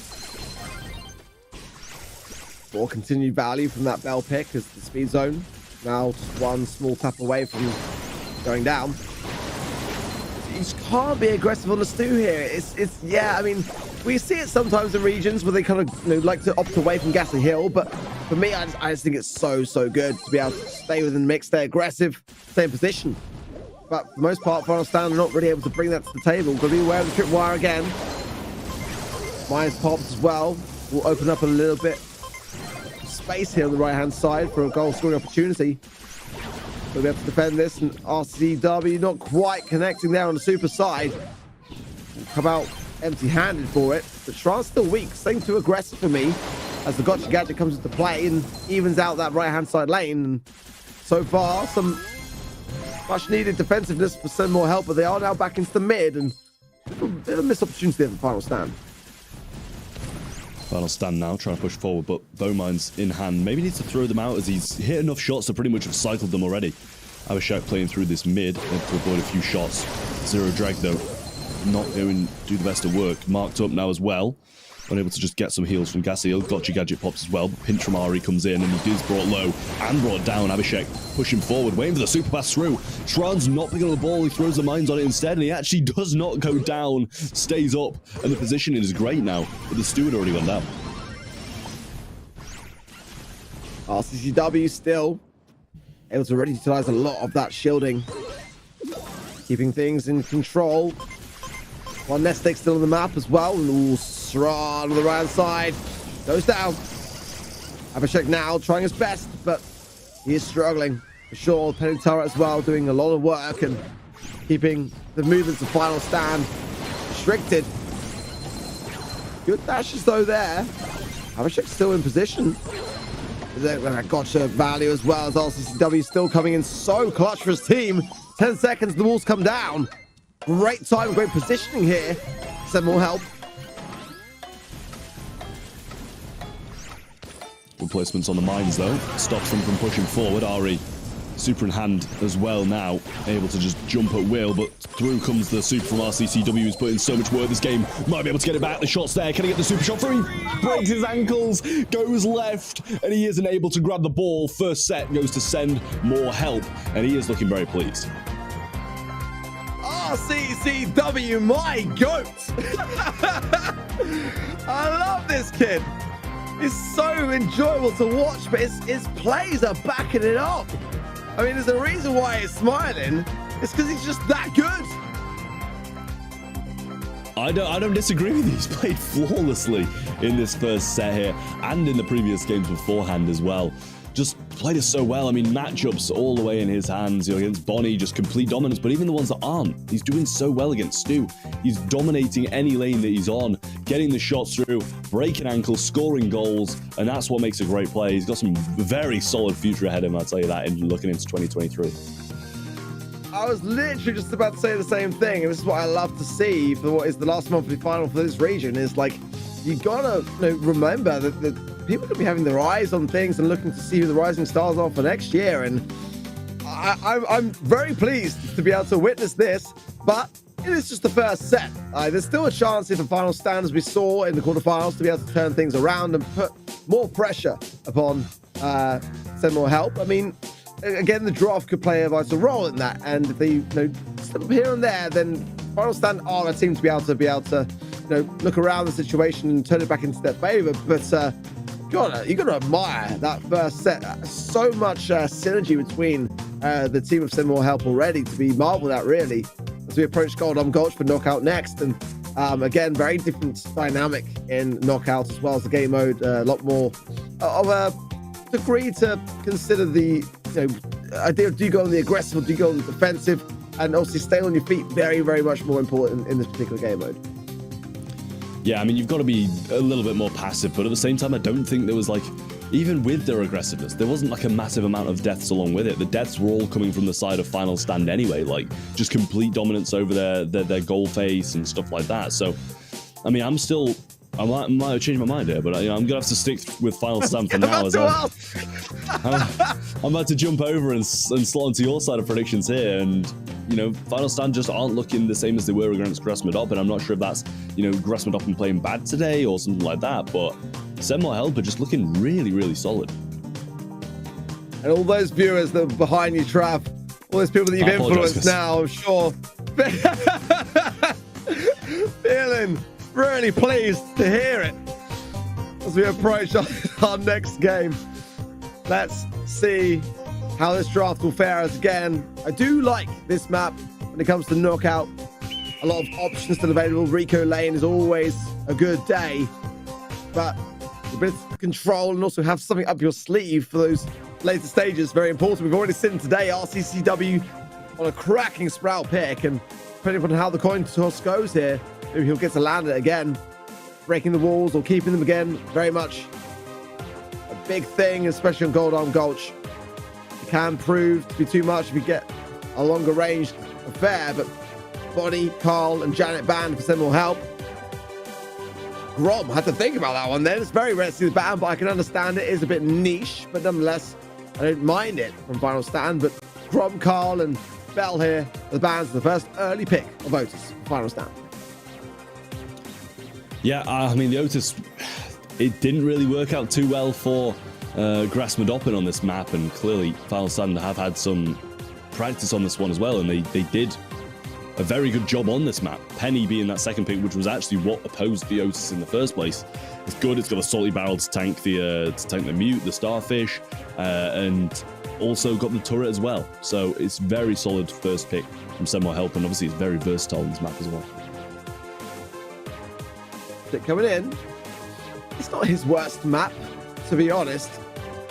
Don't mind it. Control is never a bad thing to have, and in the eventuality of a foe, that's literally about to say, you can get that super totem down taken pretty well. There does need to be a bit more support. I like that from Final Stand. I do like it, but Fang would be a lovely thing to have now for Semifinal help. Never seen them on it though, and how they fare with it. But certainly we saw some weaknesses with the tick here earlier today with grassmuddoppin. Can't make those same mistakes, so Sheen could be an option. But again, you're going to ask yourselves the question: is the tick going to be able to help in those instances?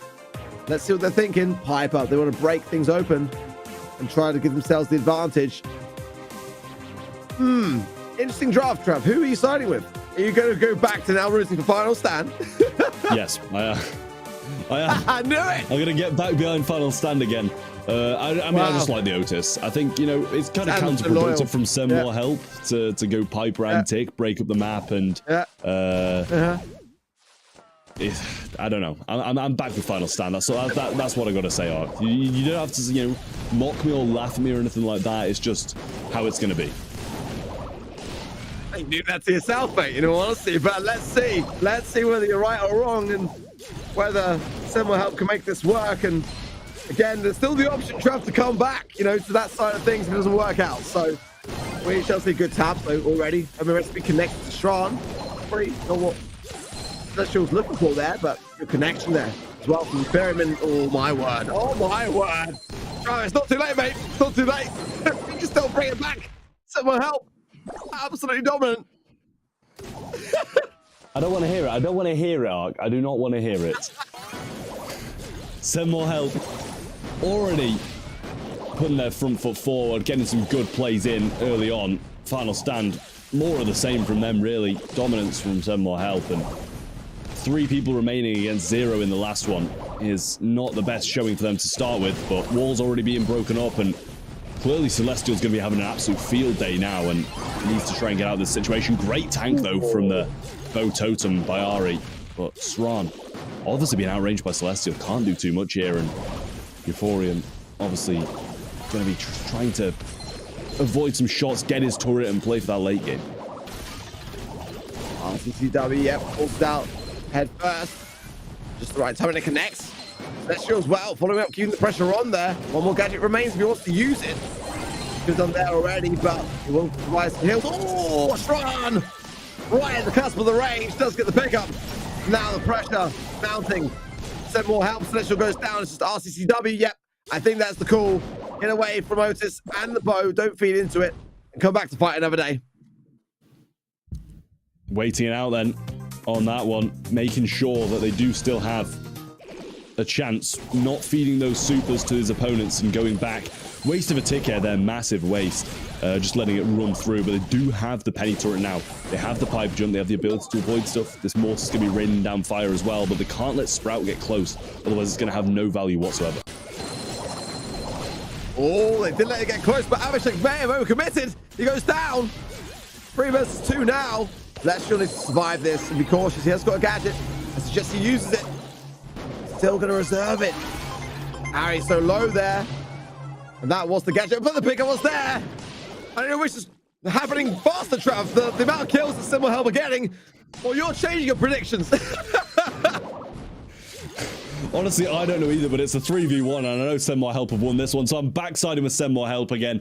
No more Final Stand final decision. I'm siding on by RCCW, who's putting on an absolute show today. Another game on their side of the scoreboard, and now only 1 game away from being 2 sets up. That is, it's a massive thing to have. And if you can get this next game, then they're going to be in a phenomenal position to close out in 3. Very good. No one on the left. Now they realize. Celestial on the top, looking to find Ari, and does have the more favorable transactions. There is a nice tap. Abhishek not quite connecting on the Sprout side of Shran, goes down low, down to the bottom to try and find more of an angle on things. RCCW just keeping everyone aware of exactly where they are lying within weight in those bushes. Shran very low here, gotta be careful. Oh, Ari almost walked straight into it, and the pickup is there again. 3 versus 2. And Semmore help looking ever more confident. Euphorium pushing forward with Celestial onto the Sprout here, and this should be another takedown. The pinch isn't there, though. They're focusing this bow, and that means Celestial might go down here, but the jump away is there. He's pinned against the gas. The shot comes through from Celestial. Damage gear activated. Ori goes down, and Semmore help are in a wonderful position to move forward now. 1 round between them and 2 sets. Really is looking better and better. The team making their debut in the BSC. It's their first monthly final. They're playing like it isn't, I've got to say. It's confidence. Enjoying the experience as well, and that always helps. Add something to the mix. This is a good position here for Final Stand. Celestial surviving on damage gear. My word, how did he almost get away with that? Down to 6 HP, but the last shot, and it really was the last shot from Mary, able to seal it, and now surely around for Final Stand. Let's see if they can seal it. I can't see how they don't. Oh, but I think Emporium's now in a bit of a spot. He's got to go to the gas because the super totem's down. It will provide some value where the Final Stand all get supers off the back of it, and they look, they do. This could be a moment to sway things in this final round, Trav. They came to the top of the map just to gloat that they even got super without him even providing it. Bowmine's being placed down in an unknown position to send more help, so they can be caught off guard by that, but Celestial, quick tap off the start. Not sure if he's got any gadgets left. He actually does. The stun's there, though. He gets muted. The shots follow through, and great play from Sran there. Takes Celestial down. Euporium now in a bad position as well. Bowmines, he baits it out. Almost gets pinned against it, but it's RCCW against the world, and it looks like Final Stand are going to even this one out here. Can he get the takedowns? He can't, and they do just that. 1-1 in this knockout set. What a still play there on the side of Otis. That mute just worked out wondrously well. I mean, that is what you're looking to do as Pipers, to evade away, jump away, break the bush at just the right time. But you're going to see Celestial there was just caught off guard and couldn't do exactly what he was needing to survive the interaction. Great stuff, great play there from Shran, and let's see whether he can keep it up. Oh, I say that, I might have just jinxed it.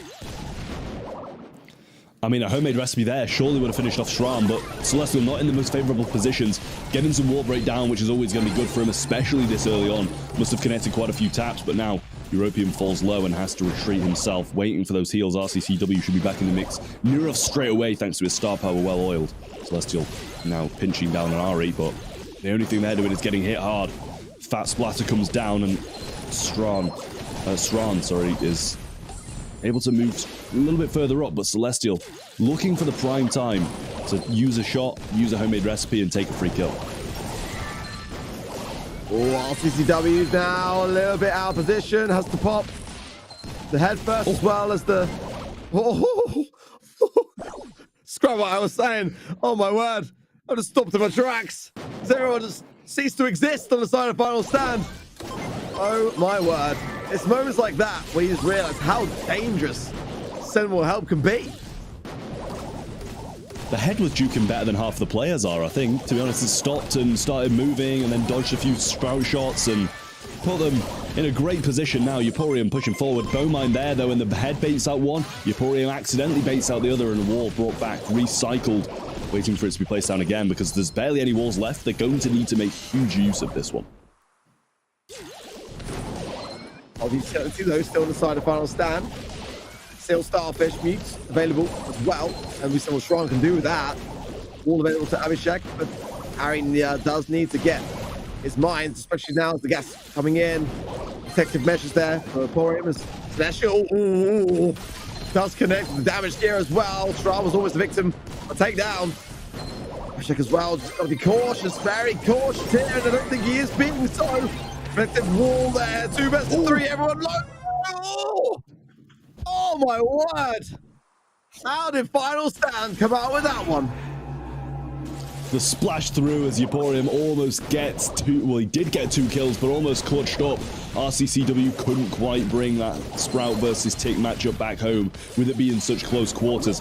Otis falls low really early on. Abhishek did follow as well, but nice, quick retreat. Map still very much open though, and this is definitely favored towards send more help. They're all over the place, but again, one thing that is consistent is the taps from Celestial. Harry healing up now, and almost getting some heavy fire. Connect a little bit of Emporium, but nothing to write home about. Wall from Abhishek now. It's okay, but RCCW a little bit out of position. Mines, and does shoot them well. Always looking out to see if anyone is going to fall victim to them, as we saw earlier today already. grassmuddoppin struggled, but Similar Help can win this round. They will take the set. As for Final Stand, lost the run, didn't work out. Everyone down. Send more help, disaster. And now things are even, Trav. And where are your predictions lying on this one? No more comments on my predictions from me. I feel like I need to keep up. I'm very much on the fence right now. It's 1-1. I can't make a decision until one team's firmly ahead, you see.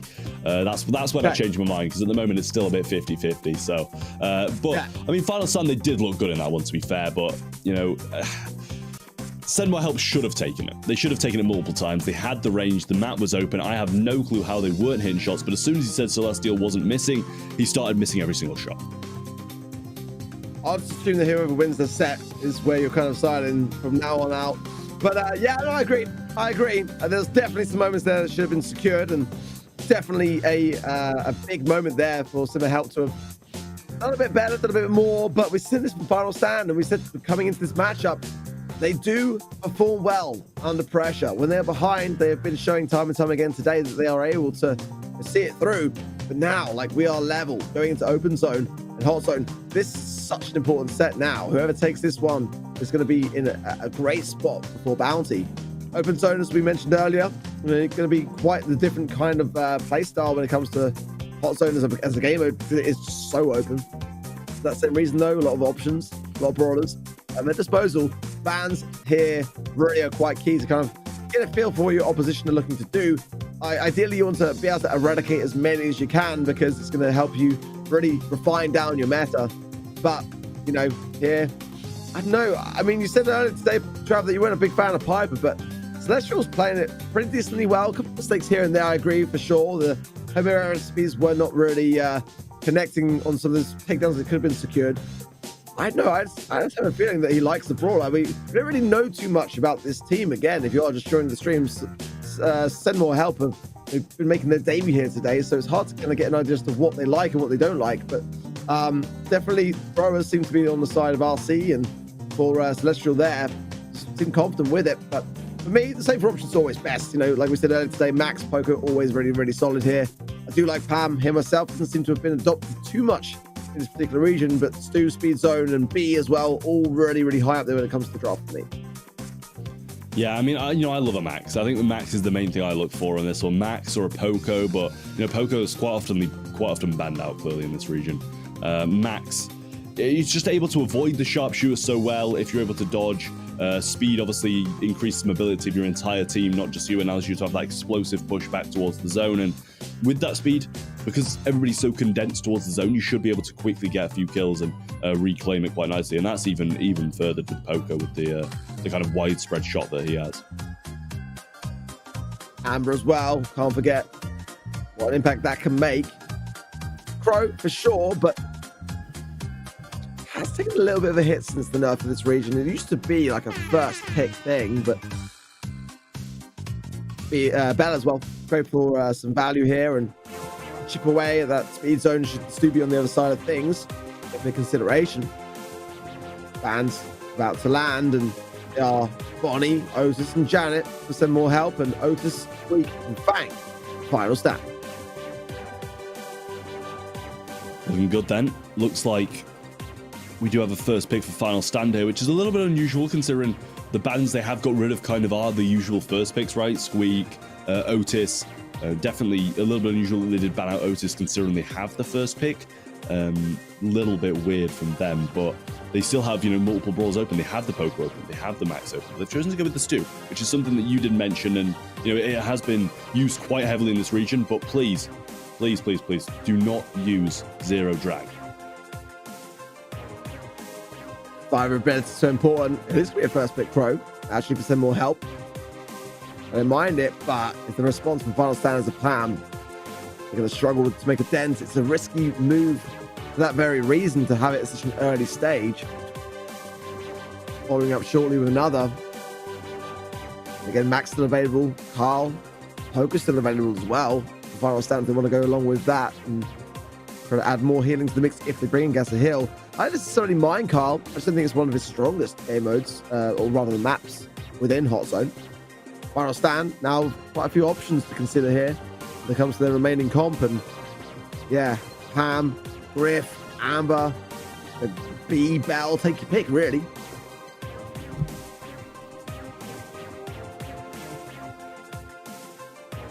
Well, pick goes back to Final Stand now for 4 and 5. They go with the Griff, which I really do like. With the super, you're able to just throw it out. You get a lot of control across the map, and also deals a massive amount of damage. Really easy to cycle as well. Stu, though, pairing up with that, they go with the Pam, which, you know, we did mention earlier when it was played, with it being the ability to throw that turret aggressive, man the squeeze behind the wall, put some great work in. But, I mean, send more help, possibly, you know, something like a Bell pick or something like that would be quite a nice ending pick, considering they got the Pam now. They got the Griff, which is going to be quite outranged by the Bell, and they do also need something that's going to sit in that mid. They're on the B. I was looking for a wall breaker, I'll be honest. It's very smart draft here from Final Stand. By locking in Griff as well as Pam at that stage, it doesn't leave many options for send more help that are really going to work and gel with this map. And this is a rough spot. I feel like Final Stand have got by far the best draft here. So it's going to have to be them playing out of their minds, really, to be able to seal this. They can't feed too much into the Pam, which is not an easy thing to do. And they need to get that speed zone down as quickly as possible. And again, that's going to be a tough ask. But RCCW is finding Shrine on the right-hand side pretty nicely. But now it's going to be very uncertain because that shot did not connect. And keeping his range nicely. Yeah, this is going to be tough, especially now when you consider that Ari hasn't even got the healing station up. Utility on the left, breaking the bush, and yeah, already it's looking rough. I'm surprised, to be fair, that Similar Health have got as much control of the sensor as they did already early on. Yeah, the lead now with Final Stand, and nice to see. I believe we're using Gasser Hill. We are. Hooray.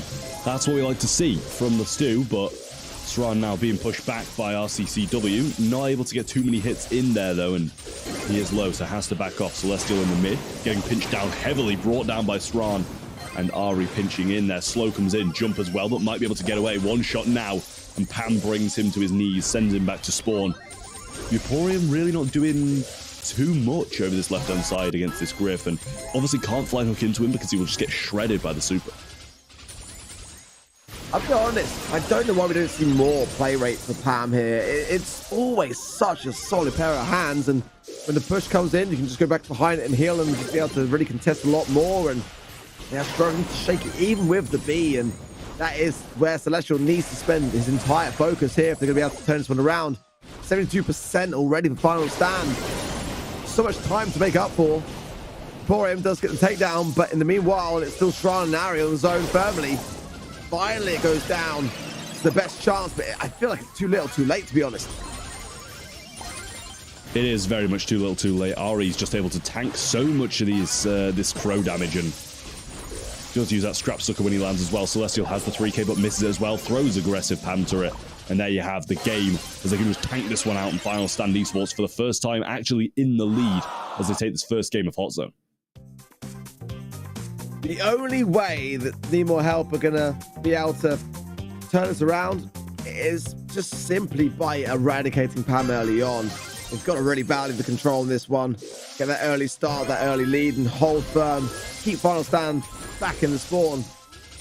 When you can't do that, it's just going to be GG go next. Genuinely, it's a very good draft they're up against here. Final Stand really nailing it in that respect. Great slow from RCCW. That's going to really pair well with the B and allow Celestial to come into his own.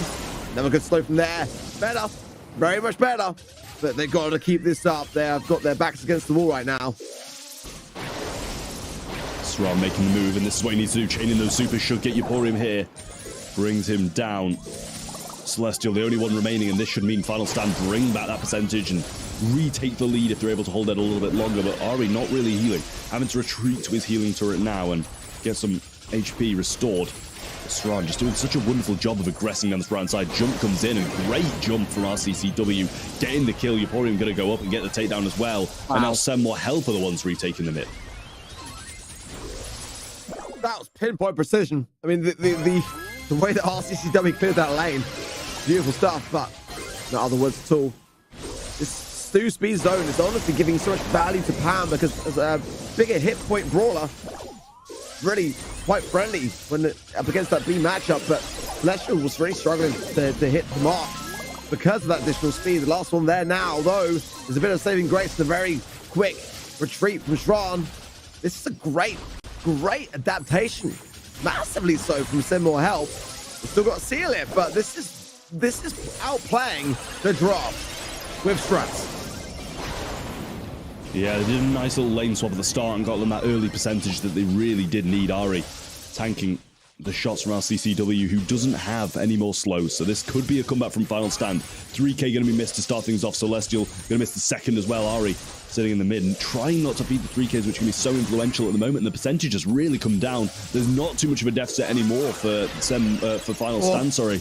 And Super's there. They get the takedown on the left-hand side. Aggressive turrets try help Strahan stay up, but he does. Ari's got the turrets tank as well to stay on for one more shot, but he goes down as well. It's just Abhishek alive, and this is looking like Sem will help even things out, bring it to 100%, and it's 1-1, 1-1.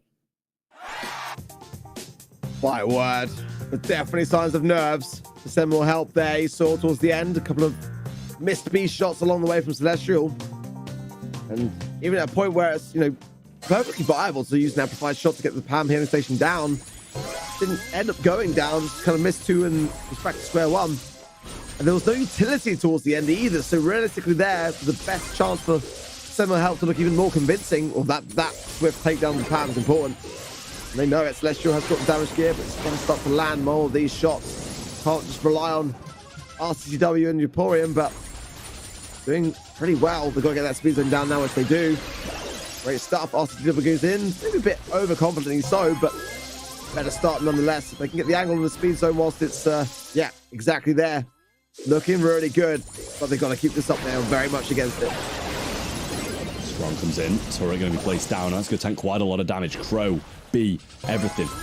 Carl can pierce through it though, but it's a little bit too late for him to come in. Sran now joining his teammates in this mid in a 3v1. Gets double tap though, and Celestial takes him down. RCCW pushing forward. Has the jump as well. Great play from him. Should get it, but no, the Pam turret is placed down, but in a terrible position, as now Emporium's just going to burst through that, slice through it, and get this lead.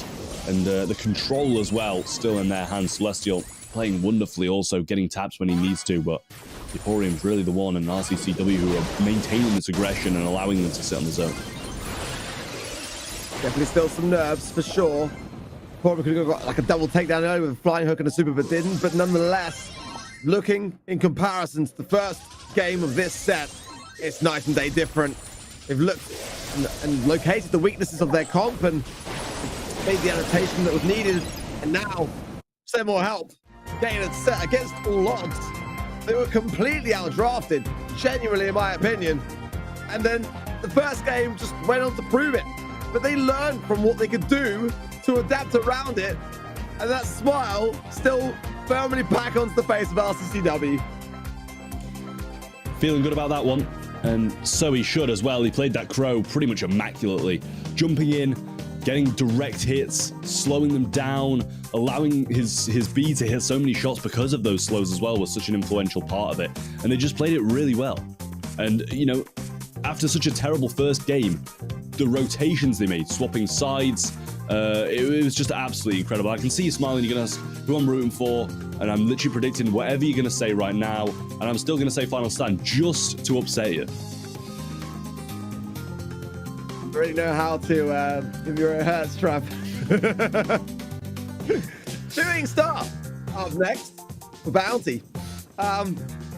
A commendable attempt there from Final Stand, but again, the draft, I've got to bring it back around to that for me again, because should have had that really. That was their moment to get ahead of this one, and it does make me feel as though the mechanics of the gameplay are kind of more with some more help, as technicalities of that game they had to be on point. You saw RCCW landing in just beautiful ways on the Crow side, as he rightly pointed out, and just keeping that pressure on, really holding his team together with some of the nerves that were being displayed from Celestial and others. Shooting Star, again, a much slower game pace-wise, as we saw, and that same idea in knockout, it went the way of Final Stand. So I kind of feel like that is possibly something to consider here for them. It does seem like they cater more to that kind of game mode. Definitely one that could easily go to the fifth and final set. Hope it does. For all our sakes, Trev. Let's see. Drop right. Gotta ban out the usual suspects. Piper, Nanny. Max, ideally as well, is very much up there for me. One that hasn't really necessarily shown his face too much in shooting star. Otis coming in today for the first time. So wouldn't be at all surprised to see that on the ban list either. Yeah, well, bans should be coming through momentarily as well, so we'll see. Otis going to be banned out, so along with Bonnie and Carl, good bans from them, especially considering they're the second pick. Final Stand going to get rid of Byron, Fang, and Nanny. Piper still being left open. We've still got some of those long-range brawlers, Bell left open as well. Max is still in the mix and stuff like that, so Final Stand have got their pick, but Semi Help, I feel I might even be in the better position here with the next two. Yeah, it's a tough thing. I mean, I'm thinking straight away Max and Gene, and Gene's the first one. Will Max be the one to follow it up, because it's going to provide a lot of pressure against the Piper. Very hard to defend against it. But there are still a lot of other options too. They want to play a bit safer. Bell, potentially B, even if they want to keep the range. They do need something of a heavy hitter, it's fair to say. Gene can only do so much. You've got to have the support there as well to back it up, and it is going to be Bell. I don't mind it. I don't mind it, but there is still Max available. A Final Stand secure that one. It's going to be tough to be able to land those gene pools. It really is. And Semi Help, I believe that's probably what they're looking for. They're looking for the Max for that last pick. Pair it with the Gene and just run at them. Try to get that approach, and if not, like, Max can hold its own at range. Like, mid-range, Gene and Bell can take the long-range fights, and Max can hold its own in the mid. Janet going to be the second pick from Final Stand. I like it. I think they've got a couple of good brawlers here, especially on this map. You know, Janet and Piper are quite commonly bans on this map as well, so they've definitely got a good combination there, and it's surprising to see Semi Help not picking that up. I'd completely forgotten about it, to be honest. They do have this last pick now as well, and honestly, it's going to have to be a good one, because with Semi Help with the last, they're at a bit of a disadvantage. Bo, I'm not sure how I feel about that. Yeah, me neither, to be honest. Not necessarily a great map for it unless you combine it with a Nanny and go with the cheese. Do Semi Help go Max now, or do they have some other ideas in mind? There are some throwing options available to them. They have shown today that they do like opting towards it in a variety of game modes. Sam. Oh, that is a risky one here. I mean, it does have the ability to push up the map in a very strong way, but you're going to be then separated by doing so against the healing pass from the Gene. To pick it, all I will say is that you've got to be confident. So clearly they've tried and tested this on some level, because if they haven't, this could be very risky. I mean, I think it's risky no matter what, really. He's just going to try and sit here and heal, or are we just going to go back to the mid? And because the majority of the map's open, so if he throws it... Oh. I mean, what I was going to say before he just randomly stood still was, you're just going to throw your things out. You're going to throw your knuckle busters out, and by the time you got them back, it's going to be across the map, because there's not many walls. RCCW's back, and I wonder whether that was the low battery. I kind of feel like the timing would make sense. And if it is, well, you better get some juice quick. 3 stars, though, with Send More Help, as a result of others aside from RCCW just covering the slack, and the very much trick as well. It's going to be a good brawler to have for the gene pools for sure, so Emporium needs to really land them. Then RCCW can get the value even if he can't get his positioning on the map. Those hills, those magic paths yet coming in nicely there. It's a bit more from Strong there on the right. Those connecting shots do land. A little bit of Celestial there, but not able to get the pickup. He's going very aggressive, and he's feeling good about it as well. Needs this heal, does get it off, but needs to throw another one now as well. He threw it aggressively, I think, and that's just plainly given the lead to Final Stand when there was no need to go aggressive at all. Balls now, get a heal off for a second. Break of the wall there is good, but it will still give a little tiny bit of cover for RCCW, but a pull here needed. Emporium needs to close the gap. Massively so. Janet will take to the skies. Can't be hurt. Hiver, though, with the range. Able to keep it all at bay. And Sim will help going back. They can't. They're going to go the aggressive. It's now or never realistically here. But RCW's going to be cautious. The ball was there, but not quite enough range. She has to land it. Final stand. Going to be able to secure this game. Deprive. Sim will help of moving on to a match point. Very crucial moment here. Very much so. And this sound pick is just not paying off. There's a reason why people aren't banning it in Bounty, because it's not good. We saw it earlier. It failed in Bounty. We see it now. It's failing in Bounty. And I just don't see how you can pick it on Shooting Star. It doesn't make sense at all. Well, Swift right-hand side lane takedown of... Again, Simmer helping. Placed on the back foot. Shran doing a good job here. I don't know realistically here what even Simmer help can do. This the first takedown there, but the throwing of the gauntlet too far into the mid. Needs to be more to the left and a bit more passive play. Sam is a very strong brawler, but you also do need to really time the runs and determine whether you're like there, you're just going to be feeding stars. It's really worth staying back as Abhishek takes it to the skies. What goes up must come down. Can they be able to pick it off? No, body blocking nicely done. Final stand looking very comfortable with this draft. Despite me not being sure about the bow, oh, but hang about. Very close now. I just don't know whether Simmer help will be able to get a lead here. Oh, take it back. You were saying? Lead in the hands of some more help now. Not a clue how, but it has happened. And Abhishek can't go too aggressive either, because that's just going to swing it way too much, whereas the stars are very much split out across Sem more help, and not one of them can go aggressive. That is the issue. Gene pull available. We've got Celestial with the super as well, and needs to try and mark someone up to make it even harder to push up, because then if one of these gauntlets hits, it's going to be difficult for them to do anything. It's there. The shot isn't, though. He throws it out, doesn't get the connection, has gadgets, though, which means he can pull him back into it. But he doesn't want to risk losing the game on the short-sightedness of just seeing a kill and running for it.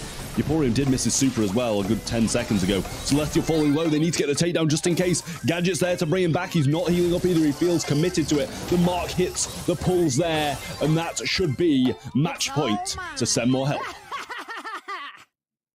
Celestial absolutely playing like a boss.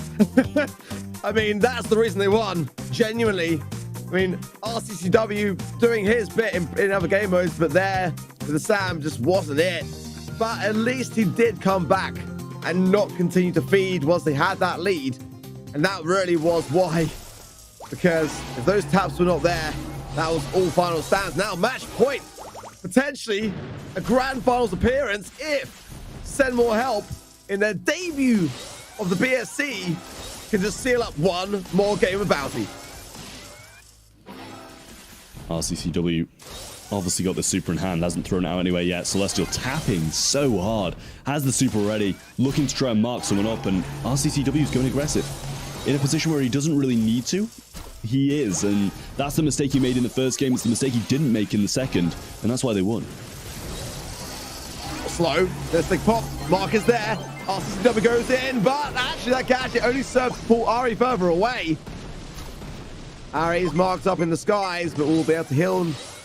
Celestial, for the meanwhile, just making use of time to get rid of these bone mines, but also further himself. RCW's in a good spot now, but he's got to just buy more time. Use the other wall, actually, for Knuckle Busters. There is giving him a bit more of a line of sight. Oh, he's trying to pull it in to allow Celestial to pick up the shot, but wasn't there. The lead, however, is 1 star in favor. Oh, good tap from Celestial there. And he is, again, where he's thriving in these moments where they are just in the lead. Oh, my word. The explosiveness of this kid is beautiful. The thing is now, though, he can't get his gauntlet back because it's so far out the map, he can't get super to retrieve it. But it doesn't matter because they're getting Vengeful Spirit snipes from across the map for Emporium, and this might be it. The jump up from Sran now, trying to bring something back, but the Celestial does not stop hitting. Neither does Emporium, keeping them low. Janet's not making any moves. RCW is trying to deflate the push. As he goes down, it doesn't matter. The takedown's there. Send More Help are going to the grand finals of the SESA monthly final.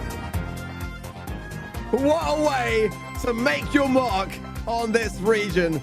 It's their first monthly final, and they're not only going to be celebrating the victories, but they're going to the grand finals to face off against a team that have got over 1,000 points with every single month a grand finals win. This is the underdog, Trav. This is the team, this region are hoping to be able to do the unthinkable. And can you imagine the potential storyline if they do? The David and Goliath story. And I, for one, hope it happens. I'm not going to lie. I really do. It will be poetry in motion after the semifinals that Stalwart had today. My goodness me. What a way to see out the final semifinal of the day. And I'm looking forward to what's to come. I really, really am. I think this is going to be an absolutely incredible match. And, you know, even just getting to the finals, not even beating Stalwart, is going to put these guys on people's radars for 2023. Because just looking at the webcam, you can see he's young. He might have even just turned 16 and only be just starting making his mark in competitive. He could have not been here for the rest of the year because he wasn't of age. That's the thing. And he could have just sprung in, taken this region by storm. And this might be the competition that Stalwart need to be able to, you know, have scrims before Worlds, stuff like that, to improve themselves and do better than what they did at MSI. And my worry here as well is that Stalwart, you know, we're just throwing out trick shots and, you know, being overconfident earlier. Well, against a newcomer, you're more likely actually to do that same thing. And, you know, these guys have got skills. They've got nerves, it's also fair to say. There's definitely some mistakes, not only in the draft there, as we saw in Shooting Star for Bounty, but also in some of the moments where it is tense. You know, they are also a team that are able to adapt under that kind of pressure. When they land their shots, they land them big, and you cannot deny that. You know, Celestial again doing some great work in that last game on the battle pick, keeping those ranged brawlers clearly ones that are dear to his heart. You know, we saw him really earlier as well. What a day it's been so far. Let's go back to the bracket. Trav, talk us through the day for those that may have been just joining the stream before the grand finals commence, and where today has gone for the teams in front of us. Well, Stalwart Esports did start off against India's finest, who is Response X9J, some extremely notorious players in the region, and did finish them off quite nicely with a quick 2-0. They then faced Blitz Esports, who had beaten Serinity with a 2-0 victory. Pretty much didn't really breeze past them, had a few hiccups. Blitz had some connection issues, and they did manage to win 3-1, which puts them in the finals. Send More Help beat Mystic Esports in an upset, and then beat Final Stand in an upset, and possibly might even beat Stalwart Esports here with an upset if they continue how they're playing today. It wouldn't be just an upset in the bracket for today. It'll be an upset that will ricochet throughout the entire global regions, especially Stalwart Esports undefeated, not only in grand finals, but also in qualifiers. The only team to be able to get to the world finals under those circumstances was Nova Esports last year, and one game away, our Stalwart Esports being the second team to ever do so. But I gotta say, I placed my prediction before we got to this point, and it was Stalwart. It would be fitting for them to finish as they started this year.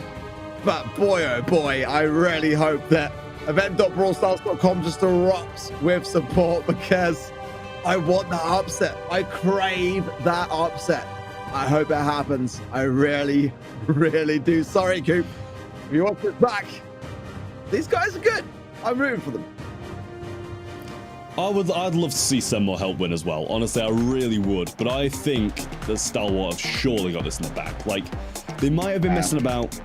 They might have been overconfident, even arrogant at certain points. Trick shots, just doing stuff that they shouldn't be doing, BMing, stuff like that. But they are undefeated in this region, 100% win rate in competitions because of who they are.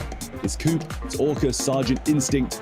They probably are the 4 best players in the region, and they're all on one team. It's a super team for this region, and that's why they're undefeated, and I don't think they'll be stopping now. Yeah, I think it's fair. I think it's fair. It's one of those things with Stalwart that, yeah, if they're messing around, it looks terrible.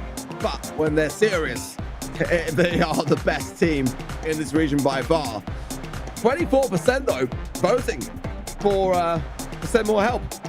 That is actually quite a lot for a team that are fresh to the BSC this month against a team that have not faltered this entire year as far as the leaderboards and the qualifiers is concerned. So there is that definite trend towards the idea that it can be done, and that they have demonstrated on the side of Semifinal Help that they've got the skill potentially, and it's just with the stars in line in their favor. But again, I gotta say, I think it would be such an interesting way to see out the year if a completely new team come in and cause the upsets. But again, this is going to be one of those moments that I feel within my gut will probably likely turn into Stalwart just getting back down to business. And when they do that, they are, really able to make the chemistry that they've been able to establish this year show for itself. Of course, Orca coming in last month, that roster change, and I wonder how they're looking back at that now that it was almost responsible for the loss earlier today in the semi-finals. But nonetheless, curious to see how Stalwart will fare here. Will they finish strong? That is the question on everyone's mind, as they would love to going into the World Finals. It'd be a hard hit for them as well if they didn't win this one going into the World Finals. It's kind of the thing of like, they've been performing all year long, but then when it gets close to Worlds, they do badly. That would not be good. They would have to, they'd be thinking they'd done something wrong, and it could have genuinely just been a mistake, or, Sem more help playing extremely well, but it would be on their minds. It always is going to be when you're heading into the global phase of the competition, and you're going to be doubting yourself. And you can't doubt yourself on the big stages. World Finals, you cannot doubt yourself. You need to always be on your top form if you even want to get out of that first round. Not just doubting yourself, but having other teams doubt you, I think, as well, because this is a team making the debut. They're not necessarily established, and at a stage where we haven't seen so much from Semifinal Help, anything at all, realistically, sprung out of nowhere. But they're in the grand finals, and deservedly so. That's the thing. It's not just because they've been lucky. It's because they've been really good and able to manage those nerves that so many teams, when they make those debuts happen, are not able to control. So again, just waiting for one player to finish checking in, and then we'll be swiftly into the draft. But I'm so excited for this, and I hope it's close nonetheless. I mean, I don't necessarily care who wins in that same respect. I just want to see great Brawl style. I want to see close battles, and hopefully no more trolls and that kind of stuff, trick shots. I just want to see it be epic.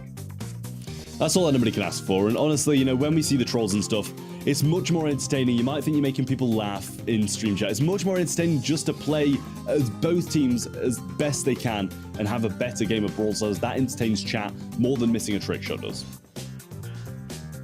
Yeah, it's like, trick shots are great when you've got that flair, and it's like a moment where it makes sense, and it causes like some of the best moments in Brawl. But when you've got like an open goal and then it goes wrong, it's you have egg on your face. Let's say that.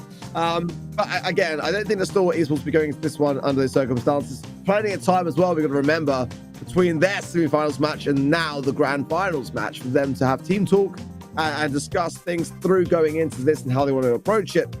For Semifinal Help, they don't get that luxury as well. We got to point that out. If it starts to show that they are seemingly on top of things going into this first set and looking strong, then even more power to them, because they've been through a lot in that last semi-final stage. And this is, again, the titan of this region. I mean, for a team that are making their first ever monthly final debut, you've got to remember, like, that I mean, if the nerves were not bad enough to get to the semi-finals, you're in the grand final now. Nerves mounting. It's Stalwart Esports. Your nerves are up there. I mean, if they keep their cool here, I mean, their prospects going into next year are going to be looked at very, very highly. They really are. And I mean, what you said about, Stalwart having time to prepare and stuff, I honestly think it might be better for Sem more help to not have that. Take them by surprise. Just come off the back of a big win and go into another game feeling confident after that big win. I think that's the best possible thing they could have, because when you start to prepare and you do drafts and stuff, start to prepare drafts, and then it kind of goes off plan, and then you start to panic. That's when the real nerves hit, and when you start to be confused, worried about stuff. You just need to go in, draft whatever, as long as it's good. Don't get me wrong, don't just draft whatever, just draft something good and just go at them. Because a team like Stalwart, they're so experienced. They're not going to let these kind of mistakes slip through unless they want to, of course, like they did in the previous ones. But in a grand finals, you expect them to come at it full force and just go for it. And you need to do the exact same. No preparation might help them. Coming off the back of a big win, momentum's on their side. They need to just go for it. Yeah, exactly that. And there has been some weak points to some of the drafting, as we know, as we just saw with Semifinal help in the last game that we witnessed with the Sam pick and Bounty, and and again, just kind of not valuing highly enough some of the picks that we saw in Open Zone as well, that they were able to make that win count still. We were going into the draft very swiftly, so as again, to be fair to the players of Semifinal help, they have just been through a really grueling semi-finals as well. I'm more than happy to kill some of the downtime for them if it means them having a bit of a chance to refresh. But going into our first match, surely so, Trav, and such an important one for both two teams here, but arguably much more on the line for Stalwart, who wants to keep their reputation intact. Definitely so, and it's not just the fact of losing, it's losing against a team who's never been in a monthly final. Never mind being in a monthly final. There will be something on their minds, but bans should be in shortly. We're in. First map being Deeper Diner, Stalwart getting rid of the Squeak, Gene, and Penny. We're going to have some more help getting rid of Ruffs, Janet, and Otis. 6 Brawl bans. Quite like it, not going to lie. Bonnie, first pick out the gates, Stalwart Esports. One that probably be with Cooper, I imagine. I think he was playing it with Bonnie earlier. But no shortage of supply of t-shirts there as well, I realized, from RCCW. I'm not sure if he's playing in the closet or not, but clearly he's doing the best he can. Carl's first pick, Semifinal help. Picking out the Griff as well. Griff can get a great amount of pressure on this map. It can also open things up more so to allow the Bonnie to thrive, which may go for or against them. Response coming in from Stalwart Esports now. Still some options available, but some things surely to think about here. Yeah, I like where Semifinal help are going so far. They've gone for the Surge, obviously, to counter out this Carl. Spinning in, you can get the jump over, get some damage on. And they've gone Primo. Yeah. Anything from you, Ark? Because in my eyes, what does this counter? I don't know what they are thinking. I mean, you're looking at down the barrel of a Griff that can open up the map in its entirety. I mean, on a map like Deep Diner, where can you go? I mean, I don't know whether this is like a flex from Stalwart or not, but like if they make it count and work, then maybe that's their strategy in some evilly twisted way here. Because, I mean, I don't know. It's very rare that I am speechless.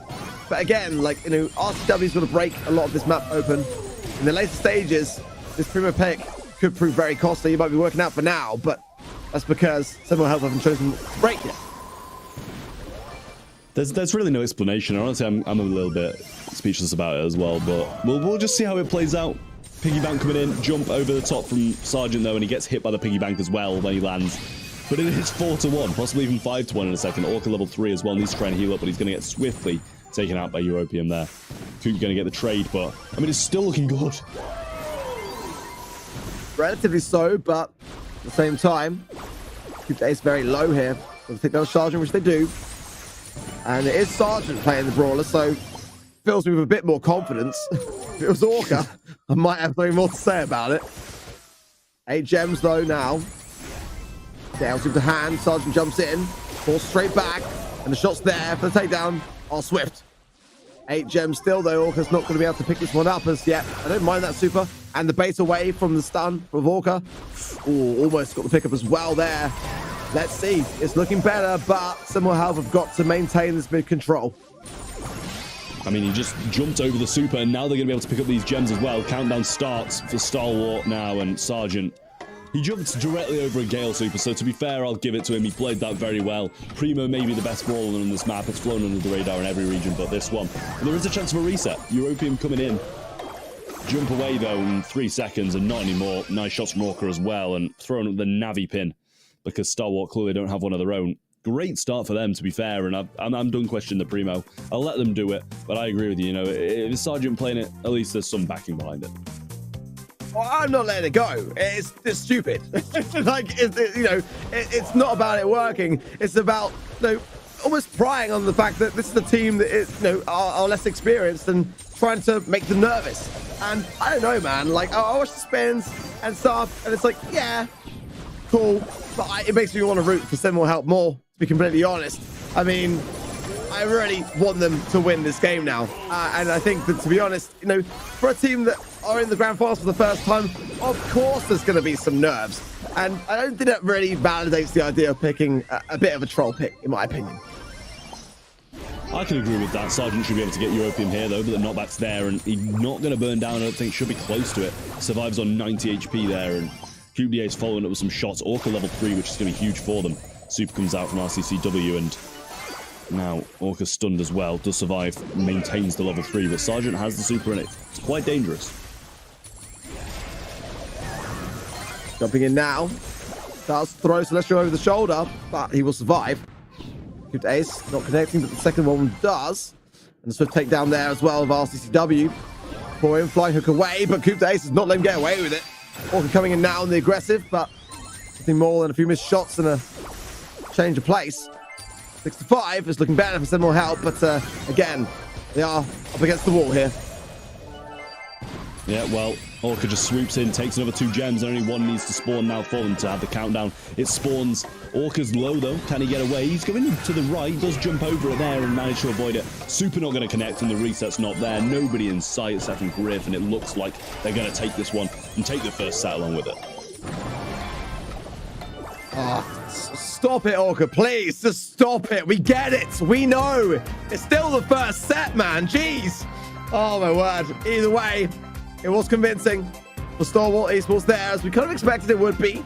Again, for a team that are making their debut here today, they've had a fantastic run. But Stalwart have yet to lose a grand final. This is where, again, the confidence being displayed by them is very apparent, let's say, to put it mildly. But again, I don't want it to take away from anything that, Semifinal help have achieved today. I think they should be able to go away holding their heads high no matter what happens here. So I just don't think we need necessarily the amount of BM that we are seeing under the circumstances, despite the fact that they've had, the best run of any team in any region in the BSC this year. They want to end high, they want to celebrate, but come on, guys, give them a break. Yeah, I mean, at the end of the day, I think Primo really wasn't a good pick. It wasn't, the worst when it's in Sergeant's hands. It seemed to pay off at some points. He avoided a few KL supers with it. You do you, but you win that match with a different brawler, and you don't mess around. That's my opinion at least. But it's going to be Brawl Ball next, and if they do bring something similar, it might honestly work out again just because of the aggressiveness. It wouldn't surprise me if they just try to play Primo all the sets if they're bringing this kind of mentality to it, and it worked, so they're not going to be set back by it either.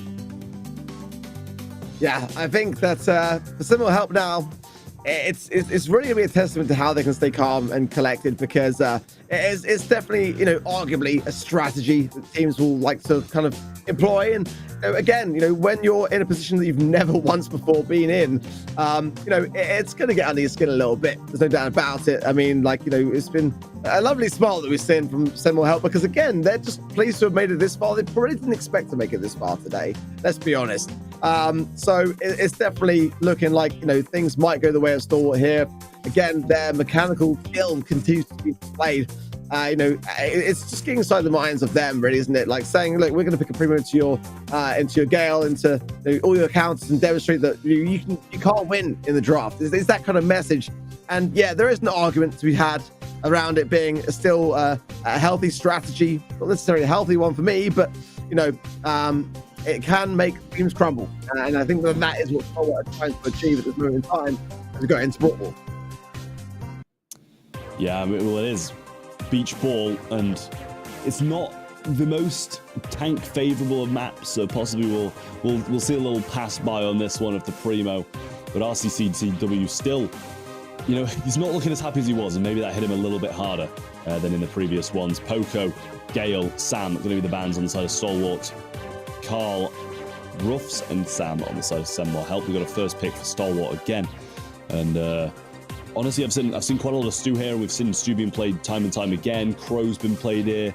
Sandy, not so much though as a first pick. Yeah, it's definitely something that can have a great deal of ability to be able to push back through the situation, and unpredictability forces then a defensive measure. Semifinal Help who are going to be opting in for Surge, one that we've seen quite a fair bit from Stalwart today already. It's one they like. It's again a bit risky in the sense that you've got to be able to earn those stacks early on, and Otis to follow up, who we've seen a great deal of today. Curious to see what the win rates are as well for it, as the stats start to come in more now that we've had that buff to it. Evie coming in for Stalwart, brawlers that we've not seen once today. Like, you're picking a BB into Surge like it's #1 counter, and Otis is also #1 counter. Dynamite is a third pick, and I honestly don't know what to say at this point, other than send more help. Just please, 3 sets in a row now, just beat them. Yeah, I mean, again, like, these brawlers only make me want Semifinal Help to win. And I know what Stalwart are going to do. You know, if Semifinal Help start to win, they're going to continue trolling until that final moment where they're going to start to try. And I just been a pretty poor example for the region, to be completely honest. We know that you guys are skillful. There's no doubt about it. We've been singing your praises all year long. But again, I don't know. I think that considering that on paper the performance has been flawless all year long, I think the attitude needs a bit of an adjustment. I can agree with that. We are seeing still 0-0. Not bad control from either team, really, but it looks like Stalwart Esports is still on top here. Emporium now does get the takedown, and RCCW trying to push it up. Celestial, level 3, needs to try to get this jump and jump over the BB knockback, but he doesn't manage to. Stuns there as well. Sergeant going to throw out the super, and RCCW is going to fall. Jump over the top. I'm not sure about that play, but he gets his ammo back from the gadget. Nice play from him. BB swipes, cleans up, and that's not going to be a goal. Emporium has to throw it backwards and try to start from square one once again. Well, RCW has got super hand. Will stand out. Sergeant, pop the gadget, wasted. Orca, dancing around the situation, swipes, and he's going to lose there for the batting stance for it. Pops the gadget as well, trying to get the heals off. I think there's also healing wins there as well. RCW can't really help this push, and Sergeant comes in, has got the stun to hand as well. Evaded though by Celestial, but a defense nonetheless for him coming in from the side, but this is a pretty solid defense so far from Stalwart. Emporium's still there, trying to get some shots towards this super where he can make some big things happen. Super's going to be missed by RCCW. Might be able to follow up with a kill anyway, but healing winds are doing a lot of work. Emporium needs that super now to shut off Orca, but he doesn't manage to get in. It's a 3v1 on defense. Celestial not going to be able to force this one in and waste his level 4. Does get one though, avoiding some shots for Sergeant, and Orca's not there to help. There's a possibility, but it should be a quick respawn now, and it might be a walk-in. Never mind. Has to turn back as that dynamite shot does actually hit with a nice prediction from Sergeant. Shoot now, forced to juggle his tasks. Zorka picks up the left-hand side lane. Again, no goals on either side here, and as overtime approaches, it is Stalwart that needs to push forwards a little bit more to get themselves into a goal-scoring opportunity. Good. Super from Sergeant. Orca's got so much ability to be able to shoot this and misplaces it. Terrible, really, when you look at how easy that was to score. Super pass, Celestial evades the super, and will surely get it right in the net. And I am so glad for it, as Semifinal Help start to bring it back. He's looking happy again. This is what we like to see. A happy RCCW is a happy me. That's my new motto. As he's smiling after a nice little win. Very, very close game, to be fair, considering how much the counter composition there was. But you know, back into this game now. It's a much better start for Stalwart Esports. Super fast through, and that's going to be a walk-in for Orca. Quick goal for Stalwart, sorting things out quickly. Yeah, that's the kind of response you want to have. Realistically there, as BB does have that ability to really push things forwards. Bit of a misplay there as well. As the was the plan, but the action was turned into a full shot. Celestial jumps in, very overly aggressive as he will go down there, and Orca should free out to walk this in, but goes for the shot regardless. And very, very fast, speedy game for Stalwart. Now 1 game away from going on to the second set. I think Yaporium maybe was lagging there. He was definitely not actually playing at a certain point as a bot was moving forward for him. But regardless, Stalwart do take that game, and now 1 game away from having this second set in the bag.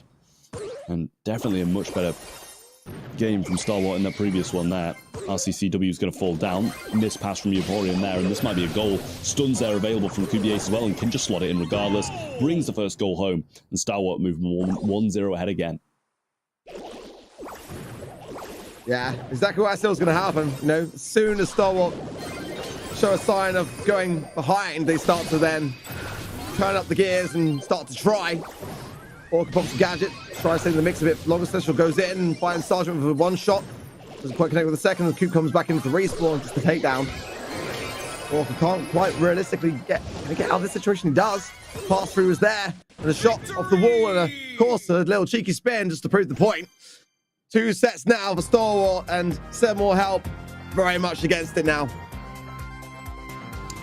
Definitely not a good position, and they're still, regardless of their extremely poor drafting skills, winning these games.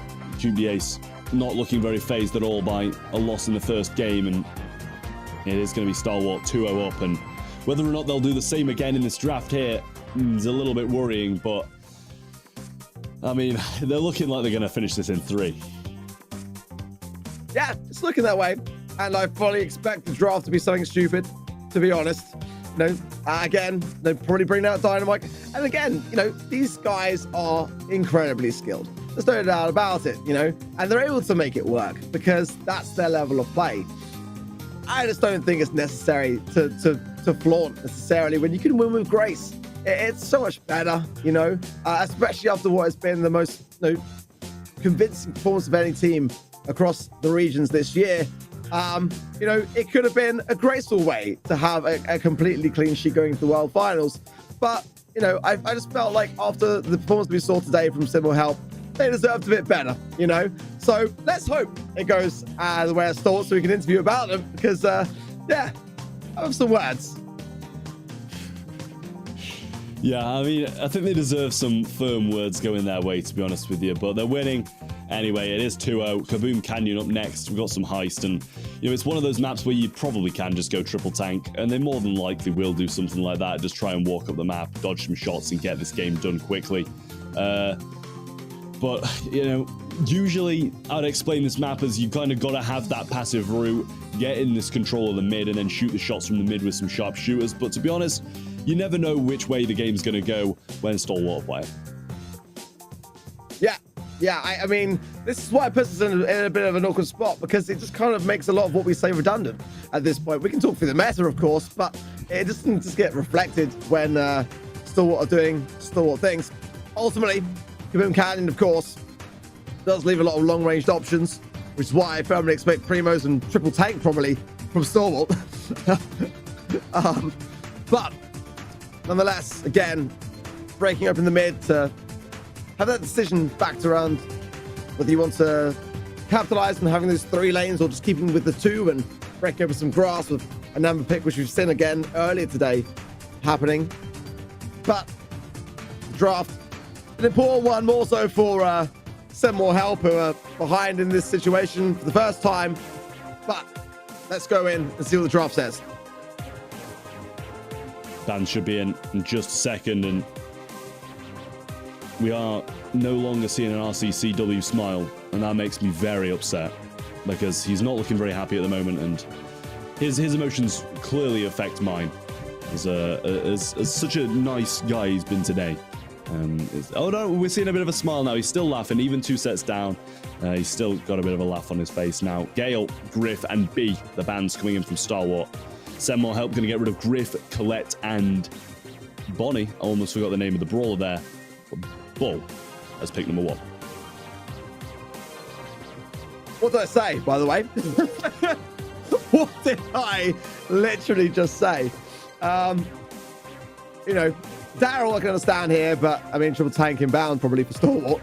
8-bit for me is a bit of a risky one, especially in heist. It's a very tough thing to make work considering the slow and sluggish nature of it. Notice again, still, yeah. I mean, sure.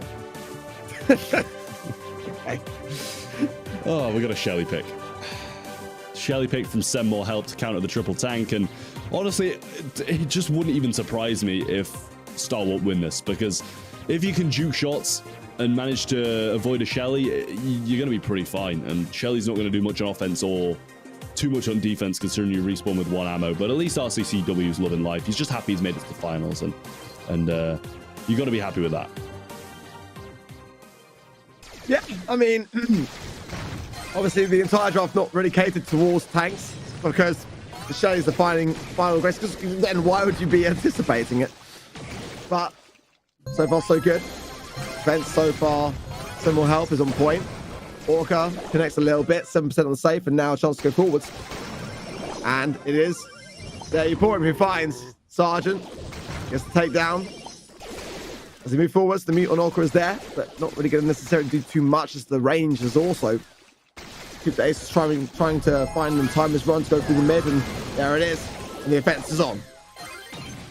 Nice stuff. 8-bits on the safe with this damage turret though, but Ball and Frank on the other side of things should be on the safe in just a moment. Massive damage raining down from RCCW here. Sergeant gonna throw on some shots, get the takedown surely. But a nice fight there from RCCW, and 11% in it. Play Pigeon, and Sergeant manages to avoid a few shots and actually takes him down as well. Not sure why he didn't use his super there. Clearly trying to get use of Play Pigeon. QDA's going up once more with his Ball super. Going to be muted by Celestial low and cleaned up quite nicely. Still 11% lead, and a missed gadget from Orca. Okay, well, pretty neck and neck. Orca should go down here and does to RCW's tap. Keep the Ace, final man standing, and not going to have to do much against the Shelly. Third and final pick, being a very smart one, and a lot of teams sometimes kind of don't go for it nearly enough when there are tanks on the board. The meet there from Celestial. We'll keep Orca having to go back on the defense, and Sergeant, though, will jump in now that he's been able to be fed the back of the shots. That's super. Let's see whether Stalwart can be able to push through this defensive line and get some more damage there behind here a little bit. So it's 5% now within it. 30 seconds remain, plenty of time for a turnaround. Super's there. Sergeant has his as well. Orca got the super. Gonna use it onto the Shelly. Get the shot on, but he's muted. Sergeant doesn't jump the safe, but Coupe d'Ace comes through. Gets two. Orca gets the other. Coupe d'Ace shots on safe. The lead's taken.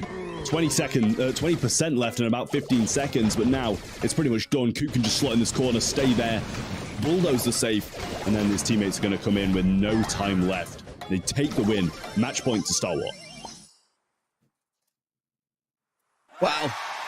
A chance to learn from some of the mistakes, but it just seems that the grand finals are a little bit too much. Send more help again. If you are just joining the stream, it's their monthly finals debut. You know, they got to the grand finals, and it just seems that now they're left to go away and feel like, you know, it was for less. Let's leave it that way. Now as Orca coming in, pops the gadget. Doesn't connect with it though. Coupe d'Ace is going to struggle again on this left-hand side lane matchup. It's a Emporium. It's nerdy super. Sergeant going to jump in now and continue to punish the situation. And if Orca gets super here, it could put the team in a bit of a nasty spot. 19% dealt, pretty much just by the Frank there. Jump there. I'm not sure if he got muted on the way. He didn't. Just managed to get it off in time, and big damage raining down. Shelly respawning now. That's what I mean. You respawn with one ammo. It's not really going to do too much. Super there as well. Going to connect with Emporium and suck in as well. Big damage coming through from Orca. Has the super in hand, and Coupe and Sergeant just trying to push forward one by one and just respawn cycle until they win this game. Wow. No sign of damage yet, but again, there's so many hit points on the side of Stalwart Esports' most connection there from Emporium. And RCCW doing his best on that 8-bit pick, which again, you find being quite a risky one. They surviving on a little bit there, but Orca again, it's just that rinse and repeat cycle that they're already up against here. Nice mutes there from Celestial. Orca's not going to connect at all with that super. Range was far too there to really do much with it. But you know, it's just the fact that Similar Help can't be able to go on the offensive enough because it's too much hit points to be able to deal with this. Orca has super once again. Fat splatter coming down. Celestial should be able to take it out, but auto aimed over on Sergeant instead of finishing off Orca. Coop has this super and just waiting. Sergeant jumps over the super once again. Might get Celestial down here as well. Doesn't manage to do it, but Coop is just going to try and slot in this top corner. Does manage to get there, and this is going to burn down a bit more time. 30 seconds on the clock, and unless he can get some serious damage down, but a massive double stun from Orca. He might get it again. He gets the double stun once more, and they know they've lost at this point. Celestial was shooting backwards there. Maybe they can pull through, but Coop is just going to go aggressive. RCCW trying to get some hit points onto the save. But now, Orca just tanking quite a lot of it in 13 seconds left. This is it. Stalwart Esports are going to be the 7-time monthly final champions of SESA, undefeated this year, and they will not stop today. GG's for that. Stalwart Esports go out with a bang. And sadly, to send more help, it will be come back next year for them, and I hope they do.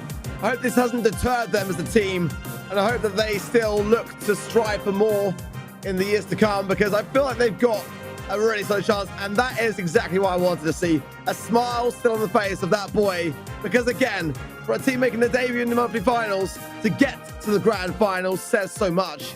RCCW and his team can be proud today of what they've achieved, and despite the trolls and the memes that stole through their way, they can still be the bigger man at the end of it. Good for them. I look forward to seeing more next year. I'm intrigued to see what 2023 has in store for them, but Stalwart Esports aren't finished this year yet. They'll be heading to the World Finals in late November. After such a successful run in the SESA region, I'm intrigued to see how they're actually going to be able to face off against other regions, because the past 2 times they have, World Finals last year, knocked out first round, I believe, and then MSI knocked out first round as well. So I'm intrigued to see if they can actually improve from what they've done in previous times to see if they can do a little bit better in 2022. Yeah, and it'd be terrible if that were the case, especially off the back of all the confidence they displayed in the final grand final of the year. It would be poetic, put it that way. But I'm sure we'll get an opportunity to speak to the team later on if we can get the interview lined up for it, and ask themselves, you know, whether that was because are they friends? We don't know. We do send more help for a brand new team as far as we're concerned, so we don't know what the relationship there is, to be fair, either. So, but nonetheless, you know, it does make a statement. The only team in the entire world to be able to enter the World Finals with a 4-figure sum number on the leaderboard, over 1,000 points earned by Stalwart Esports. That is a daunting thing, and completely undefeated, not only in grand finals, but also in qualifiers as well. You know, it does send a statement. They've also got to live up to that at the World Finals as well, and that is going to be the testament to Stalwart Esports to how are they going to finalize things there. Is it going to be a swift exit, or is it going to be rocking through the bracket as they have done all year long? Yeah, and you know, I'm just not sure how far they're going to progress, to be honest with you. But today, it's been exactly what they planned to do. Maybe not planning to do so much of the trolling at the end, but they came here today. They came here to win. They came here to finish the year with a 100% win rate in terms of overall matches, not sets, because I believe they have lost a few sets throughout. But they've played so well throughout this year. Maybe a little bit of trolling at the end, but they definitely are the team to deserve to be going to the World Finals. As you know, there hasn't been an overly massive amount of competition to really fight against them in this region, other than, you know, occasionally Team Wood, grassmuddoppin, then they break up, stuff happens when they realize they can't get to Worlds, and then they kind of just left sweeping through these brackets and really not having too many issues. But they definitely are the team who deserve to be going to the World Finals, and as I said, I'm intrigued to see how they do. Well, I believe we've got Coop Dace on the line. I'm assuming it's Coop Dace, as we were with his webcam throughout the entirety of today. So going straight to that now, and Coop, or Trav, as your name tag says, but no, Coop, how are you doing? Congratulations, first and foremost. Always a great thing to have you in an interview. You've never been a man who's been short for words. How do you feel, first and foremost? You're going to the World Finals, of course, we already knew that, but you're going there undefeated. Do you think that gives you more pressure off the back of how you're going to fare there in terms of your performance?